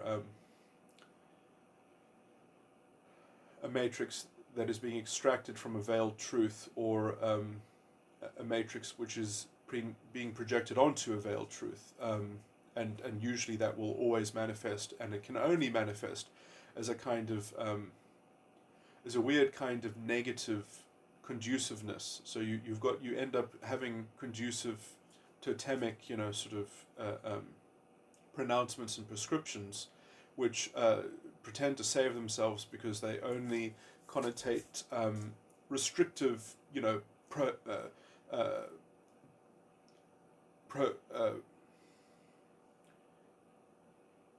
prohibitive lines in the sand and such. And they're all only excusable because they're like, oh no, well, we have to maintain the fidelity of this matrix, because this matrix is the only way in which epistemic agency, in some sense, the agent isn't equipped to, the agent needs to have some other reference system that's tracking it through time and history, and that's remembering for the agent that the agent can't sort of conserve its own basic substance, in some sense, that it has to be held within some kind of objective, almost the analogy would be a kind of theocracy, would be the kind of matrix that it's being strewn in, and that something else has to, some agency, some institution of orthodox or dogmatic referencing has to be tasked with conserving the epistemic agency, and then you get these really unsubstantiated bullshit things in epistemic what's spoken about in league with the supposed term of epistemic injustice, that the epistemic injustice is which to me is somewhat fundamentally paradoxical, because if something was epistemically unjust, if something truly was, how would we even know? Because if you've heard the truth, how would you know about it? It's a really basic sort of question. If the truth has been heard, how would you even know? And the thing that you're using to tell you that you have heard the truth, like, what could you even do about it? Even if you did know that something has heard the truth, how could it be repaired? How could the truth ever be repaired? And in some sense, obviously, this is what I track. The only way that you can seek to furnish answers to any of these impossible paradoxical questions is you say, you come up with a negative valuation system, and you say, well, we know the truth has been heard because someone has got an ill-gotten gain. And essentially the way to repair that ill-gotten gain is to redistribute the hurt that they have achieved in order to achieve that ill-gotten gain, and so therefore the system will be in equilibrium. And so it's a weird sort of thing, that it's not actually maximizing epistemic justice, it's trying to equalize epistemic injustice. And so in some sense it just rounds out to an eye for an eye, in some sense, is how epistemic justice is fulfilled. And so that becomes essentially the overarching sort of fatalistic, deterministic, sort of thing that kind of reductive matrix sort of has. And that's because you've essentially created a determinism about the most prime thing that you have. That already in the lofty categorization of starting this, you've said that epistemic agency underwrites everything, essentially. And then you've said, well, actually, no, we can simplify that, and we have to purview that with a kind of institutionalized evaluation of this in some kind of matrix of fairness that between these groups, because already you can't even compare them individual against individual. You have to compare them essentially by category, even to create some kind of fake substance that is shared that would otherwise be conserved between that community. So you've even had to scale up the model of epistemic agency just in order to create a kind of commodified value that has a kind of objective import, that the matrix is that the matrix that you're extracting from the veiled truth, or the matrix that you're projecting onto the veiled truth, is for me, this is just so similar to what Catherine Elgin criticizes about epistemic reliabilism, that I can't believe that she has not, cottoned onto the fact that she has been part of a bandwagon sort of promulgating the same sort of thing. And essentially the only way, just like in the Kantian categorical imperative, the only way to deal with these things is not to create institutions that pervade over people in a robotic sort of way. In some way, which is, what the true function of a judge is, at least a sort of high court judge, is to make the new law by interpreting the novel arguments being made, that the law is being developed and discovered and unfolding in some sense, and it's being discovered by the participants, by the it's not being pervaded by some kind of fixed rule system that has already been decided. Um, and it's a kind of, these are a kind of pragmatic, and a form of epistemological pragmatism which is very much involved with reason and individual reason and contending things. Okay, I've not treated this issue with the kind of detail that I would otherwise need, but in some sense, I mean, at least the South African example of the Roman Dutch substantive law, the general principles, and the development of the law by essentially the morality of the I'm using the wrong word, participants. That is the active community that is being engaged in. That the community is an activity of the individual. It's not a reified something that essentially gets woven into a sort of ideation in some sense, which is what these so-called progressive, so-called liberals are, which, I mean, I just see them as totalitarian fascists, and they have the same intellectual structure of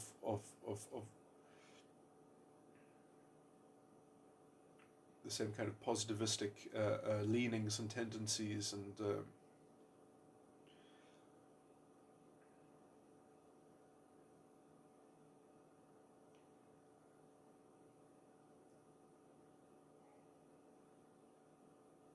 what I can only describe as moral corruption of the law itself. But anyway, okay, I've said enough, and perhaps in a confused way. But at least this recording, I think, balances out,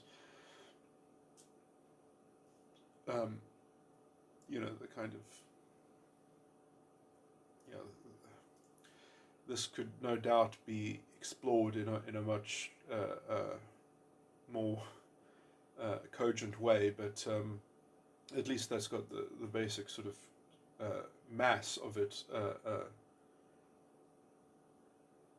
out there, and at least it could probably be surveyed by someone who is capable of thinking this through at a slower rate of first principles or whatever, or tracking what I'm saying and sort of piecing it together more comprehensively. But those are all the fragments, I think, that generally inform the story that I'm trying to show in terms of how it all works together, how it can all work together, and how it can function.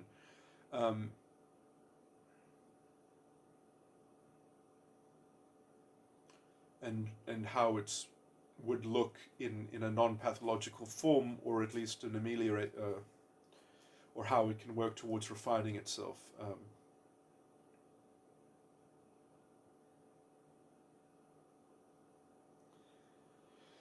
And I mean, a lot of this, is facilitated by a communion. I mean, generally people aren't used to having, they're too sensitive, they're too prickly, they're too immature basically on this level to actually want to have that kind of development of maturity, to actually want to latch on and to develop that insight, which essentially, you can gain tremendous speed of teaching this to yourself by digesting the experiences of others in this kind of contemplative way, in this kind of, sharing, being able to communicate one's failings on this level of immaturity is the fastest way for other people to essentially get to the same point of transcending them, but I mean, it's very hard to communicate because it's a meta discussion in essence, and once you know all the different dynamics, and then you've got all the diagnostic tools in essence to be fully transcendent in that kind of collateral sort of way. And then you can know, you can judge the nature of the culture of organizations that you come into contact with. You can judge the kind of the level at which the particular, because I mean, you come across these pockets, these subcultures, and they're all just, they're generally within a certain band of each other, and they're I mean, some of them are more developed in other ways than other types of groups, and some of them are sort of, they've stuck on a particular kind of jerry-rigged, they're treading water in a somewhat sustainable way, in a somewhat self-referencing, self-reassuring sort of way, and they're quite self-satisfied, and they don't have to migrate to more. They don't have to. They're not looking. They're not seeking. They don't need to seek, because they've found sort of internal compromise on this level of not sort of developing more transcendental outlook in some sense. You know, they're trying to build their everyman Agent Smith, sort of castle, or they're trying to build a kind of anybody sort of power suit where they can sort of be the invisible man or something like that, or be impervious, or sort of be the kind of the Joker in some sense, that they can be this kind of invulnerable Joker, and in some sense borderlines use that whole spectrum in some sense to decompartmentalize and derange, and generally enslave some set of unconsciousnesses, or they condition those unconsciousnesses to sort of I mean, in some sense, the kind of abuse that a borderline gives to people, the reason why people that are exposed to borderlines and narcissists become narcissistic themselves, in some sense, is because they are forced to grow up quickly, and in some sense, and the eviscerating, sort of exposure forces them to develop on this particular topic, and because they develop in this particular topic of maturity, they develop just enough in order to kind of deal with the exposure in some sense. So it's just a kind of like it's like an arms race. So if you're a country and you want to do many, many, many different broad interesting things, but then suddenly you have a competitor and you have exposure to an aggressor, then you have to put all your resources into having an arms race. And so now you've changed your whole economy towards developing in a very particular line, and that particular line might be technologically advanced, but you lose culture along the way, because your culture, your whole society has been geared towards developing in an extreme sense, in one direction. And although that one direction is certainly more advanced, it has impoverished the other parts of society, and in some sense those other parts of society will never catch up, and now you've got a military industrial complex. This is just a metaphor for psychology, but that's exactly the kind of thing that you get with kind of exposure to borderline and narcissism. And I do think that in some sense narcissists, depending on how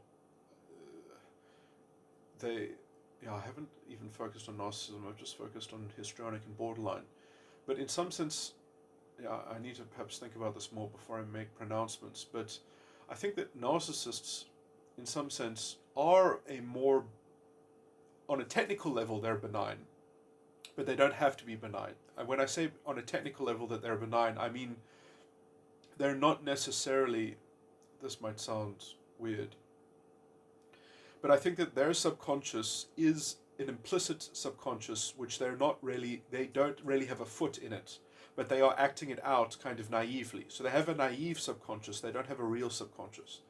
And so their subconscious is a natural reflection of what's going on in their inner child, in their unconscious side of the mind, which is like a solipsist. I've already explained that they have their own bubble insulation or whatever. They already are insulated. So in some sense, their naive subconscious just needs to verify and confirm what's going on in their unconscious side of the mind, and they don't like other people changing their furniture around, because to them it's confusing. How can other people control their world via their naive subconscious? So it just to them looks like, because they don't believe they have a subconscious, it's a naive one. It's just an implicit projection of what's happening in inner child. And so for them, if anyone else has any power, it's spooky. Things start floating in the air, and it's like, well, who? I don't see who that is, because I'm the God here. I'm the God of my own inner child. I'm the God of my own belief structure. So when other people have power over their beliefs, it's very, very unsettling, and it cracks the whole narcissistic sort of defense, as it were. And that's why they have to maintain pristine beliefs that can account for everything and explain for everything, and then they can keep some kind of locus of control within that sort of confined space. So when narcissists are toxic to other people, they're not doing it to other people. They're just rearranging their own furniture internally in terms of their inner child. It's just a belief restructuring in some sense. And they're just pervading a giant bank of beliefs, and all they are is a giant bank of beliefs, and they don't even experience themselves except through mortification. So, which they will only do essentially if they're trying to invent a new belief, and they're trying to maybe farm some prime thought in terms of the re-stimulation of the false ego complex. Because if they can mortify themselves, they can have a snapshot of a subconscious state, and then they can use that subconscious state to sort of piece together a vague picture of a cloud ego function, and then they can use that cloud ego function, which will probably be very confusing to them, but they will try to tether that into a new moment of the false prophet contract, which will then furnish them perhaps a new object, a new relic, a new artifact, a new, like they're hoping to get something really special. They're hoping to get a magic 8-ball. They're hoping to get something that's really mystical. And narcissists can also, their beliefs, because their beliefs are unchecked by an ego function, and they don't even really care about their subconscious enough to actually even let that sort of have a two-way relay with them, because it's just spooky anytime the subconscious causes anything to shift in their beliefs, that their beliefs might look ordered to them. They're actually incredibly, thematically, they have problems. In some weird sense, they're wonderfully curated. They care about curating them. That's why borderlines love them, because borderlines can manipulate their need to have their beliefs ordered, like a sort of OCD sort of thing. So narcissists, what was I saying? All of this is that narcissists have developed this defense mechanism in some sense, by essentially, in some sense, you could say that they have every type of subconscious, because it's so naive. It's fundamentally naive. They are like the okay, this is a bit of a mixed metaphor, but I was just going to say, like, their subconsciousnesses are so brave. They can just walk into any situation. It just goes through them. It's you can try to shoot at them, and the bullets just pass through them. There's nothing there to make contact, or to repel. So and so what they're doing on a subconscious level is only tracked and mapped by what's going on in their inner child belief structure. So that their belief structure about what they're doing is all that they are doing. So whatever that they can choose to believe about it. Now that essentially could have an implicit theme about it. It could have an implicit sort of thing about it. And in some sense, the beliefs about things in your life which are less prone to prediction than others are going to be more interesting. And so narcissists generally have a lot of beliefs about how people react to things. And so that they have a vast knowledge about how people react. And people are almost the more interesting plaything entirely, because of their variety, because of their variability of responsiveness and things like that. And so, they have beliefs that are probably sets of beliefs that are just into tracking and predicting behavior and being. So in some sense, their implicit subconscious is just a giant game that is it's not being projected from. It exists within the belief structure entirely. But again, this is problematic, because they're not doing anything. They are just curating beliefs. They're just a mass. It's like a ball of AI that is meant to just model reality and predict the future. That's what they are. They are fundamentally inert. They don't. It's because if anything happens to them, it's because beyond what they anticipated. It just means that there's an error in their code. It just means that, oh, okay, well, there was a glitch, there was an anomaly. So that's the only thing that they have, is a sort of a glitch, and they don't even believe that they can have an anomaly or a glitch. In some sense, they just believe that, oh, well, there's something that I need to learn about my own beliefs. I need to make more beliefs from within my beliefs. I should, I'm collecting more data in some sense. So everything is just almost like a scientific sandbox to them. Now, this is a complete retreat in some sense. And in some sense, borderlines do want their partners to make that retreat because it makes them very prone to being manipulated by them, who are the borderlines who are using all of this subconscious Seth project stuff. And in some sense, there are also sort of slightly hybridized histrionic borderlines as well, who have a little bit of a kind of a subconscious presence, but that subconscious presence is just a hook onto a queen bee borderline or something like that, or a queen bee borderline ideology. This doesn't necessarily happen on the level of sexuality, or it can happen on the level of an intellectual cerebral subculture, or any kind of culture that seems to I said,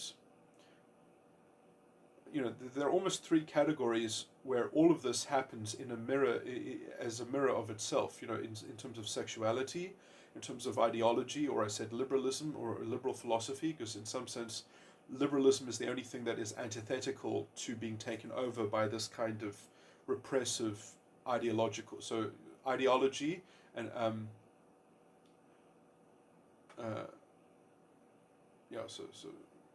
sexuality, ideology, and what was the third thing that I said?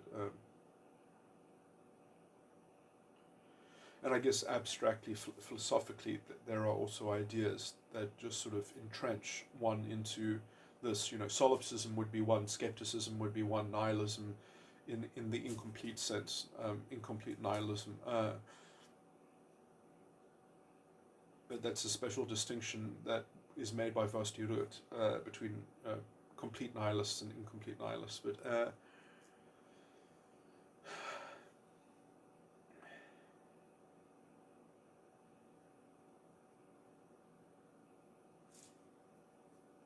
okay, so why am I talking about narcissism? So I was just going to say that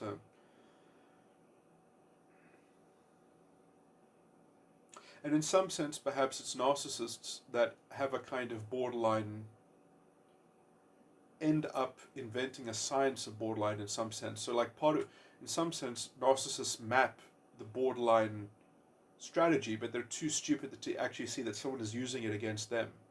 So they implicitly understand the borderline functioning from a kind of cerebral belief point of view, but for them that's how the world works. That's how they work. So they almost have the belief structure that the borderline is like already implicitly acting on. And so in some sense they are two halves of the same puzzle.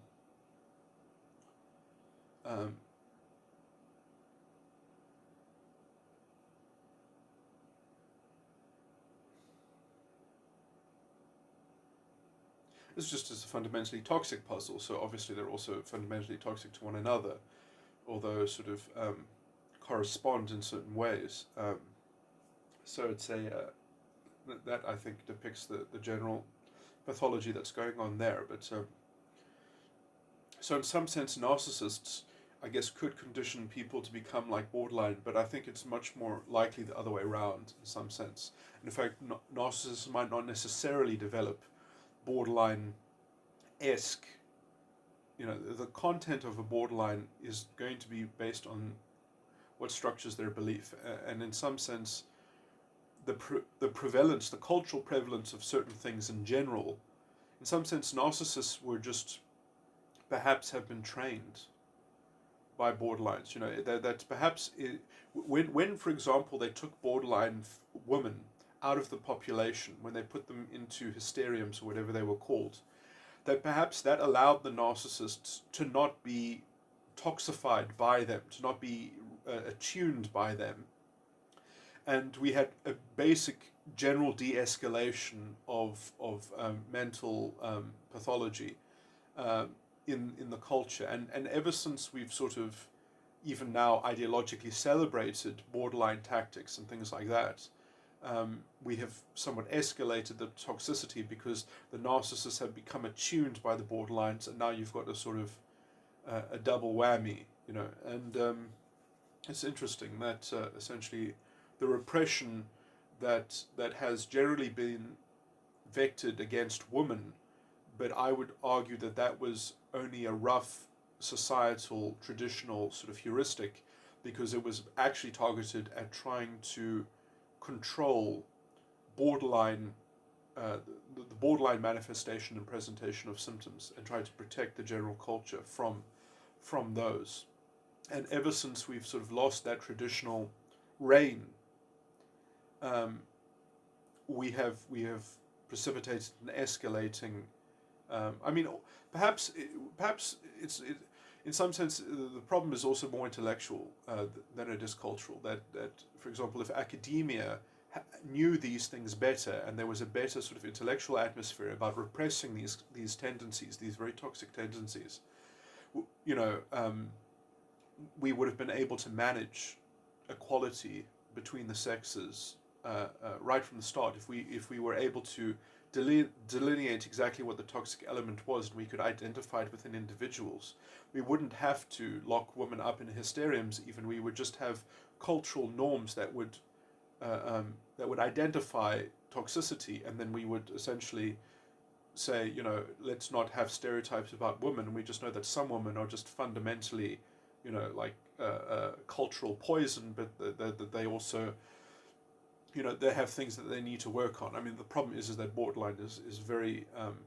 hard to get any progress. It's very hard to get any development. It is possible, but because it's fundamentally I mean, perhaps in a different culture, perhaps in a culture with a better general understanding of what it is, because you can't just treat borderline. The person with borderline has to want to change, and essentially they don't. That's part of why they are borderline.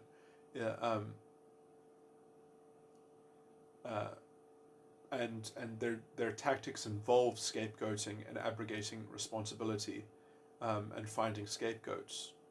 And you know, the glass house defense, I've tried to talk about that in terms of therapy. But I mean, it is possible that they can, it is possible, perhaps with better understanding, better culture, better tools, you know, a more intelligent form of community support, that allow the borderline to experience their own accountability better, because that really is, you know, the sort of there's some level of tough love that has to be present in the treatment process of a borderline. Otherwise, it's just more of the same, really. You know, therapists and psychologists it's impossible for them to treat borderline, because they don't have the cultural structure. In fact, they have the cultural structure working against them, because if they try to force the borderline to take responsibility for anything, they are accruing a kind of liability. So it's sort of, you know, you have to be able to take risks, essentially. And if you are in a culture where the psychologist is not allowed to take risks, and if the patient knows this, I mean, it's just a complete waste of time. And in fact, the therapist is really just a kind of enabler, trying to assist the borderline to be a more successful borderline in the rest of their world, and sort of supplement for whatever vampirism the borderline is not capable of extracting. Um, anyway, I go into these details in other recordings much more, so I'm not going to rehash that properly, but that's just the very sort of condensed summary.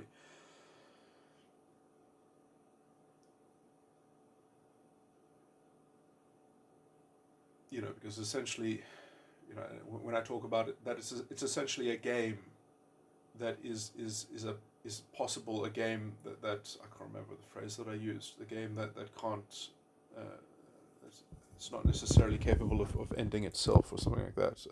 It's a, I can't remember what the phrase that I used to use, but the borderline is effectively a game that the borderline is playing that is potentially a never-ending game. They've given themselves over to a game that is potentially sort of, that has no end.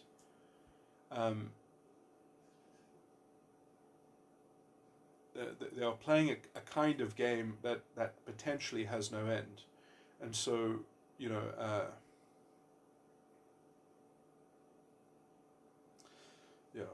not sure how.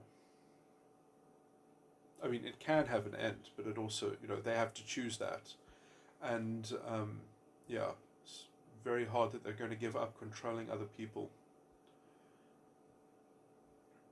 just so that they can essentially experience a form of life which a form of responsibility which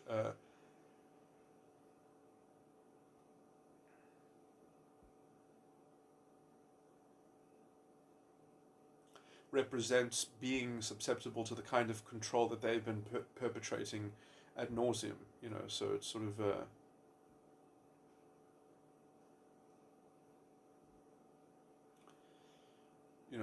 there's a lot of sort of angry stages that you probably have to go through before you can sort of rekindle some sort of hope of responsibility. But anyway,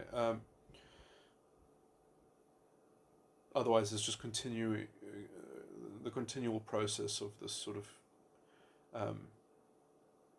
chess playing demon, as I've said. But anyway, of the control, the addiction to the control of other people, and essentially their enslavement of their prime thought, as I've explored in these lectures. Okay, anyway, I'm going to stop this lecture. Okay, this is basically going to be an addendum to the last volume in some sense, where I'm just going to continue to expand on.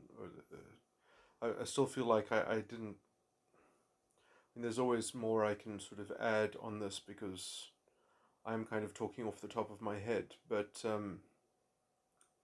nonetheless, I think I'm accurately describing features. The last thing that I left off on when I was talking about narcissism, and I did want to add some further comments, and perhaps get to another sort of general overarching distinction between different phenomena. So, I mean, just to sort of title this tidbit that I'm trying to elaborate on is essentially and this comes to me after making the generalization standalone commentary that I made, which I'll probably title something like "The Politics of Appearances" and stereotypes and racism, or something like that, and maybe something to do with my country as well, since but sort of as a thread, as an overarching thread that I in a lot of these discussions is somewhat of a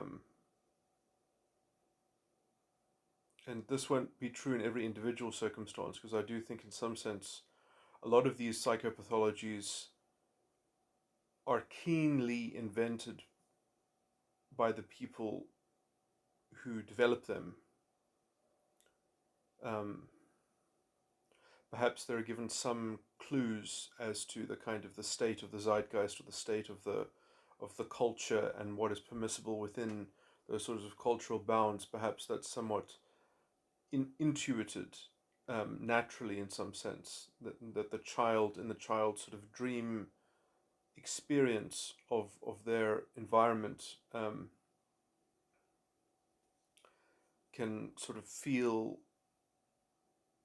the space that that can be elaborated, and in some sense this is, thinking two steps ahead, because they can sort of perhaps they can't sense it directly, they can't sense the currents of the subconscious in their surroundings, because they can only sort of pick them up on their uh,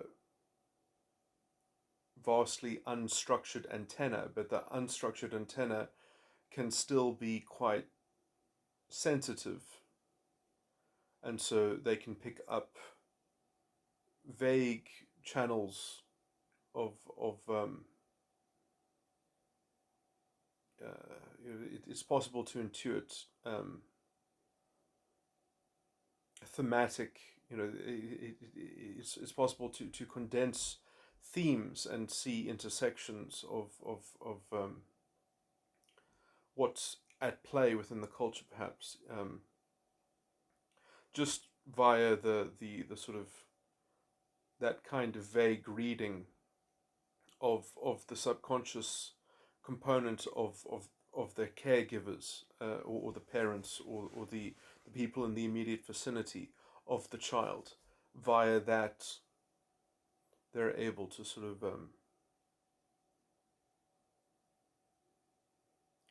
get a general reading. Anyway, I guess I'm going to make a slightly controversial claim, perhaps. But I believe that borderline, something like things like borderline, are somewhat invented by the people who develop them. It's quite a creative sort of thing, because you are creating a very sophisticated kind of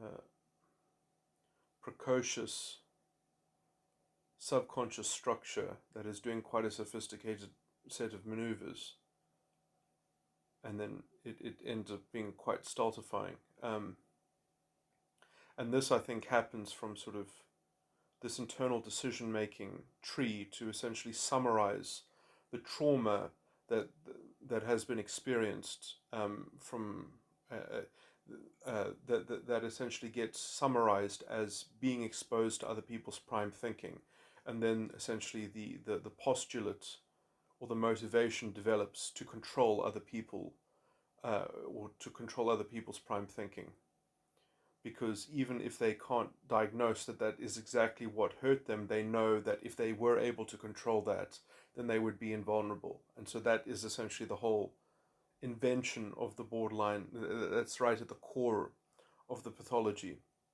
And in some sense, narcissists, I feel, have a different kind of internalization of the trauma.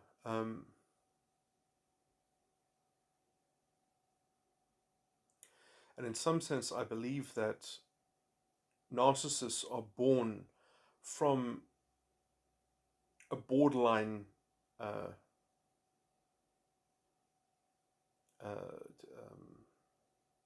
influence. That because of essentially the spectrum of abuse is so vast and varied and broad, um, because essentially the narcissist is just completely overwhelmed, and they don't even try to develop a subconscious, because it gets so quickly decompartmentalized, dissolved, essentially. It's such a corrosive environment, especially if they're, one of the caregivers has this borderline sort of machination and whatever. So, in some sense, they learn to detach from their own inclination to develop a subconscious, and they instead focus on curating essentially orders of belief. When I say order, I mean the ordering of belief.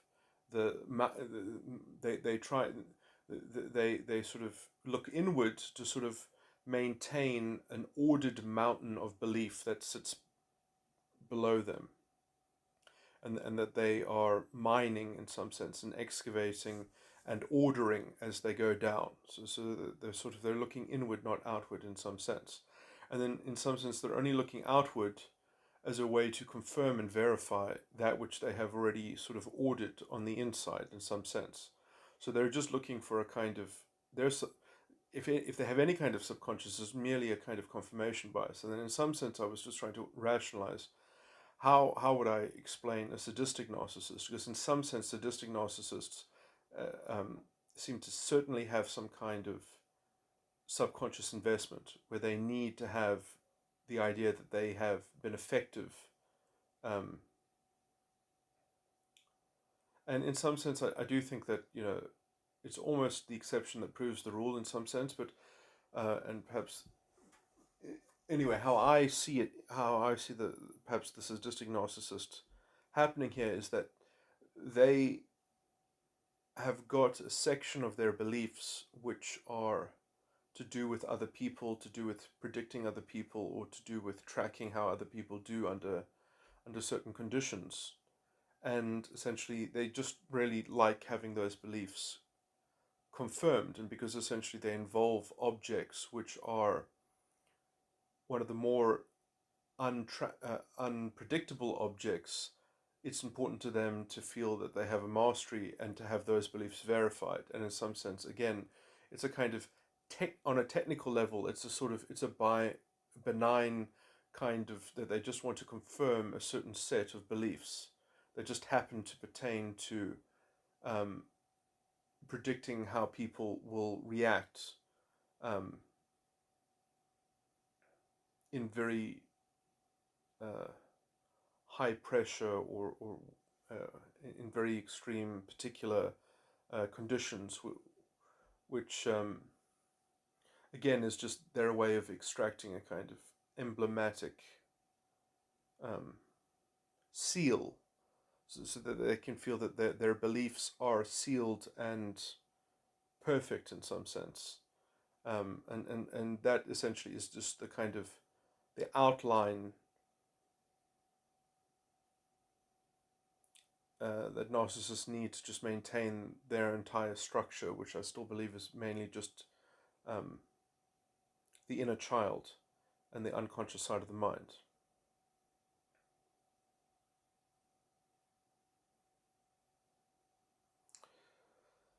I mean, yeah, that's so simplistic. It seems that it must be wrong on some level. I mean, I guess the mortification that narcissists sometimes seek could be, in some sense, that there's a technical relationship that they have with the other sides of the mind that I've already sort of explained once through. But essentially, that would just be um,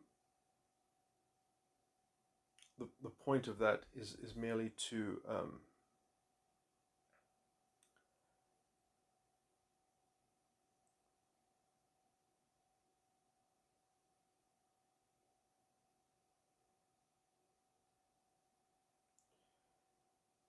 I had a slightly better explanation of what I just said as well. That essentially there is like a constructive relationship that sadistic narcissists have with their subconscious in some sense, but it's like it's a one-way transaction that's taking place, and in some sense, um, if they don't get sort of confirmation of their belief structure in that one-way sort of relationship, then essentially that threatens the confidence in the entire structure. Um, because if a piece of it is wrong, then how do you know that the whole thing isn't just fundamentally fraudulent in some sense? And so the kind of the only thing that they are in some sense, which is this bank of beliefs, starts um,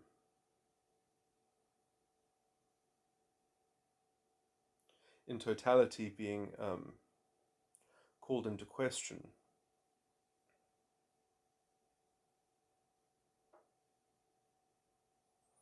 And what's the point of the prohibition of not venturing into the subconscious, except in these sorts of safe one-way kind of relational.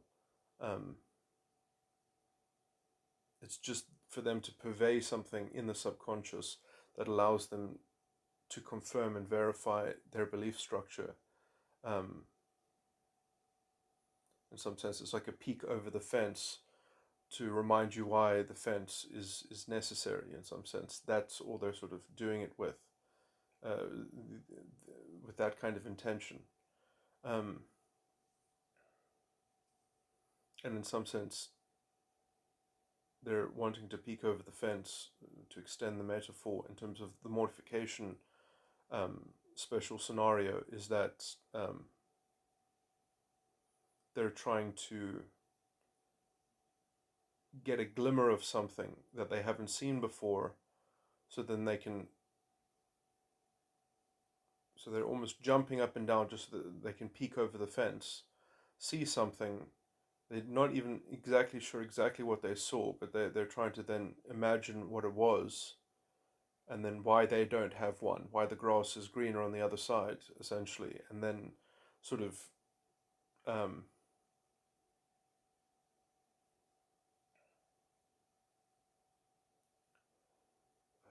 just trying to think how to extend this metaphor. I always make these horrible mixed metaphors, but in some sense,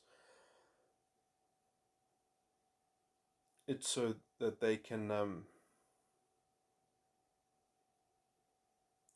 tell them a new story about their own plot of land and about how there's some new thing that was here all along. So they end up sort of trying to sort of tell themselves a story so that they can discover something that wasn't actually there before, but that had always been there, so that they can sort of steal the thing that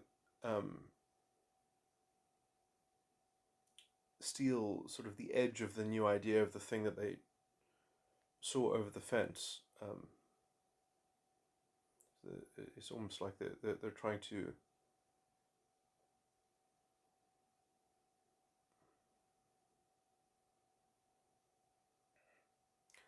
invent a new backstory for themselves by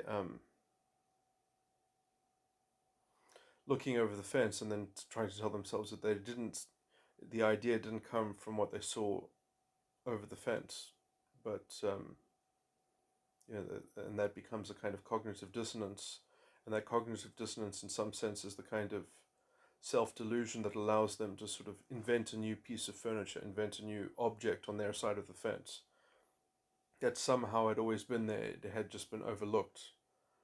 So it's sort of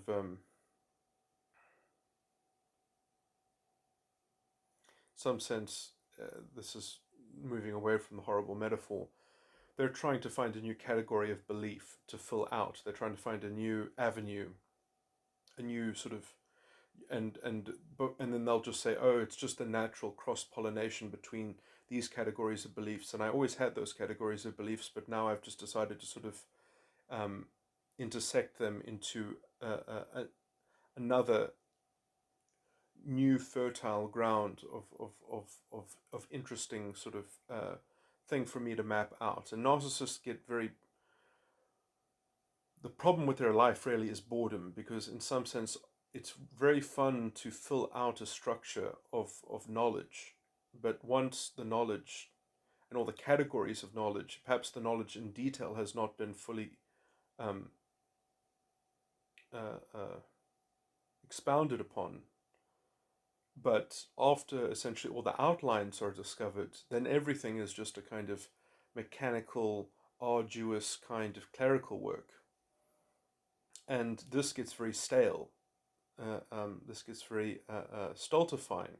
And I think that is what breeds the allure to mortification, trying to peek over the fence, which is fundamentally problematic, because that whole function, in some sense, corrodes the structure that the whole thing is based on, essentially. And I do think that in some sense, to understand narcissism, you have to understand it, at least in my mind, archetypally. I think the easiest way to sort of understand the development of narcissism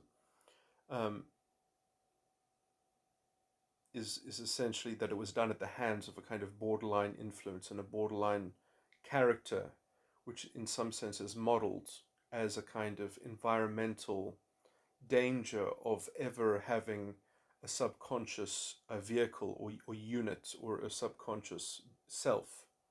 So the self is essentially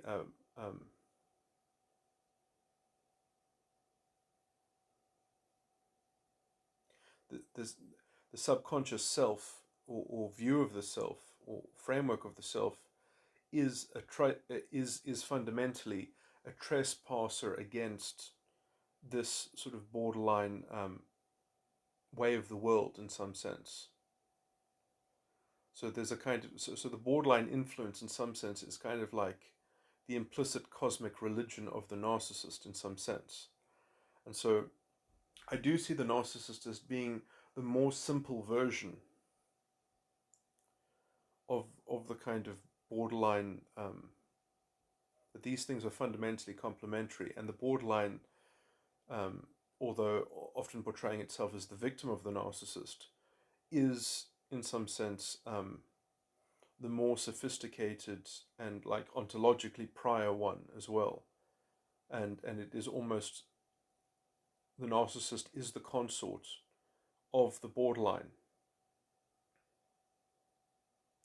and in some sense I do think that it's not as if narcissistic parents can't perhaps generate borderline children, but I think that if that happens, in some sense, the narcissist is creating the opportunity, and the infant that's developing the borderline is somewhat inventing the borderline role in line with the opportunism that the environment has inculcated. So I mean, people can say, "Oh, you know, you're creating this pejorative narrative or whatever," but anyway, that's honestly how I see it happening, and that I think well, at least within how I describe these psychological models, that's to me that seems just the common sense view of what's actually happening. So I see that the um, the borderline role is the ringmaster of this sort of set of pathologies. Uh, and again, I do think, and people, you know, and this is why I'm perhaps also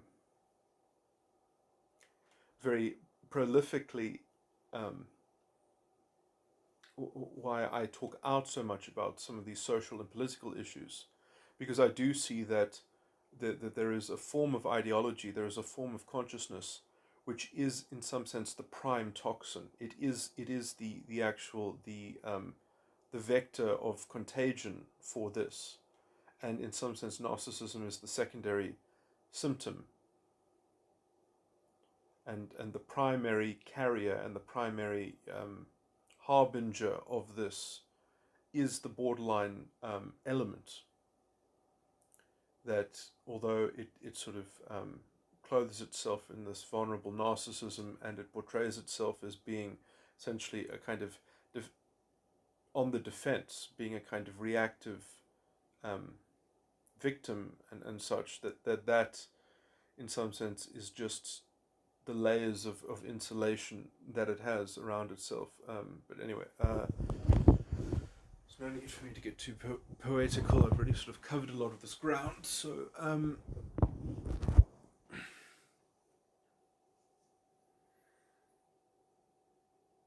yeah, so in some sense, I see the borderline influence as being the progenitor of this stuff. Okay, and then another sort of things that tidbits that I wanted to add on is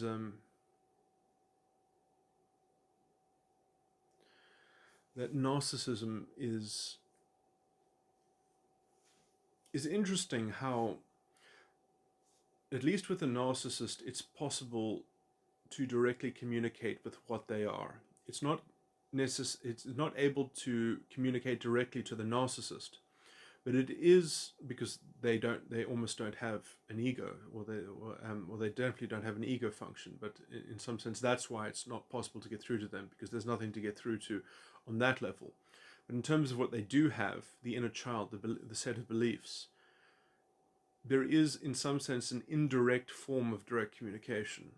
and that is essentially, I've described this before, but I just wanted to emphasize it, that you can pick up their furniture and move it around, and they can make it difficult in the sense that they might hide their furniture. But if they are open enough to sort of make their furniture vulnerable, and they're not sort of trying to hide it and cloak it and veil it and have many different rooms, but if they actually have somewhat of an ordered, an accessible set of beliefs in some sense, they've developed communication about those beliefs, you can move them around. And in some sense, that's how you can sort of communicate with the narcissist, not by directly communicating by ego function negotiation, but by moving around their furniture. They can, like the Ouija board, in some sense, they can get messages by you moving around the beliefs that are already there. And you can sort of show them new things by doing that. And so there is an indirect form of getting through to a narcissist. And they are quite accessible in that sense. Because if you get them to communicate about their beliefs, and then you manipulate their beliefs in front of them, if you manipulate their beliefs in front of them, and show them, how they run aground in certain contexts, show them how they're incompatible in some contexts, you can show them new things about these objects that make up their world in some sense.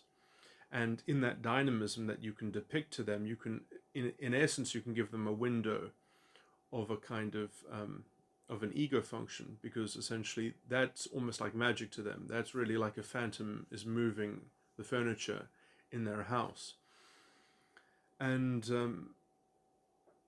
it can almost be like a religious experience to them, because essentially they can see that there are levels of consciousness, as it were. There's levels of psychology that are just are much beyond what they're used to working with.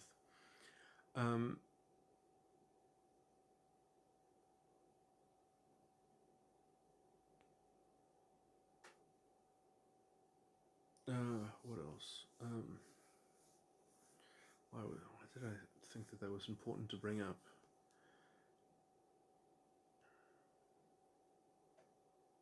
So I mean, narcissists can be very useful in an intellectual sort of sense, because they do have to pervade over huge banks of beliefs, and they do have to keep them quite ordered in order to have any kind of grip on anything in some sense.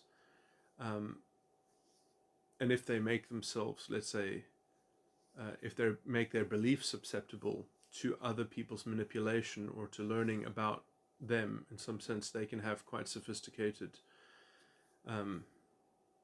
banks of very useful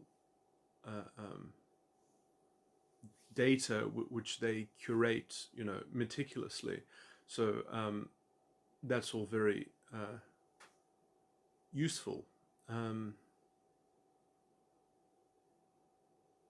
there's a certain clarity in getting, essentially the inner child working at such a high proficiency. And usually people's inner childs do not work at such a high proficiency because their focus is strewn between other sides of the mind, and the seat of consciousness generally doesn't lie in the inner child. It should lie in, or at least hopefully, sort of in a subconscious that's leaning towards the integration of the ego function.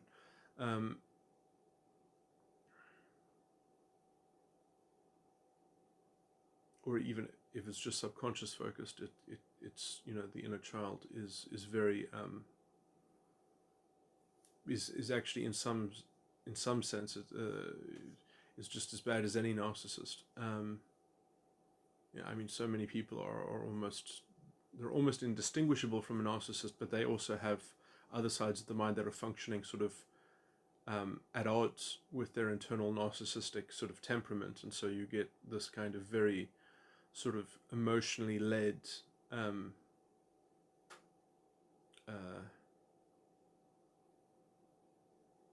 damn, I was looking for a word. An emotionally led sort of like confirmation bias, or like reality tunnel. You get essentially the narrowness or the broadness of the reality tunnel is essentially the curtailing influence of the maturity that the subconscious is capable of presenting with.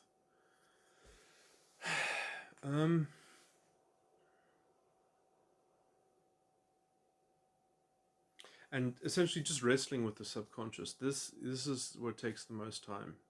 This is people still into their late 20s are still immature on that level. And some people are incredibly juvenile on this. They're juvenile on this into their 50s. It's the levels of development there are very broad, and probably worsened by substance, addictive substances, addictions in general. I mean, in some sense,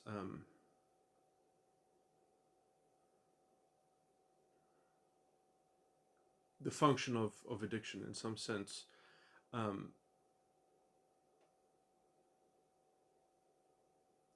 is to somewhat armor the self-image with a sense of normalcy. I mean, in some sense, ideology, in some sense, is an addiction in this way.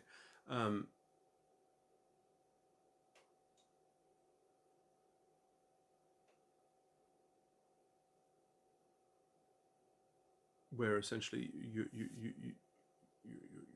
creating a belief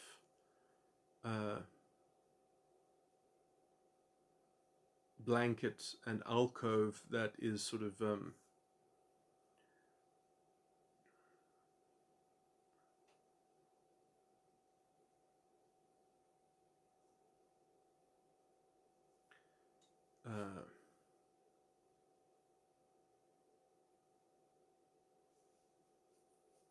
contracting the operable space in which the emotional body can sort of articulate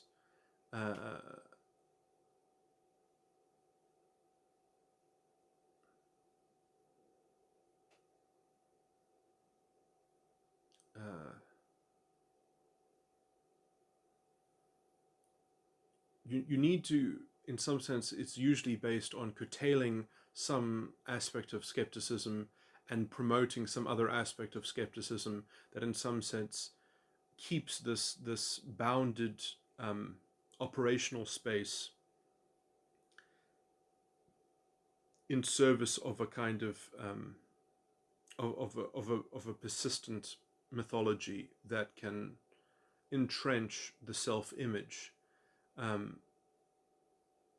into a kind of stable or stability. I'll just say that. And so, in some sense, addictions are all about the self-image.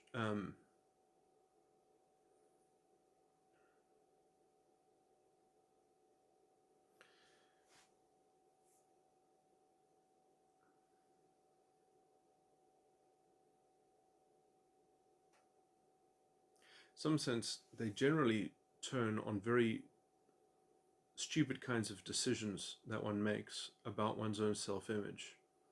And when I say that addictions are about one's self-image, let me just be very, very specific what I mean by that. In some sense, the addiction is the activity or the continued sort of operation within a kind of a cultural space, and I mean that in a psychological sense, like a psychological cultural space in which one is free to forget or excuse the decision that one has made about one's own self-image. And so in some sense, you get to get away scot-free with deciding something about the reality of your self-image. You get to essentially forge or fabricate an element of your self-image. And that can go unquestioned. And that unquestioning, in some sense, is the pursuit of the addiction, is the activity, is the immediate activity and subjective experience of the addiction, is the comfort of, or the permission of not having to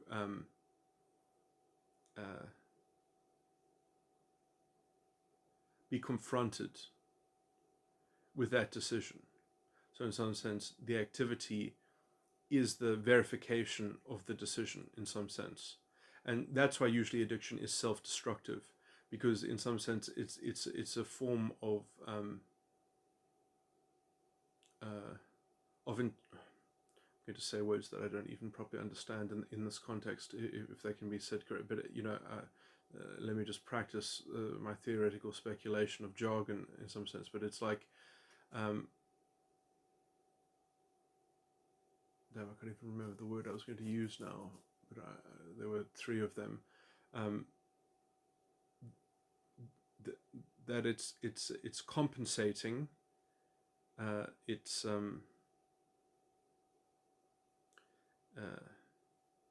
a compensatory sublimation.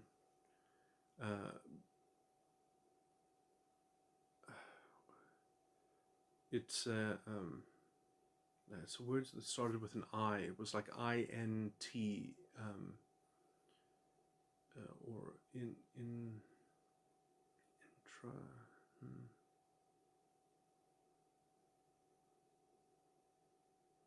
But a word that meant cost, some kind of cost.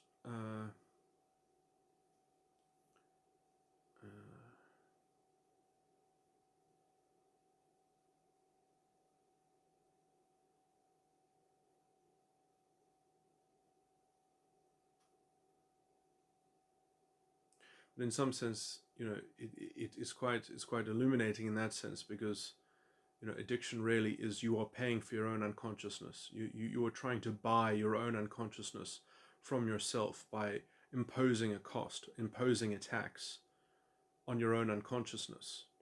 And as you pay that tax, you get to essentially forget. You allow yourself to forget, essentially, that you have been lying about your self-image. And in some sense, it's managing the nervousness, the sort of the unconscious nervousness of maintaining the self-image, which essentially is being compensated for by the self-destructive behavior. So it's almost like preemptively, I know I'm lying to myself, but I'm killing myself in some way, or I'm hurting myself in some way. Therefore, it's even.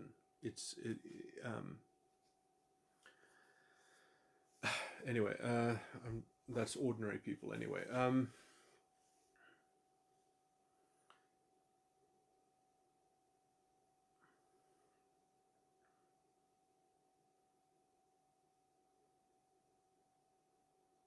I mean, another way of that is that in some sense they are sacrificing something, and they're sacrificing themselves. So they're keeping the lie alive by essentially doubling down. It's like they're gambling if they can get away with faking it until they make it, in some sense. And they are nervous that they're not making it, that they're still in fact faking it, and they've been faking it for quite a while. And essentially continually activating the addiction in some sense is to maintain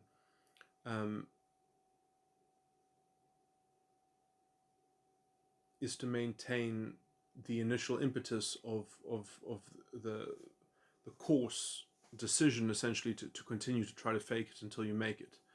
So in some sense, it's a continual reminder that one is in the pursuit of the self-image that one had tried to fabricate into one's contract. It's almost like an ongoing contract where you're trying to oblige yourself to believe in the self-image. So instead of actually being honest with the self, you're trying to unconsciously buy compliance through the addiction. So it's a form of sort of self-conditioning in some sense. It's a sort of self-imposed slavery as a kind of compensation for the ongoing dishonesty, which is allowed to be forgotten because of the ongoing activity. So the ongoing activity is accepted as payment in some sense, or as compensation for the ongoing self-dishonesty. Um,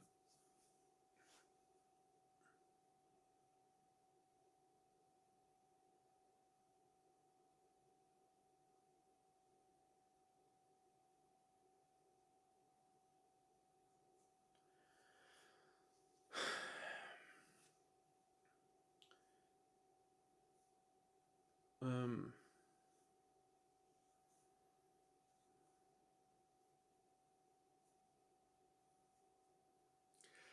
in some sense, that's all narcissists.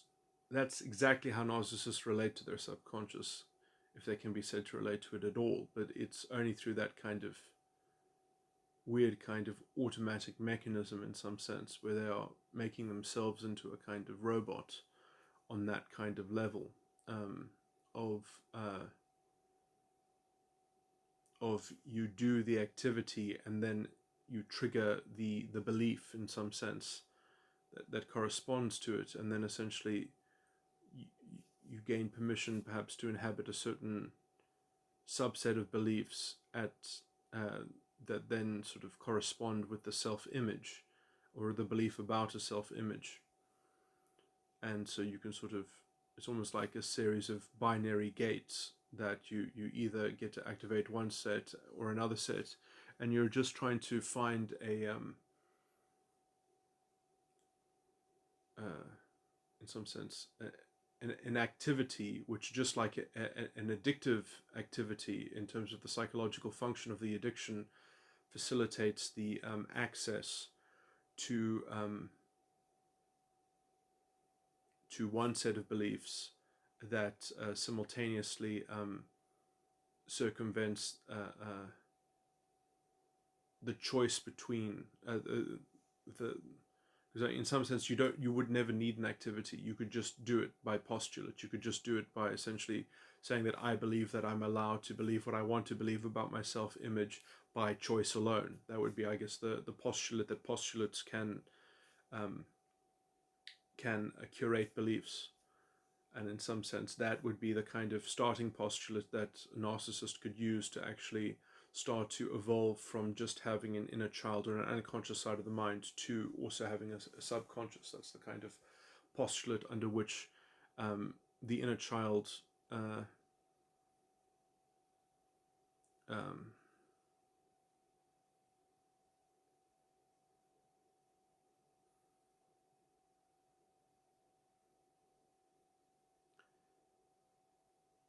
yeah, I mean, I haven't really described the epistemology of the four sides of the mind,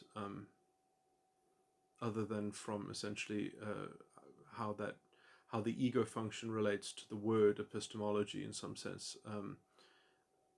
But in terms of like the structural epistemology of the four sides of the mind, um,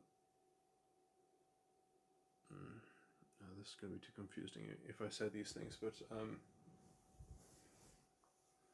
I mean, in some sense, the inner child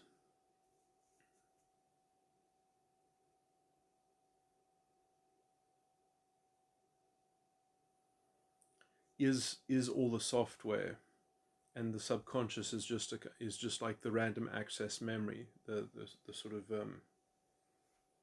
a sandbox imagination of things in play, and the idea of putting those things in play is because you're making those beliefs vulnerable to revision. You're electing a set of beliefs that can impinge on one another, and you're sort of trying to project a common hologram that they can all inhabit simultaneously, and you can sort of play through them. And in some sense, that is the feeling body, because we can only have feelings in some sense if we make them susceptible to being impinged upon by other feelings. And so in some sense the feeling matrix of the subconscious is how one models the beliefs that one has, that one is making susceptible to revision, and change or alteration, or also collaboration and sort of and sharing them in some broader sense. So there's actually like there's a belief in there's a set of beliefs in the unconscious side of the mind that is essentially facilitating the escape from solipsism, the escape from autism, the door to a shared emotional interface with the entire bank and one of the most important developments of having a proper subconscious side of the mind, and in some sense one already has a proto-ego function before the seat of consciousness ever moves out of the inner child. But many people are, the reason why they're immature is because their seat of consciousness in some sense never moved from the inner child. And in fact, this happens quite late in the game, what I'm saying. So this has to be taken, you have to meditate what I'm about to say on quite heavily. But in some sense, one of the things that holds a lot of people back in the development of their maturity, of their ego, is that the seat of consciousness has never left the inner child. And the inner child does not want to let the reins go to the subconscious, and it has to give it to the subconscious for the subconscious to give it to the ego function. So a lot of people, they have an ego function which just doesn't have the power, it doesn't have the horsepower to do anything. And so it is forced to just live in some kind of shallow, in some sense it's like the architect in the Matrix never lets the revolutionaries ever take over the Matrix, or ever or ever revolutionize the system. I'm not going to replay the movie, but it's quite a juicy theme in it. That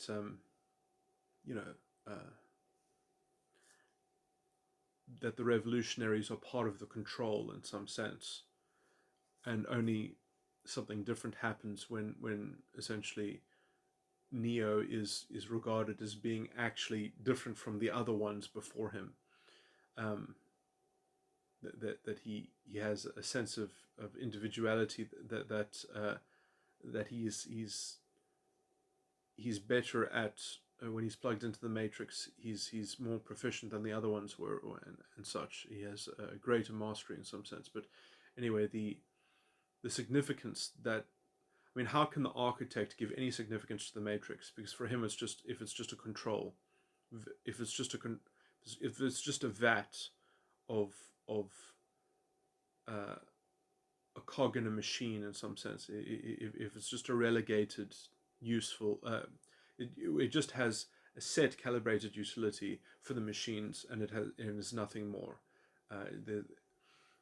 Or does the Matrix represent something that can actually offer insight and creation, and and you see this in the movie, that they meet one of the machine people on the train, and he's basically saying, we're not all like Agent Smith, we actually use this place for more. There's more that can be gleaned from this place. This place has real depth that is important to the machine world, and that's a very small fraction of the movie, but anyway, it shows this overarching structure that I'm depicting. So anyway, the point is that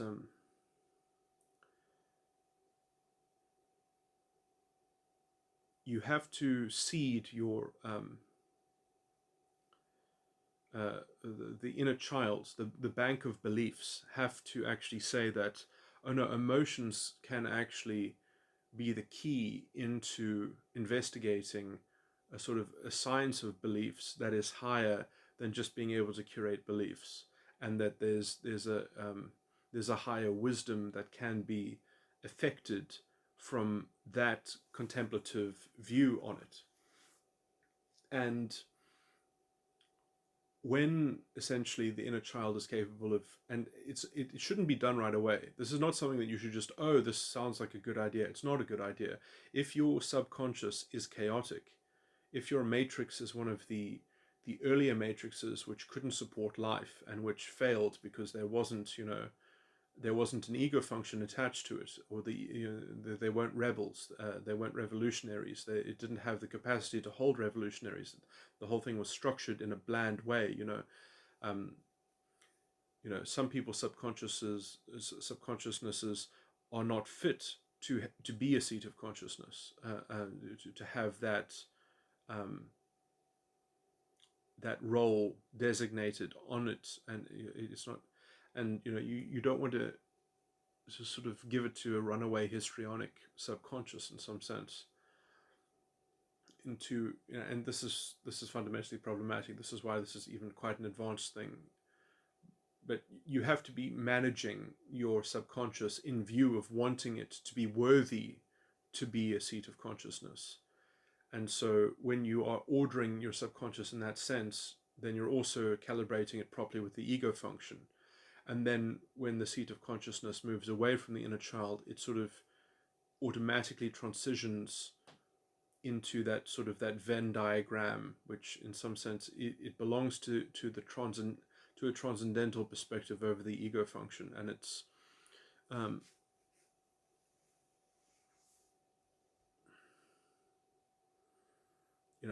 I did go into a lot of this because it is so detailed and hard to get over, but it has so many different facets that are all very complicated and paradoxical. But it's like the subconscious has, as I said, like the two toxic spectrum poles of the spectrum are like the everyman Smith and the anybody Smith. And in some sense, it's not about fighting the everyman and the anybody. It's about tracking. It's about seeing, well, how much of this culture, how much of this temperament, how much of this way of judging things is like an everyman, and how much of this way of judging is like an anybody Smith, because everything is like those two varieties. And in some sense, that's the things that you track. You don't track like, you try to see to what degree it has that in it. The structures that you're tracking are in some sense the negative ones, and you're just seeing how much it has, and in some sense it's up to the cloud to contextualize if that's appropriate or inappropriate, or if you can make it morally neutral in some sense. And so it's a juggling act that the subconscious is not there to judge if it's good or bad. It's just there to judge what it is in terms of how much of an everyman Smith or an anybody Smith something is, or how much it doesn't, or how much it's sort of neutral, and it doesn't need to be policed in terms of the subconscious. It goes somewhat under the radar, or it's not problematic in terms of the subconscious perspective. And then essentially it's up to the ego function to see the action in inaction, and the inaction in action, and see all the kind of the paradoxes in terms of the applicability of these things.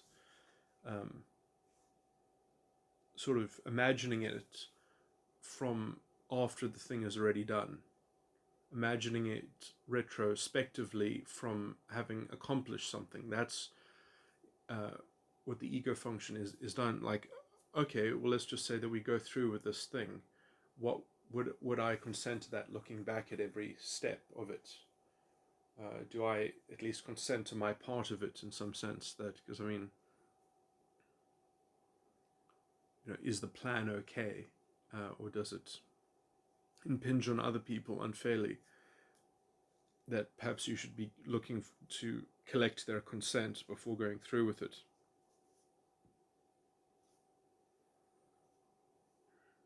You know, does it involve other people? How does it fit into the general community in some sense? How does it fit within the structures?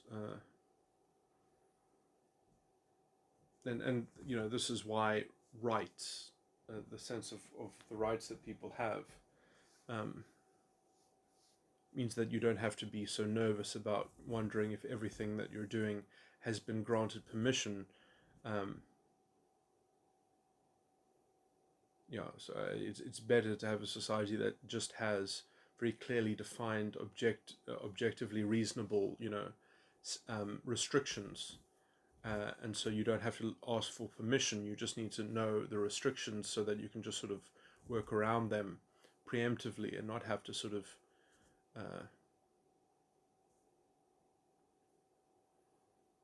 have to involve these large committee, type sort of bodies in everything that you want to do.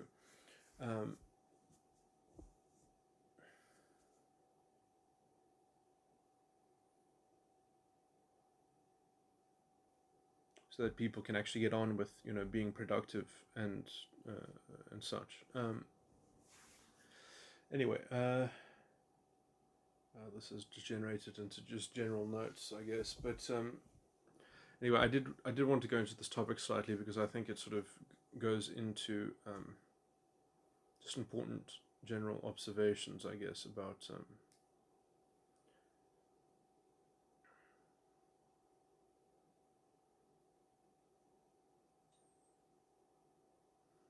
the maturity stuff is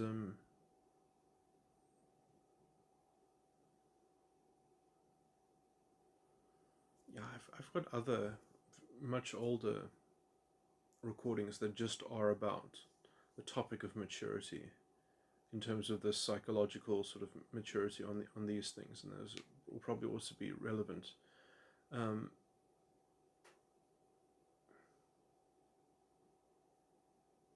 actually covered all of this before, perhaps not to the same detail, but probably in a more cogent way, perhaps.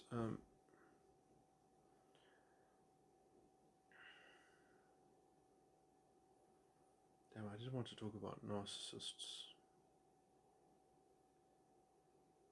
and borderlines more.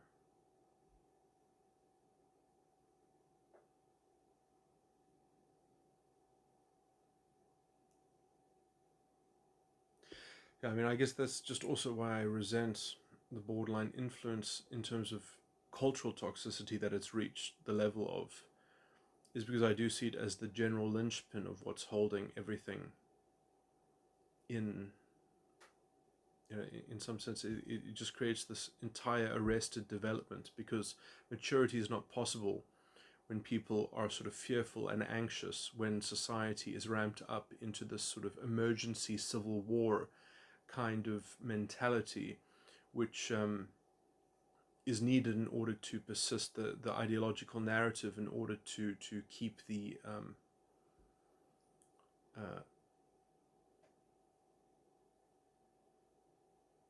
I mean, in some senses, it's like borderline conditioning on a cultural, societal level.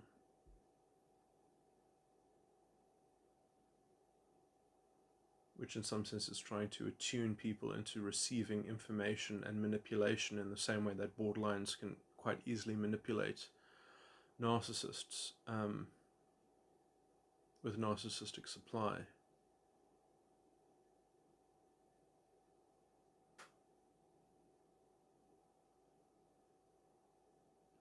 And that's almost exactly what is happening with identity politics.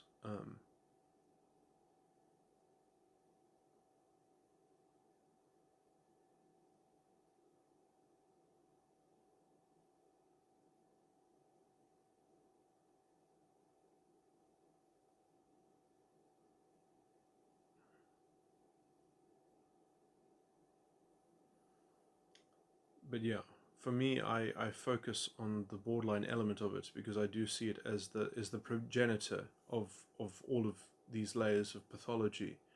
That the narcissism is a secondary effect of the core vulnerable narcissistic ideological script that is being promulgated and promoted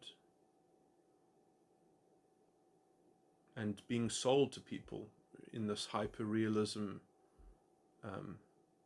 secondary economy of manufacturing the credibility of this, and with its cherry-picked, sort of reality-tunneled hyper-focus of sort of taking reality out of context in order to prove the ideological script.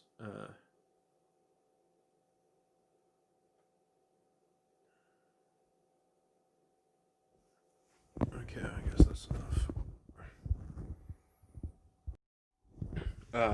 This recording is going to have a mismatch of few things that aren't strictly related, but are in the same sort of area of interest, perhaps. So I just wanted to sort of zoom in on a few aspects and then talk about my own experience of my own false ego and the realization that I came to recently about sort of, because I mean, on a technical level, I've got a very good reading of what my false ego is, but the actual subjective experience of it is actually perhaps what needs to be upgraded in order for me to be able to sort of properly be able to sort of self-actualize on the inside. So I'm going to sort of explore some of at least my personal journey in that, but also, I mean, I haven't been using my own tools that are available to me because I've been so focused on just generally understanding the theory and focusing on making sure that I understand how this works in a broader general sense for all types. So, I probably, in a personal capacity, could have been more further along than I am, simply because I've got wider objectives. Anyway, so in the movie Inside Out, the children's movie that sort of psychologists were actually made a few waves after that movie came out, saying how insightful it was, and in fact how it even seemed to reveal psychological truths which the field at large is quite ignorant of, or at least not as attentive to as it should be, and it even gave I mean, the general quality of psychology as a field of study or something like that is quite pathetic. I mean, the average practitioner, the average psychologist, sadly, they are just guided by this fudge banks of sort of just constant waves of essentially little reminders, because the whole field is in such sort of utter disarray in some sense, and wherever the latest sort of fashion is, or we'll sort of focus on some little aspect, and it almost it's almost sickening to watch the kind of the dog chasing its own tail in some sense, and the kind of mediocrity that happens in this kind of tautological, self-referential, almost self, I mean, there's no substitute for doing the kind of work that I'm doing, which is, the interest of which probably only pertains to a very select, tiny portion of the entire psychological field in some sense. They're quite happy to sort of hope that there's going to be some kind of materialist reduction of neuroscience that essentially, after they've licked the boots of the empirical research gatherers, that they'll be told essentially how to manage the neurochemicals, and that'll be the solution, or something like that.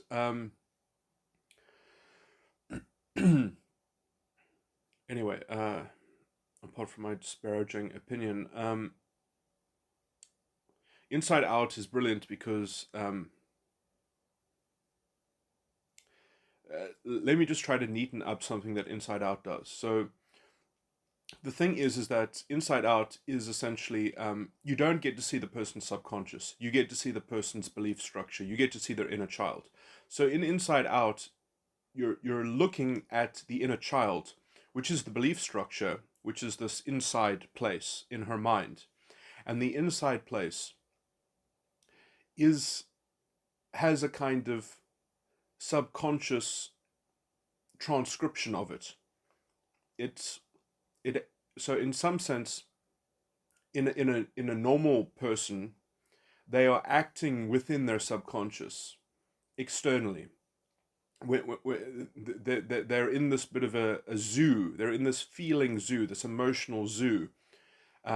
Life has this dreamlike quality to it, or at least this surreal quality to it, in terms of what things appertain, and how they are how they impress upon each other in some sense. Things are animated to that degree in order to essentially be functionally impinging on the belief structure while also engaging in the environment, and the social mask, and the social environment. So essentially, when you infuse your structure of your belief structure into your environment, um, so that your affectation, um, in relation to your environment, um, creates a secondary source of um,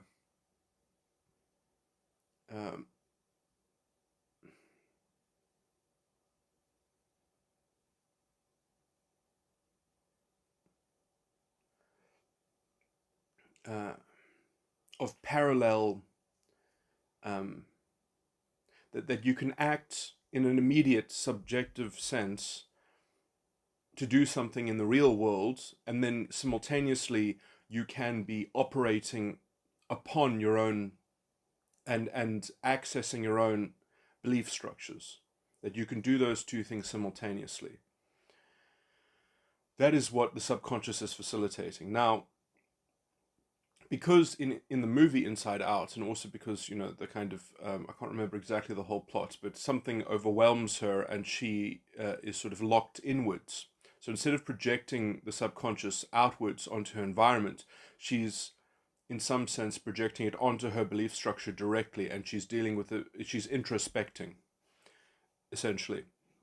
And so she's introspecting into her unconscious side of the mind, into her belief structure, which is then obviously not unconscious because she's dealing with it um, within her own conscious visualization, in some sense, her own. So her subconscious is inverted in that sense, or introspected. Now, uh, this is also a valid device of storytelling within the context of the medium of film, because in some sense the audience sees what's happening to her. The audience is a third person point of view, and the camera is showing you many things that the girl that is the center of the story is going. The story of her life is being portrayed to the audience above and beyond exactly what the girl can actually see. Perhaps what the girl could, if she had a functioning subconscious, could, um, well, even her character perhaps does this to some degree, can rationalize, it can fathom, can have anticipated that something of the sort that informs the general story is going on. But anyway, because the audience sees the story of her life and is creating their own emotional relatedness to the narrative, to that broader narrative, um, you know, we don't see, when we watch films like this, we're not looking from the eyes of the protagonist. Um, I mean, it does that maybe for a couple of seconds, if anything, just to sort of I don't know, I guess then it is getting meta on some level because it's trying to impart something about the subjective position of the individual protagonist in some sense, in terms of because in some sense if you're looking through, if you're literally looking at the camera angle through their eyes, in some sense the thing that you're actually are drawn to see to believing or to emulating within your audience uh, uh, uh, engagement with that medium is that you are entranced or you are being directed through that depiction essentially to um, directly empathize, directly emulate the feelings in the subconscious of the protagonist, and um, obviously in Inside Out, the subconscious is there, but it's more the unconscious side of the mind, and the subconscious, um, which the audience has their own subconscious, and the Inside Out protagonist has an inverted subconscious in that in the narrative, in the story being told, and so I'm just trying to explain how it's appropriate that you never get a sense of the person's actual subconscious experience other than just witnessing their affectation in their character in some sense, their emotional affectation, their emotional responsiveness that insinuates what they're modeling onto their immediate environment or conceptual objects and subject matter and such.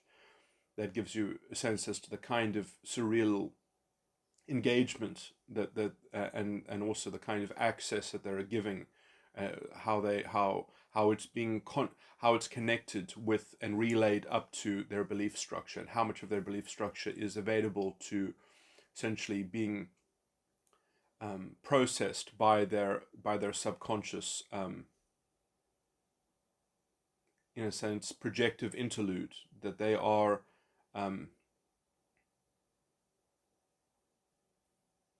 So in some sense, the subjective is the hologram of the belief structure.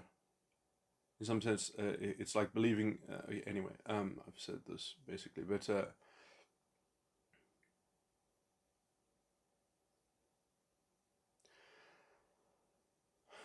so when the when in the movie she has retracted her subconscious from her environment. She has detached her subconscious from her environment, and she's instead inflected it onto the inner child directly, onto the belief structures directly, and that's obviously delusional. Um,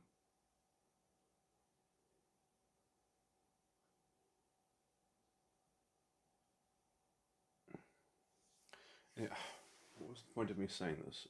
I just wanted to bring this up to illustrate. There was another layer here that was important to emphasize.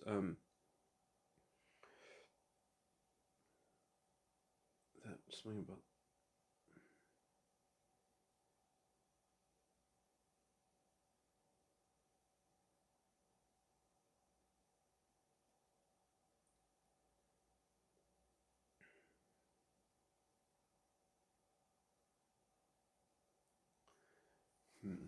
that when the subconscious uh,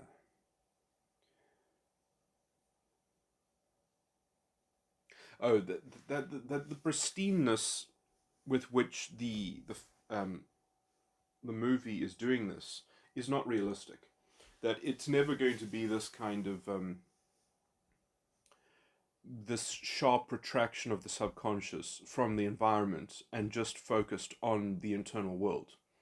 Um, that doesn't happen in some sense. Everyone to some degree has a kind of introspective window where they do some version of this, and there's always a mix. But essentially, because the audience of the film already sees um, the context of the subconscious in totality, because as the privilege of the audience is that, in this medium at least, that they are told the full context in some sense. And they get to see through walls, and they get to see what the parents are saying in the other room, or whatever it is. They get to see the overarching context, which the protagonists themselves don't have purview to. And so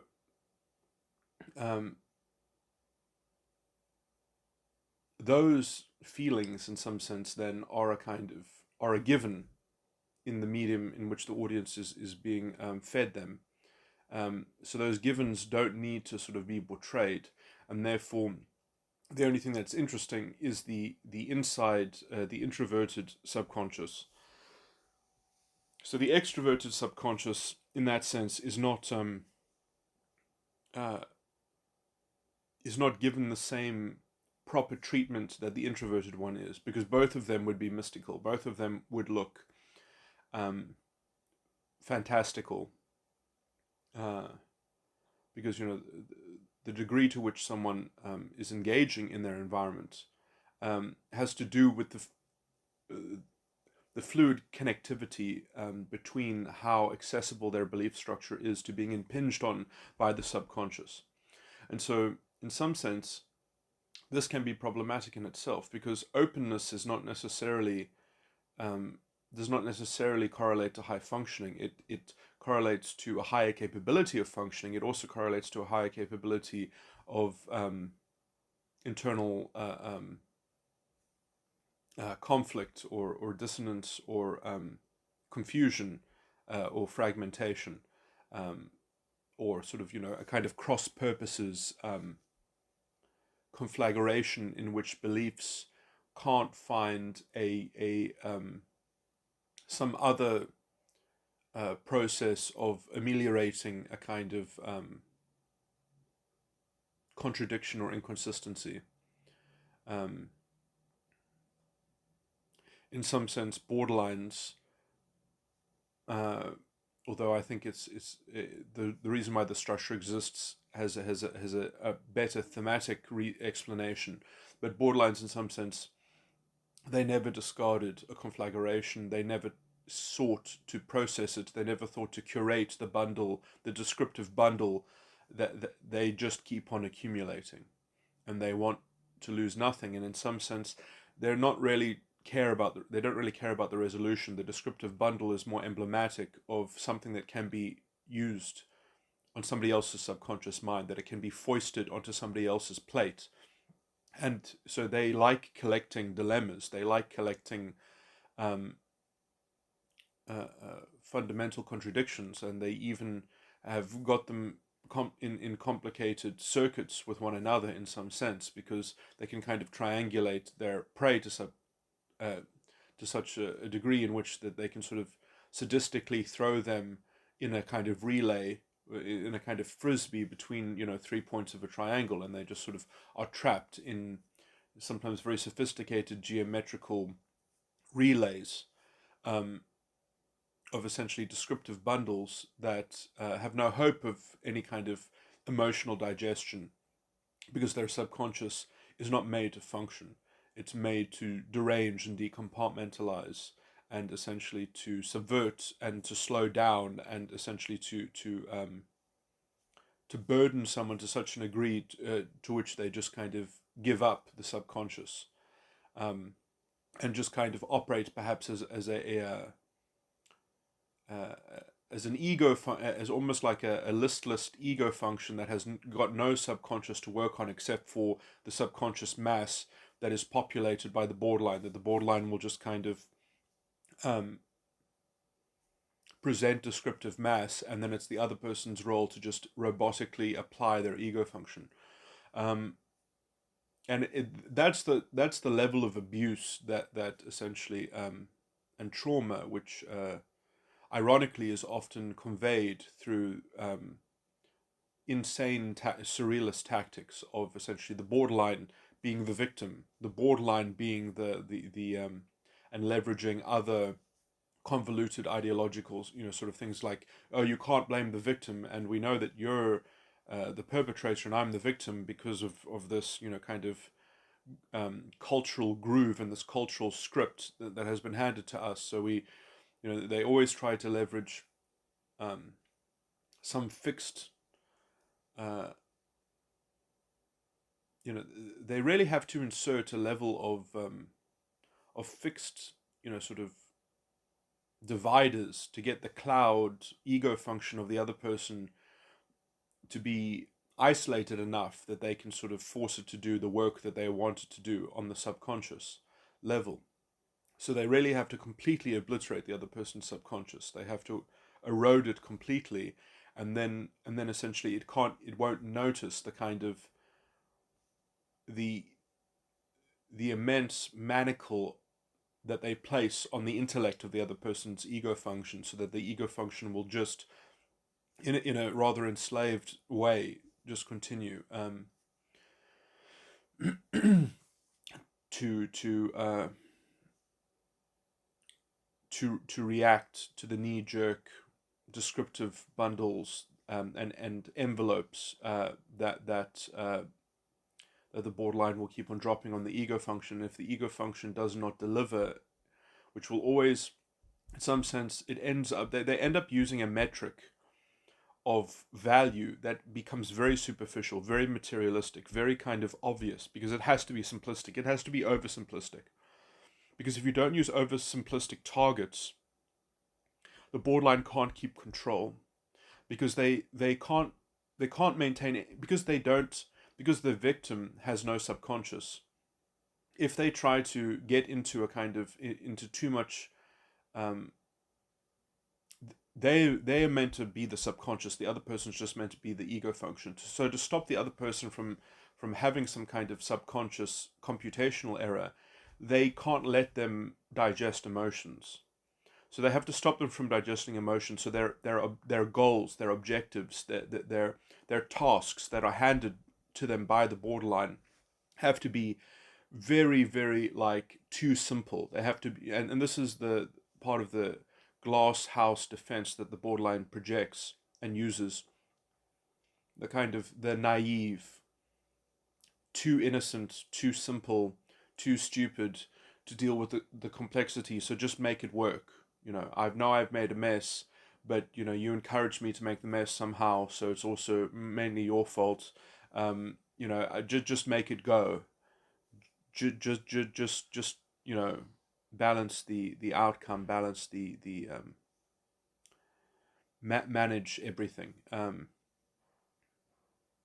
or I'll have a tantrum, and essentially they are the only subconscious that they can relate to in some sense, and so it's a gradient scale of crowding out the other subconscious contribution, which in some sense might also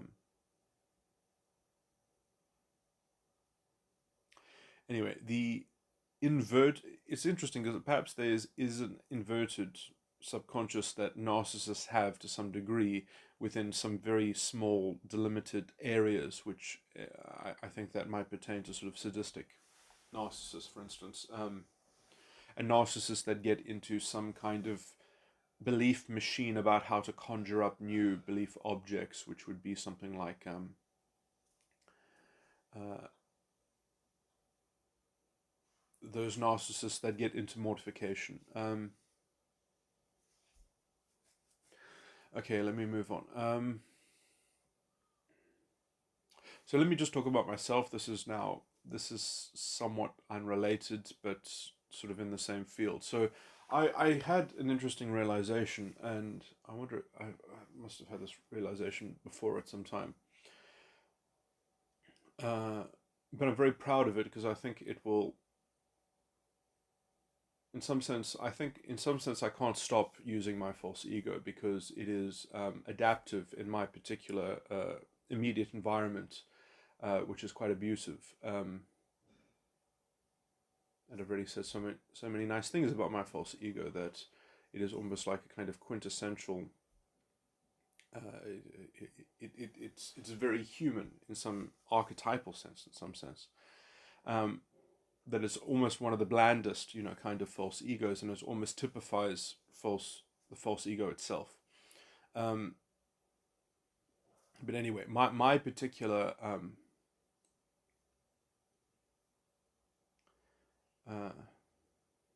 experience.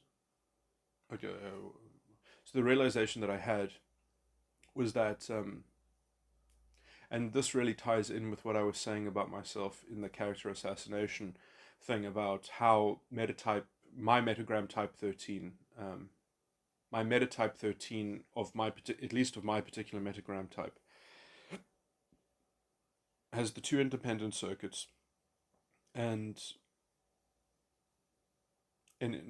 not about the two independent circuits, but in general, and this might generalize slightly to other metatype 13s, is that they create they try to create their own game, their own economy in some sense, which they try to be like the game master to some degree, or they try to create a commodity that people will use, a kind of token that people will use, and so essentially they want other people to sort of invest into how the metatype 13 sees things.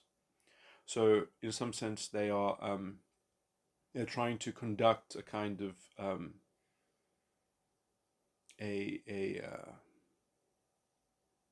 they're trying to be a pillar of their own culture in some sense. And then I described how at least the particular circuit within my type has this very keen interest in sort of trying to game their own system, and in some sense try to make the new rules in line with some kind of scheme perhaps, or they're trying to cheat their own system to some degree, or they want some kind of cheat code, or they expect some kind of structural sympathy because they are the ones burdening the production of it. And so there's that kind of it's almost like this kind of internal nepotism,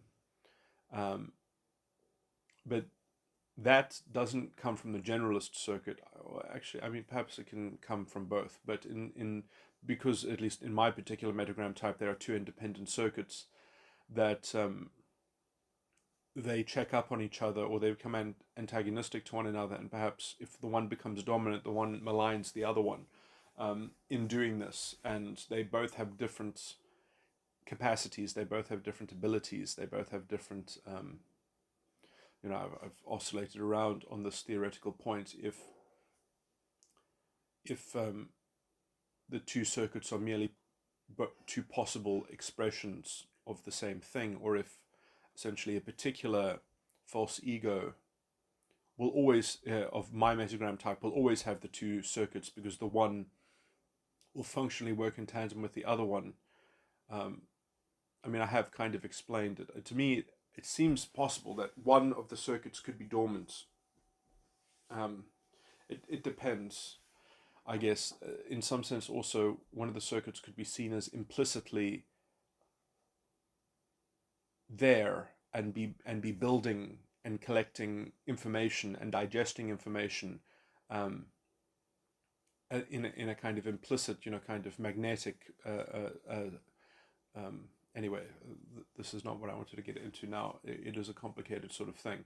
I think I did kind of end off on the idea that essentially that the one does always imply the other, and therefore you can't sort of get away from them, and that they do occur simultaneously. I can't remember exactly how I reasoned all of those aspects, but anyway, my realization was, and this is quite helpful because this is almost like the immediate activity that is me using the false ego, is that when I talk to people, when I relate to issues, to matters, when I engage with anything, perhaps especially people, because people have to do with the topic of the seed of my false ego, or the seed of the false prophet contract, which is that everyone should care for me, or everyone should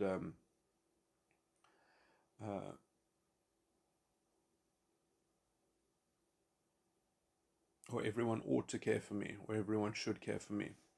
So if that is the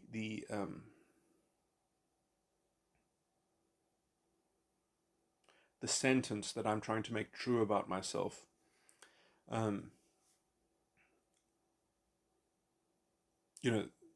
there's a particular way of doing that, and there's a general way of doing that. There's a way in which you can force other people to say that, yes, you should care for me, but I don't, but you should.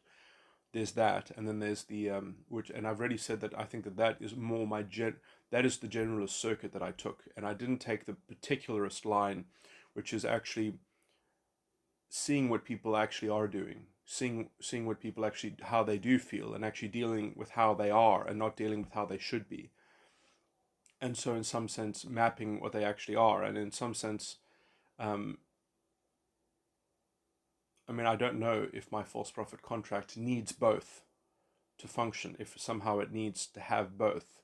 And in some sense, it's quite strange, because I've already said that I believe that the Metagram 13 might itself be a way to balance out, might be a portal to exit karma, because if you balanced out something like this, it would I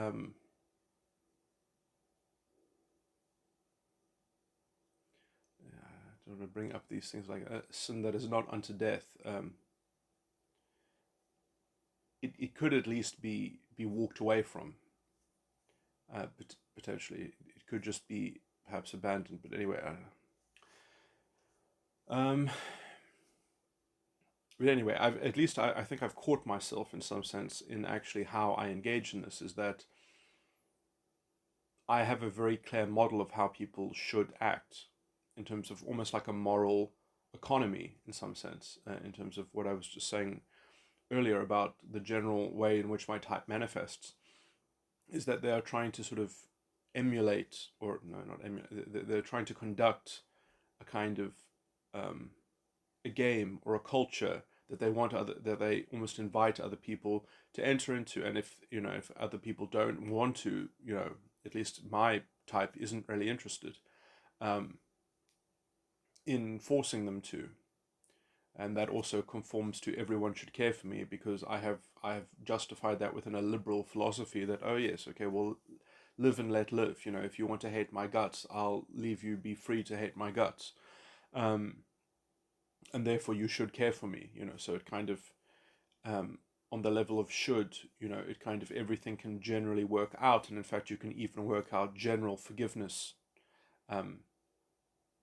rules to ameliorate, to sort of minimize antagonism. So this is the problem with the formulation "everyone should care for me," is that in some sense, it can be justified. It can be essentially an equilibrium. Oh yeah, that's it. That it's an equilibrium economy, and so it's capable of self-limiting itself. It's capable of transcending its own particularized reading of it and evaluation of it. And so, because it's capable of understanding itself in some sense. And so it is, let's say, an engine for real intelligence, not just false ego intelligence. It does actually have a relationship to real intelligence. This is problematic, because it makes it harder to leave. Other false egos, I imagine, are going to be much easier to overcome, because there's nothing redeeming about them, essentially. So they can just be abandoned. This is weird, because you have to sort of abandon it, but you can't fully abandon it, because you can't just turn your back on it, because the baby is in this bath water. So it makes it much more complicated. And then I've sort of theorized that you have to sort of balance the two circuits to actually reach the equilibrium, that you actually have to perfect the sin and make it not a sin unto death, perhaps. But anyway,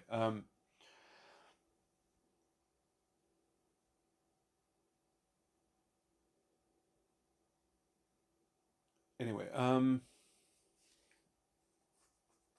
what is my point? Anyway, so my realization is that,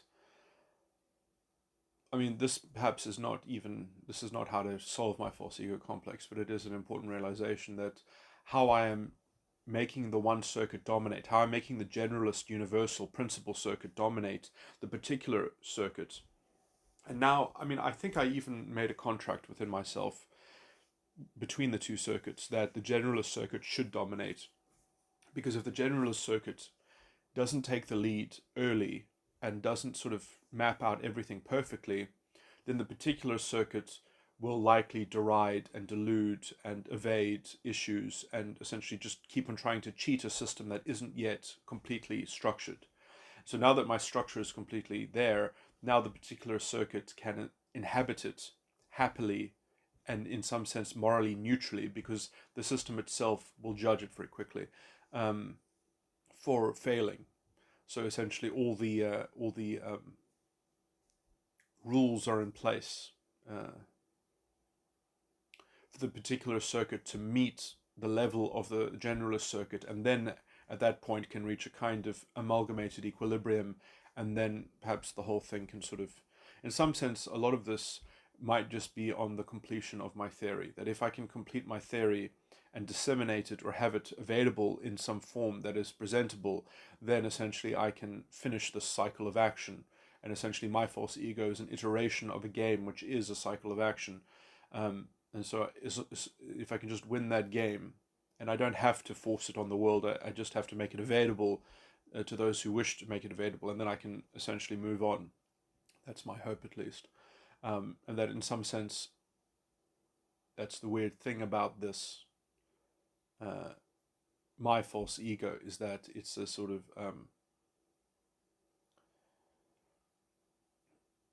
it's actually it was never about pure consciousness. It was about doing something. It was a commitment essentially to do something in the world. Um, so it was like a quest or something like that. And now I have been sequestered until it's done.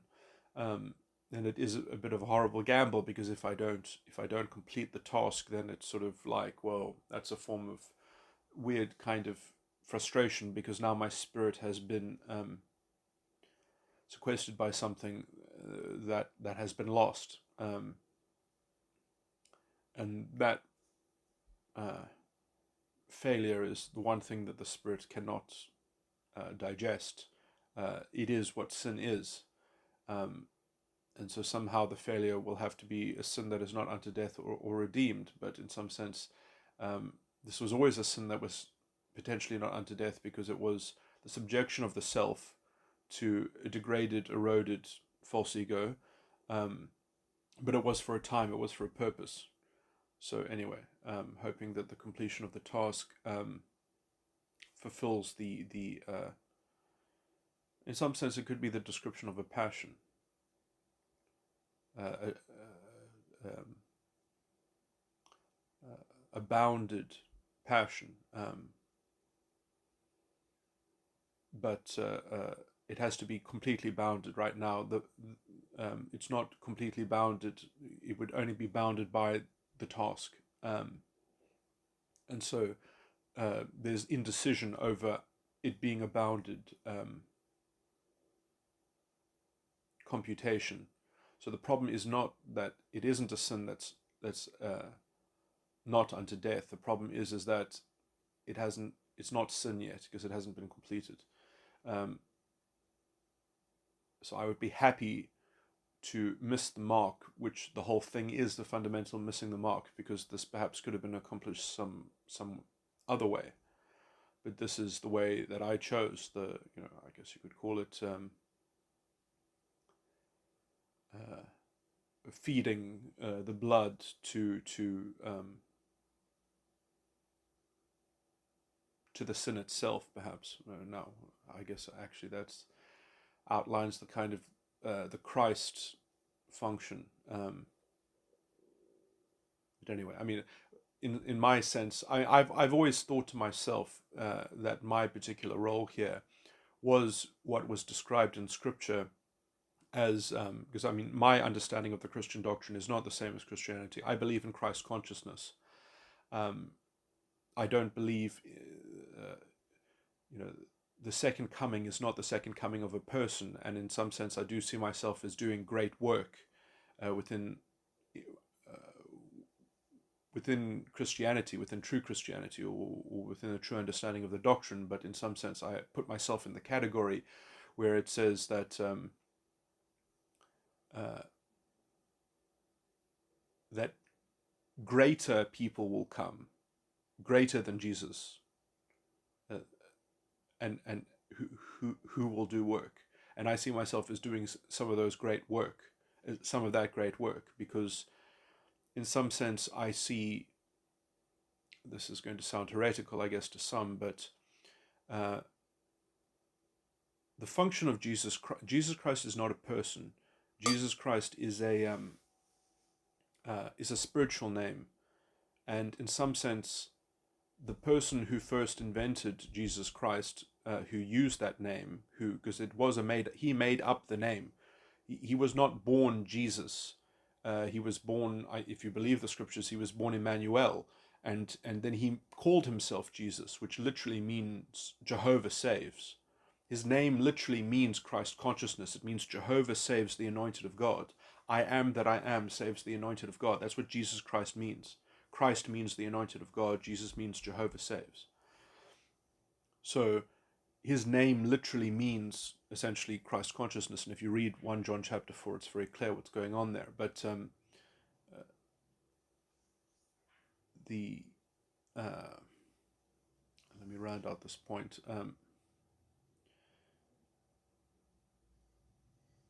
That he does lay out essentially the structure, the metaphysical structure of how essentially you access God, which is essentially there's only one way to access God, which is through the Spirit of his Son, the only begotten Son.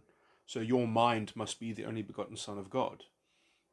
And your mind, your understanding is is um, eternal life. And this is spelt out very clearly in 1 John chapter 5, if you read the King James.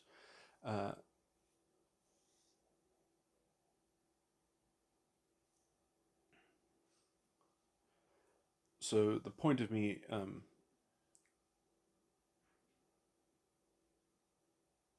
so I mean the general structure of all these things, and these are all psychological things, but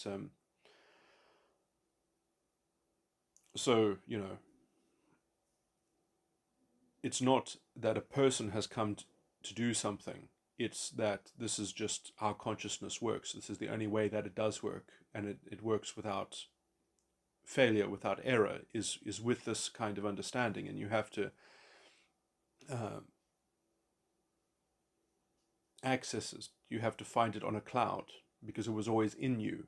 And so, when you find it on a cloud, it's not the Son of Man is not a person that appears to you. It's a realization.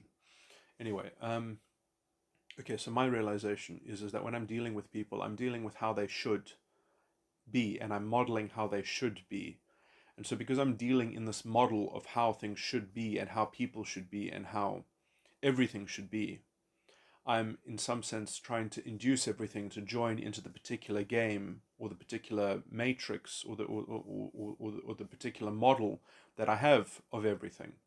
And so I'm sort of forcing people to buy into my model.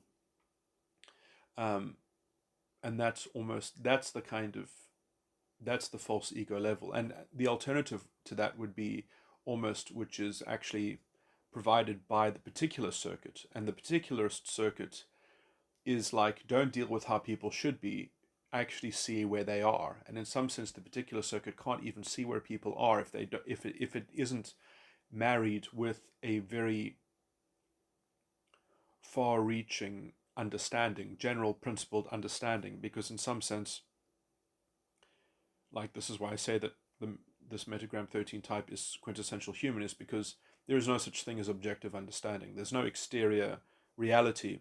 The only reality that you have is the reality that you manufacture between your beliefs and essentially exploring those beliefs. And so if those beliefs are fundamentally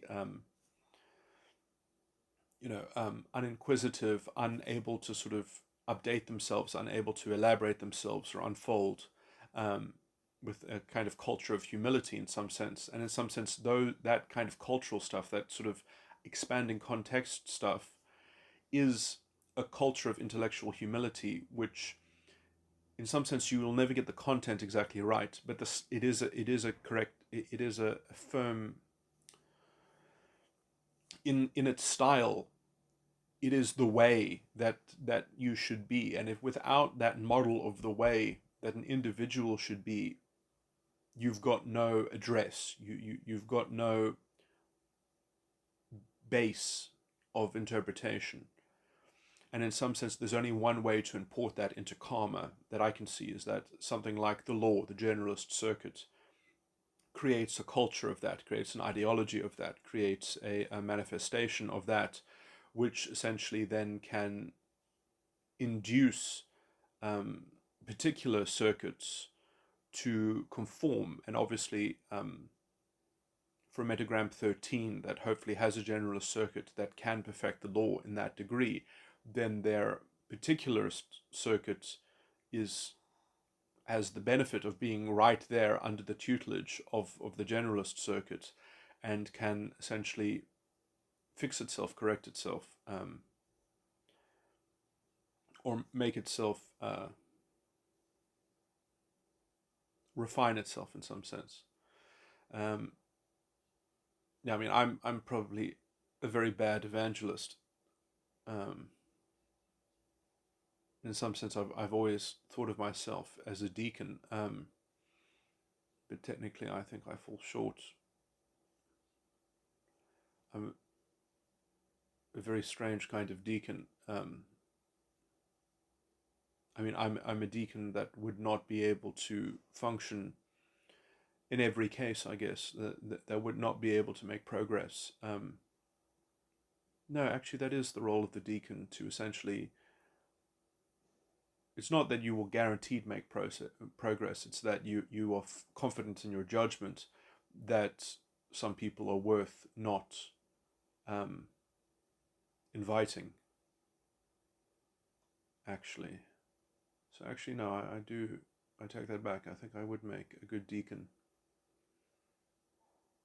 Yeah, but in some sense, this is, I mean, I'm thinking on the level at which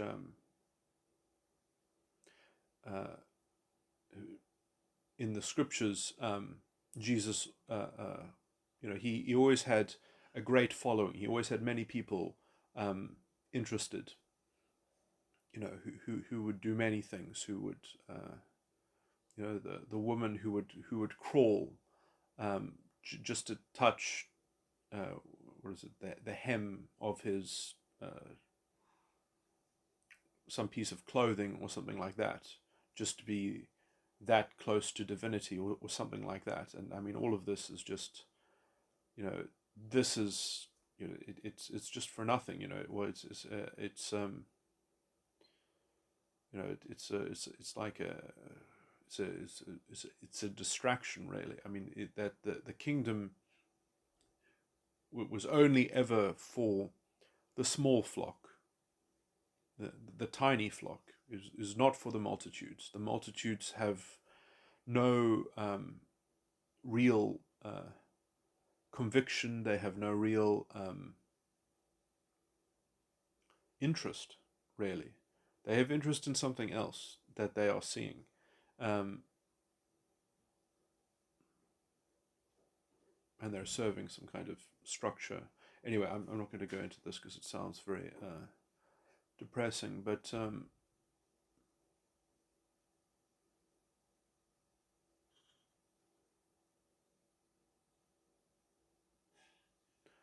the law is interesting. I mean, you can never make general claims about where the correct avenues are, where the correct pathways are, because it's the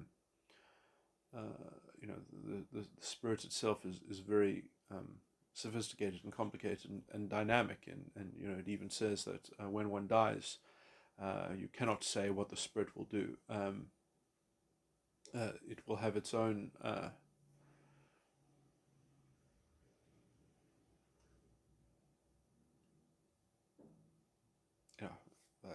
that's a wider issue. I'm not going to get into that, but anyway,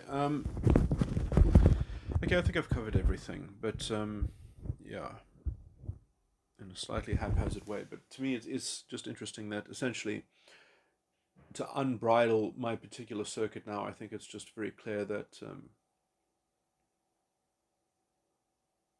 I can stop retracting, I can start to retract that general expectation and anticipation that I have, which in some sense was the mark of the domination of my generalist circuit, and was also protecting me from self-deluding, because the particular circuit in some sense is quite political, is getting into almost the politics of people's actual propensities, and even looking into that, I've always found it painful, because the level of maturity is usually so low. But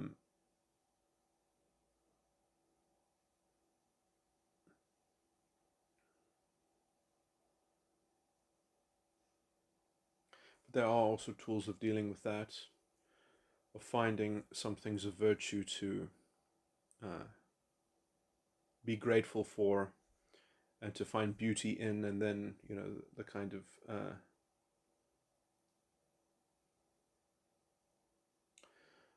this just sounds so sappy to me. I guess my generalist defenses are going to be hard to diminish or recede, because I've obviously had to maintain this level of sticking to the generalist dominance in some sense, which has also been quite isolating. But anyway, okay, that's about it. I didn't finish the one point that I was making on the sort of on the Christian doctrinal point, so I'm just going to round that out a bit quickly. Apart from the grandiose claims that I was making about how I believe that essentially, my kind of work is the kind of great work which is referred to as that many more that others will do greater works than essentially the person. But essentially, the point that I'm trying to make essentially is that and this is complicated because it's to the core of what the doctrine is actually referring to, is that Jesus Christ is not a person. It's a spiritual name. It's the name of the enlightened mind, as it were. It is the condition of the mind. It is how what is referred to in Corinthians when it says we have the mind of Christ, and also what is referred to in Ephesians chapter 4 when it says, not knocked about by the winds of doctrine, up to the full stature of the Christ. That is the point of the church, is to develop the full stature of the Christ himself. And also, in Jesus Christ's message, this is very clear that there is no vicarious redemption. You aren't redeemed by somebody else's actions. Jesus Christ said himself, pick up your cross and follow me. And it also says in, I think it's Corinthians, we die daily. The crucifixion is not a vicarious thing that happened in history. It is a model of salvation, and there is only one way, and that is the only begotten Son. And it's not a vicarious relationship that you have with the only begotten Son. The only begotten Son is the understanding, and this is also spelt out clear as day if you just read 1 John, 1 John. The John with the 1 in front of it. 1 John chapter 4 in the King James, chapter 4 and chapter 5. It's very clear. It even, in essence, it secularizes God himself. It says, and this is the true God and eternal life. um, and it's describing the condition of the mind. It's describing the understanding.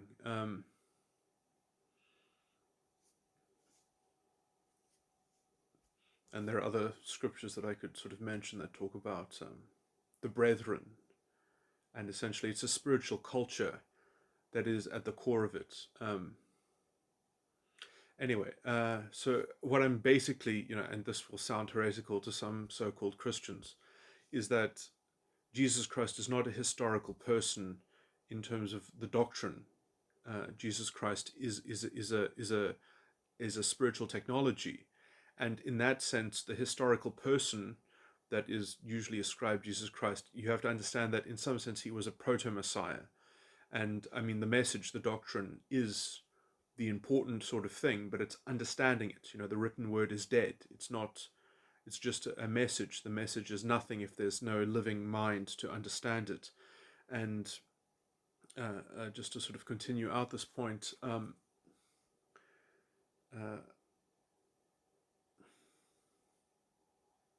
oh yeah, I mean, it's said all over the place in Scripture that the kingdom of God is at hand. And this message was around 2,000 years ago. The kingdom of God is at hand. I mean, what does it mean for something to be at hand? It means that it's within your grasp. It's always been within the grasp. Um, you know, and so the inclination to turn this into a worldly narrative and an exterior objective condition about the world has really just been the innate tendency within humanity, within the individual psyche, to bend the message in the true religion to conform to the false ego, and so that's all it really is. So anyway, that's my general take on all of that. Um, so yeah, so basically, in some sense, the idea, yeah, I don't want to feed too much into this because this will even just seem more grandiose on my part. But essentially, there is perhaps something to the idea that the historical Jesus Christ figure, although he developed the answer, he developed the technology in some sense, perhaps the claim could be made that he was not the Messiah. Um, but the Messiah and the Savior are not necessarily, if as long as you can understand that the Savior is not necessarily a person. Um, that the Redeemer is not a vicarious function. That the only way is to pick up your cross and follow the right way, the only way, and to understand, the life is in His Son. The um, 1 John chapter 5. It really is spelled out there in almost completely secular terms. I mean, it's just it is a philosophy that is about spirituality that has to be pieced together in some sense. I mean, and the thing is that the philosophical aspect of it is complicated. It's not easy to digest, which is why you have to have it portrayed as a mystery, because otherwise there's no way to retain and to understand it, because it's just too large a topic. And so without having things like the crucifixion, it's very hard to actually work out what's going on in spiritual life. It's very hard to sort of, because that is a really good condensed version of everything that's going on, and it allows you to talk about topics. It allows you to talk about the Son of God dying for the sins of the world. That there's at least there's an outline with which to root everything through and ground everything with, in some sense. And so you can focus on spiritual topics, spiritual subject matters, and you can say, okay, no, that pertains to the crucifixion, and that pertains to the Trinity, and you can talk about all these things in separate containers, because it would be very hard to just so there is a lot of utility to having the doctrine summarized as a set of a few mysteries, as a set of a few iconic aspects. It's a good way to sort of anyway, and these are the kinds of mysteries that do have to be finished. That's what it says in Revelations, and the mystery of God shall be finished.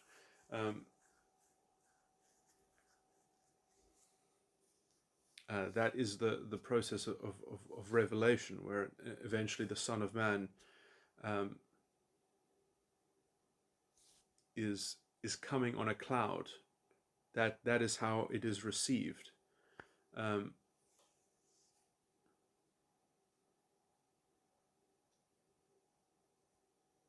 the clouds bring the rain, bring the water.